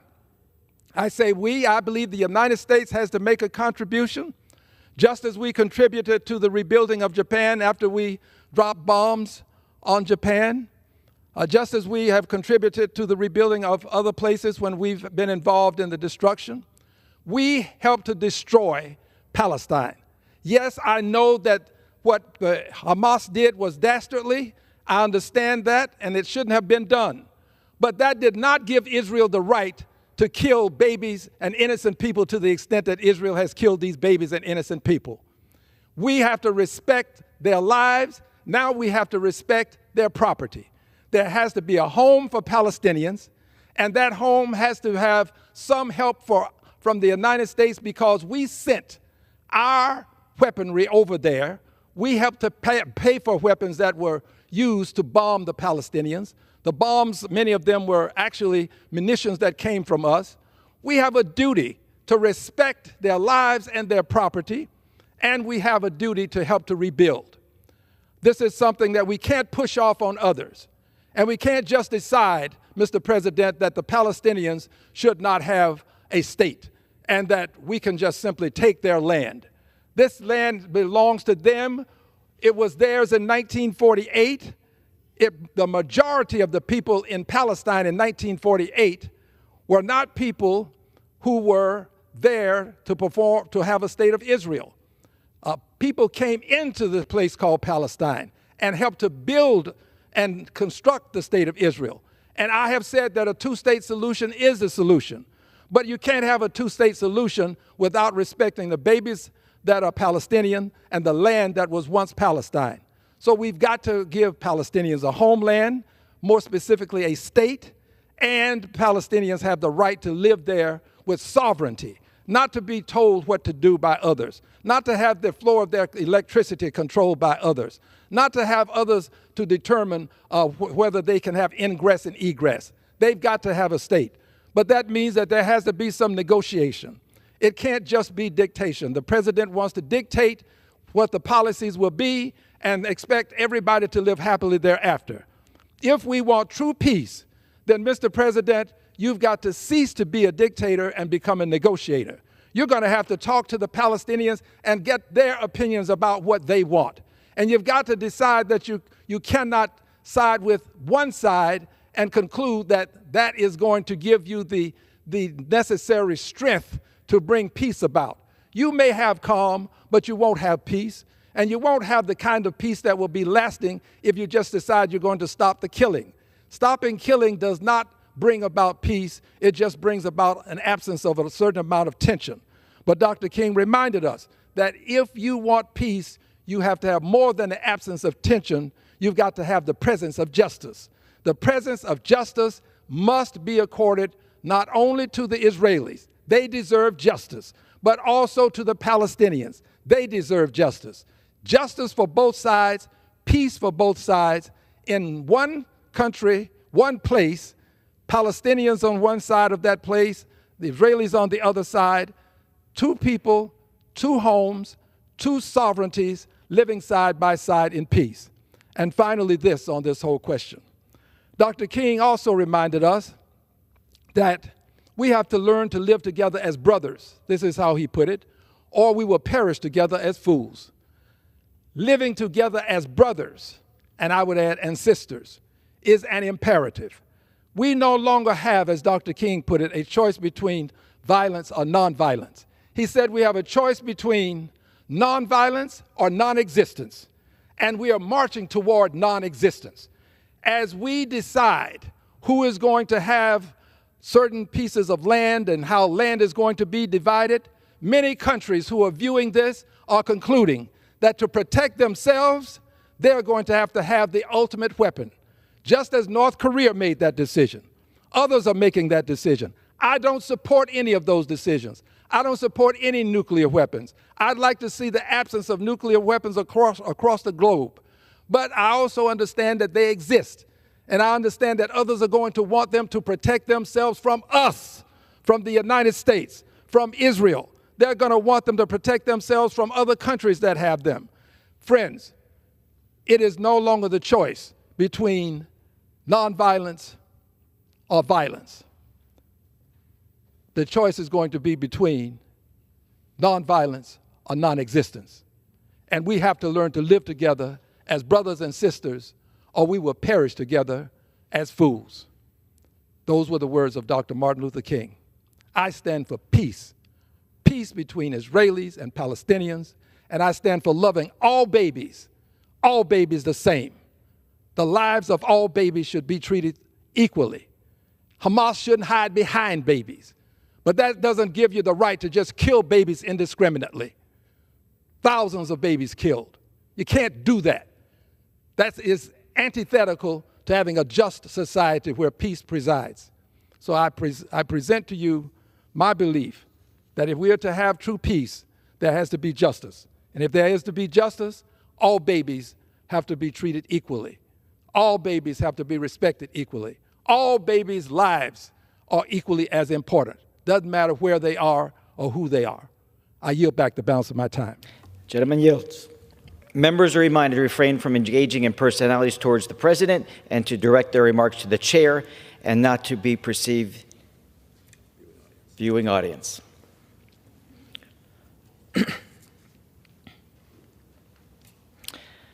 Under the Speaker's announced policy of January 3, 2025, the chair recognized the gentleman from California, Mr. Sherman, for 30 minutes. You are recognized, Mr. Sherman. I ask for the opportunity to not only address the House for 30 minutes, but to revise and extend my remarks. Without objection. Okay, good. He got his start on a TV show, The Apprentice. And we saw how entertaining it can be to fire people. But that's entertainment. That's not how you run an organization. And we have seen a performative effort to try to convince us that they're saving money. They're doing this in order to justify their plan for a $3.5 trillion tax cut for hedge fund managers, multinational corporations, and billionaires. But they're really not saving anything. And then yesterday we pass a budget resolution, and all my Republican colleagues are on Twitter or X, whatever they want to call it, saying that that resolution contains statutory language to say no tax on tips, no tax on overtime, no tax on Social Security. Well, what did Elon Musk have to say about that? Or what did his organization have to say? You know, they organized the readers' content comments to correct falsehoods that people put in their tweets. And every single time a Republican went up and said that that resolution hadn't eliminated taxes on tips, overtime, and Social Security, the Musk organization said, readers added context. None of the policies mentioned in this post were included in the House budget resolution. It does nothing to exempt tips, Social Security, or overtime, and we know they're not going to ultimately do that because they need the $4.5 trillion to provide tax breaks for hedge fund managers, multinational corporations, and billionaires. Now, government is frustrating. Frustrates me often, needs to be improved. You know what? It's also frustrating. Sometimes my computer's on the blink a little bit. And I just want to take a hammer and hit it up the side. You know, that makes me feel good, but it doesn't actually make the device work any better. And there are several techniques being used on the federal government that may make us feel good, but don't make it work any better. You see, you can fire people, and they are firing just about everybody in the government with less than 2 years of government service, the probationary employees. That destroys our future. Those are the people hired in 2024 that we're going to need in 2034. You know, the Dodgers are a pretty well-run organization, I think run better than government. Imagine if the Dodgers were going to fire everybody who joined, all the players that had joined in the last 2 years, just eliminate everybody in single A and double A ball. I would say that's going to be that would make it a bad, they'd be worse than the White Sox. So you can fire people. You can also do the buyouts. They offered everybody in government a buyout. So who took the buyout? The people who could easily get another job elsewhere because they have very high capacity, and the people who are going to retire in the next year or two anyway, so why not get 8 months free vacation? And then they have the hiring freeze. Well, imagine if the Dodgers stopped signing new talent. Where would they be in the 2030s? You can also stop all research, and I'll get to an example of that. And then you argue, well, hey, the research, if in 2026 they can say, hey, we saved all this money, and the research wouldn't have benefited you by 2026, but who is going to be dying from cancer and other diseases in the 2030s because of the research they're stopping now? And then they can do a whoopsie-daisy and say, oh, we stopped the research, oh, we started it again. No. You stop the research, and all those little white rats are dead. You can't start again. You got to start over the research. You can stop maintenance, and I'll get to an example of that. Saves you money unless you actually want things to work well. And again, we're told that there's just a government mulligan. They'll just do it over. Oopsie-daisy is not a way to run a multi-trillion-dollar organization. We're told that there's $50 million for condoms and $100 million for condoms in Gaza. And then they said, never mind, we got it wrong. We made a mistake. Oopsie-daisy. They decided to offer all of the air traffic controllers 8 months free pay for quitting. And then they say, oopsie-daisy. And then today, Elon Musk tweets, there's a shortage of top-notch air traffic controllers. If you have retired but are open to returning to work, please consider to do so. He just gave them 8 months pay to stay home. Now he hopes they're going to come back. No. The fishing is good. The 8 months pay is guaranteed. But it's even worse. You see, not only did they give buyouts to the air traffic controllers, they have fired the navigational aid and maintenance personnel. So those air traffic controllers are going to be looking at empty screens, and those folks remain fired. What could go wrong? They also stopped our efforts against Ebola. Some of the charities were barely getting by. They've gone bankrupt. They've pulled their people out of Africa. And then he says, oopsie-daisy, we're going to start that again. What a way to run a government. There are people who are going to get Ebola as a result of this oopsie-daisy mistake. And that's another opportunity for Ebola inside a human being to mutate a little bit and then be a more pathogenic Ebola when it comes here. And then finally, they fired 300 people who were in charge of security of our nuclear weapons. Oopsie-daisy, what could have gone wrong? And keep in mind, if you fire somebody and then hire them back or say you're going to fire them and you don't fire them, you say, oh, no harm, no foul, oopsie-daisy. Nope. You see, once you do that to a person, their resume's on LinkedIn, they're looking for a new job. Nobody wants to stay with an employer if they have other opportunities, if that employer is teasing them about firing them, or worse yet, actually fired them and then got them back. So whom our best people will be leaving in the weeks to come, even if they hired them back. Now, there is real waste, fraud, and abuse in government. And this is an example. $200 million of our taxpayer money being spent on advertisements praising Donald Trump. How do they justify this? Well, they aim these at their own base to tell their own base, hey, Donald Trump is great, and here's a commercial to tell you that. But they claim that these ads are aimed at undocumented immigrants. And that somehow by watching a 30-second ad, the immigrants are going to say, oopsie daisy, I made a mistake. Venezuela really is better than California. I don't think so. There's nothing you can put in a 30-second ad that's going to cause somebody who's here to decide that they want to be back there. These are people who walked here from Venezuela. They went through the Darien Gap. They dealt with the forest. They dealt with the snakes. They dealt with the predators. They dealt with the drug dealers. They came into our country at great person. And they're going to see a 30-second ad praising Donald Trump and decide to walk back or even fly back? What a stupid excuse that is for the obvious election interference of spending $200 million of taxpayer money on on ads praising Donald Trump. Well, let's look what's happening at the VA. They fired 2,000 people there. Oh, they're still hiring, but they're fired 2,000 people there. We have a nursing shortage.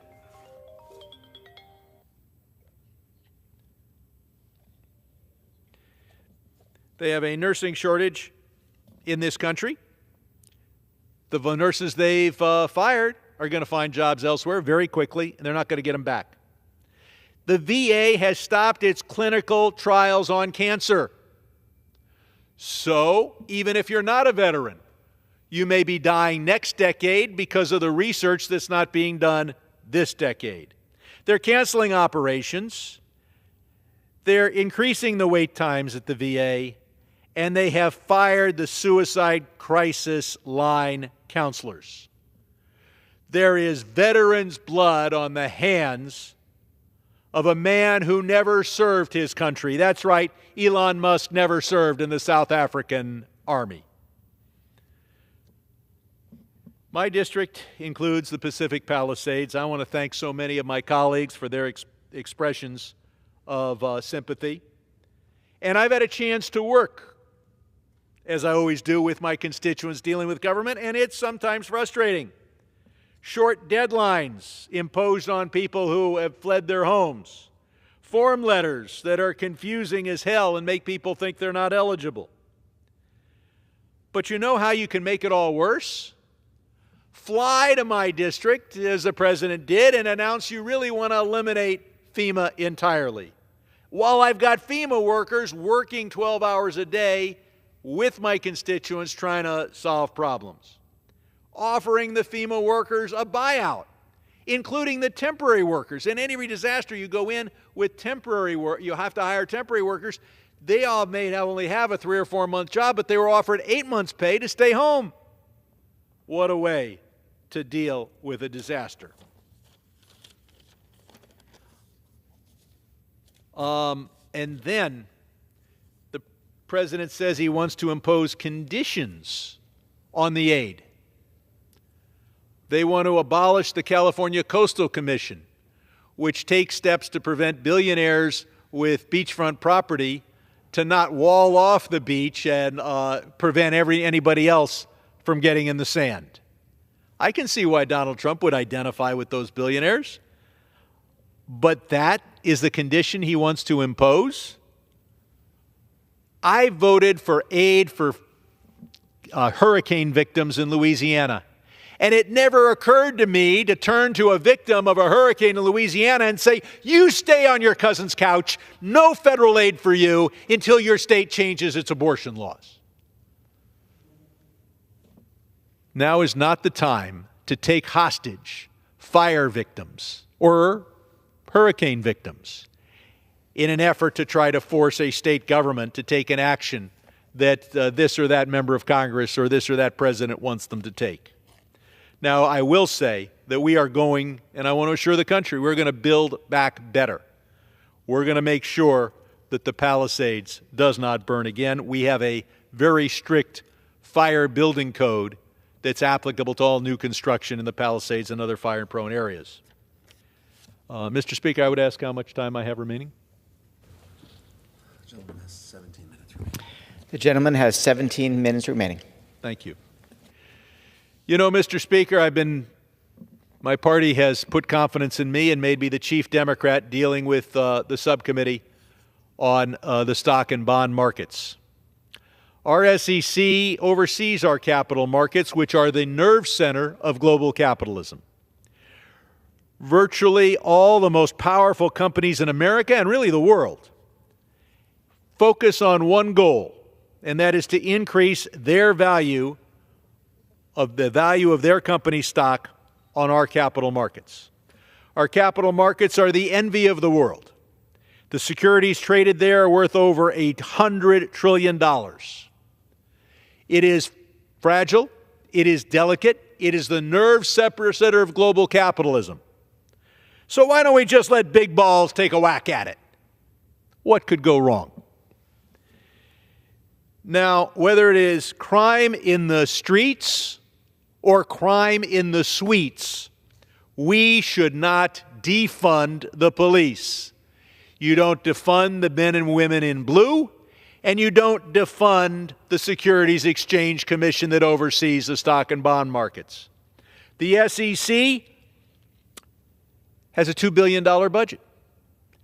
It secured over $3.2 billion in fines, in effect, to those on Wall Street that did the wrong thing, so it more than paid for itself. And, no, that was $2.2 billion that went back to investors. $8.2 billion in fines. So the federal government made 4 times its money on the SEC. But there are those at DOGE that want to, in effect, abolish the SEC, get the same kind of securities regulation on Wall Street that they have in Botswana or Kazakhstan, that is to say no regulation at all, and see what happens. Well, 2 years from now, we'll have to see, did the SEC under the Trump administration secure $8.2 billion paid to the federal government or $3.2 billion returned to investors? If not, it will not be because there's no crime in the suites, that there's no crooks on Wall Street. It will not be because the wolves of Wall Street have become lambs. It will be because they defunded the police of Wall Street. A lot of attention is being spent here in Congress on China. And with 28 years of experience on the Foreign Affairs Committee, I would like to address that issue. The problem started, the big part of the problem started, when this Congress voted to give most favored nation status to China. That was at the beginning of this century. We were told that it would only increase our trade deficit by $1 billion a year. That prediction was off by 4,000%. The vast majority of Democrats voted no on that bill, which was the action which made China a worldwide economic superpower. Got it in to the international trading organizations, opened up access to our markets. And we voted no when a Democratic president was twisting our arms to vote yes. It was our proudest moment. And I hope my Republican colleagues will have a proud moment when they stand up to a president of their own party. Unfortunately, Republican votes and a few Democratic votes passed that. We now have our markets wide open to China. Their markets aren't particularly open to us. And we have huge trade deficits, and those trade deficits with China were $150 billion higher under the Trump administration than they were under the Biden administration. And they were particularly high in the portion of the Trump administration before COVID. It wasn't a COVID thing. Trump's policy is to yell loudly and accomplish nothing when it comes to dealing with our trade deficits with China. Now, Trump talks about other countries eating our lunch. Under his first administration, China ate our lunch, our dinner, our dessert, and our snacks. So now we have Americans who are investing in Chinese stocks. And the question I've asked at hearing after hearing is, can anybody give me a reason why we should use our tax system and lose our tax dollars to incentivize Americans buying Chinese stocks. And not a single member can give a reason, not a single one of our witnesses can give a reason why we should do that. We forgo hundreds of millions, billions of dollars in taxes on the gains people earn on investing in Chinese stocks. We encourage them to invest in the Chinese economy with our tax dollars. But only one Republican has stepped forward and co-sponsored my legislation to eliminate the capital gains allowance, the tax incentive for investing in Chinese stocks. Why is that? Because the billionaire class wants subsidies for every investment they make, even when they're building the Chinese economy or the Russian economy or the Iranian economy. It is time to stand up to the billionaire class. You cannot confront China if you're unwilling to do so. We also need to take steps so that Chinese stocks are not included in index funds, and so that every company that reports to the SEC informs its shareholders of what risk they have due to their dependence on China and what they're doing about it, so that every private company is de-risking from China and doing everything they can so that if, God forbid, China wants to end the trade relationship, or God forbid, China invades Taiwan, these companies have minimized the risk that our economy faces. Now, one area where we need to be particularly strong is in those islands in the Pacific between the United States and China. My father fought in the Pacific. He landed the boats on island shores. We need to maintain our influence in places like the Solomon Islands, in places like the Cook Islands, the Solomon Islands being a place where thousands and thousands of American Marines died, and many in the Navy as well. And so, what have we done? We've eliminated our aid program of 20, and these countries are very small, these islands are small, the aid programs are small, yet they have a tremendous impact on influence in these strategic islands. We eliminated the $21 million support island for the Solomon Islands. We eliminated our $95,000 for the Cook Islands. And this is how we confront China, or this is how we have performative savings. Now, we need to confront China. One way we also need to confront China is in international lending and the credit rating agencies, the bond rating agencies that rate the creditworthiness of countries. And we need to tell those who rate other countries' creditworthiness that if they don't repay a phony debt to China, a debt trap debt to China, that should not be counted against them. What do I mean? I mean when China makes a loan to Sri Lanka, that they know Sri Lanka is not going to be able to pay from that project. And they put in there that, oh, if you don't pay, we get to control your port. Sri Lanka should be encouraged, don't give your port to China, give your middle finger to China. And you will be able to borrow from American banks and European banks and international lending associations. We should never allow a credit rating agency under our control to ding a country that is subject to this kind of blackmail from China. And this brings up the issue of foreign aid in general.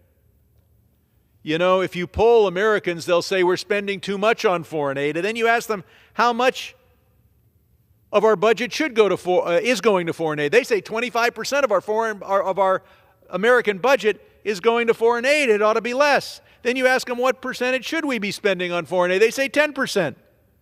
Well, guess what? We're spending way less than 1% of our budget on foreign aid. We're spending way less than the American people think we're spending. We're spending less than they want to spend. But they want it cut because they think it's over 30 times what it actually is. And that is why Ronald Reagan recognized the importance of our foreign aid program. Now, I've been in Congress for a long time. And I remember when Congress confronted the executive branch. It wasn't just Democrats against Republicans. It was all of us against the executive branch. And there are times when both sides of the aisle are going to need to do that. Now, there are some criticisms that are valid against our foreign aid and State Department budget. The State Department is doing something that is too woke for me, but is supported by Elon Musk. And that is when they have in their budget spending $400 million to replace the perfectly good armored cars that the State Department has now, armored vehicles designed to make sure that our diplomats are safe in dangerous places. We have perfectly good armored cars, but there's a proposal the State Department spend $400 million on new zero greenhouse gas emitting armored cars. Pretty damn woke. You'd expect the State Department, you'd expect the DOJ to have crossed that out, but they won't, because the explicit statement is this is $400 million for Tesla Cybertruck armored cars. So you know Elon ain't cutting that. And you know what they did to fool us because they think we're stupid? They changed the document a little bit. They took out the word Tesla.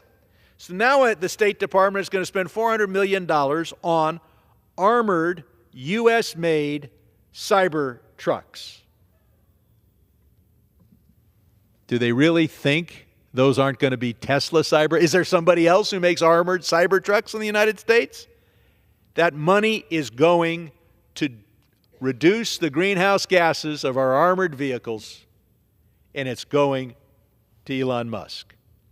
But there are a lot of things that are said about our foreign aid budget that are completely false. Elon Musk already has admitted that his statement that $50 million was going to condoms for Gaza was just a total mistake. Oopsie daisy. He apologized. It's okay, he thinks, for DOJ to make a mistake, but if he can find even a single dollar of misspent money in any other agency, he says, well, that's a reason to abolish the whole agency and fire all the employees. Well,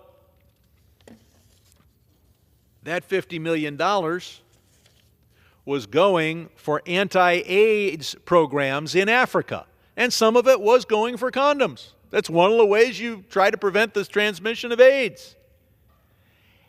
Now, why are these foreign aid programs in the interests of America? Well, first, you might think that we have a moral responsibility as the richest country in the world to do something for various poor countries as well, but let's put that aside. If we don't provide foreign aid, China steps in, our influences decline, China's influence increases. If we don't provide aid to the very poorest people there, that gives them a strong incentive to try to come here. And you can try to stop him with a wall, but he had 4 years to build a wall, and he didn't build a wall. The best way to reduce irregular migration to America is to eliminate the reason that people are so desperate to come here. But finally, and most importantly, our aid deals with diseases. Musk already said, oopsie daisy, we didn't mean to cut the program to fight Ebola in Africa. He tries to restore it. Of course, he's already done so much damage to it, wasted so much money, who knows what. So that's more people getting Ebola in Africa, more chances for the disease to mutate, and then it comes here. But he is fine with cutting aid, cutting our actions against HIV/AIDS. Same issue. That disease mutates in every human it infects. 1 out of 1,000, 1 out of 1,000,000 of those mutations make the disease more capable of surviving the drugs that we have, make it more communicable, make it more powerful when it comes back here. So a lot of Americans will be dying of AIDS next decade because of what we're doing or not doing in Africa this decade. So then they try to point to some other programs that are a waste of money. $6 million to help Egypt encourage tourism. Now, USAID, I've got Republican colleagues who think that, well, that's aid, that must be food for people who are hungry right now and are about to die of starvation. They don't know that USAID says U.S. Agency for International Development. The goal is not just to feed people who are hungry now, not just give a man a fish, not just give a woman a fish, teach them how to fish. And that's why an Agency for International Development would help Egypt develop its economy. You know what Egypt has? They got a lot of sand. That doesn't help them too much. They got pyramids. And if they can develop their tourist industry, which is a big chunk of their economy, they won't need our food aid because they'll have money of their own. So it was a good program, $6 million to help them get more tourists. You know who started that program? Donald Trump in his first, yes, they made a big deal of cutting a wasteful program that Donald Trump started. Then we're told that there's a circumcision program. And there was a circumcision program, voluntary, providing this very inexpensive operation. Why? Because you reduce by 60% the risk of female-to-male transmission of AIDS. It is the single cheapest thing you can do to reduce AIDS. And then you make a joke out of it. And yes, you can make a joke. But it's not a joke when more people die of AIDS in Africa and more AIDS mutates in Africa because you had a funny joke. The Ebola cut was a mistake. Musk admits it. Oopsie daisy. The cutting of efforts to deal with HIV/AIDS in Africa, also a mistake. Then we were told that USAID was spending... I would ask one last thing. The gentleman's time has expired. I ask unanimous consent for a conclusion. The gentleman may ask for... I ask for unanimous consent to address the House for 1 minute. You're recognized. There's one other cut they made. And that is they cut oxygen in a clinic for people who had fled the terrible deaths in Burma, Myanmar. And as a result, a 71-year-old woman, Pei Ko Lau, died without her oxygen. And so I ask that this House not only reflect on the other 10,000 people in that refugee camp who are without medical care, but I ask that we adjourn in silence in the memory of Pei Ko Lau, who died at the hands of Elon Musk and Doge.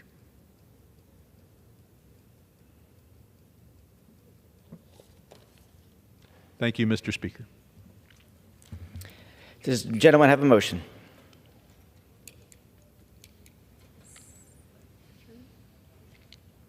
I was not given the script for this, but I am given the script for this. Yes, sir. It's really very simple. Thank you. Mr. Speaker, I move that the House do now adjourn. Thank you, Mr. Sherman. The question is on the motion to adjourn. All those in favor say yay. Yay. All those opposed say no. The ayes have it. The motion is adopted. Accordingly, the House stands adjourned until noon on Monday next for a morning hour debate.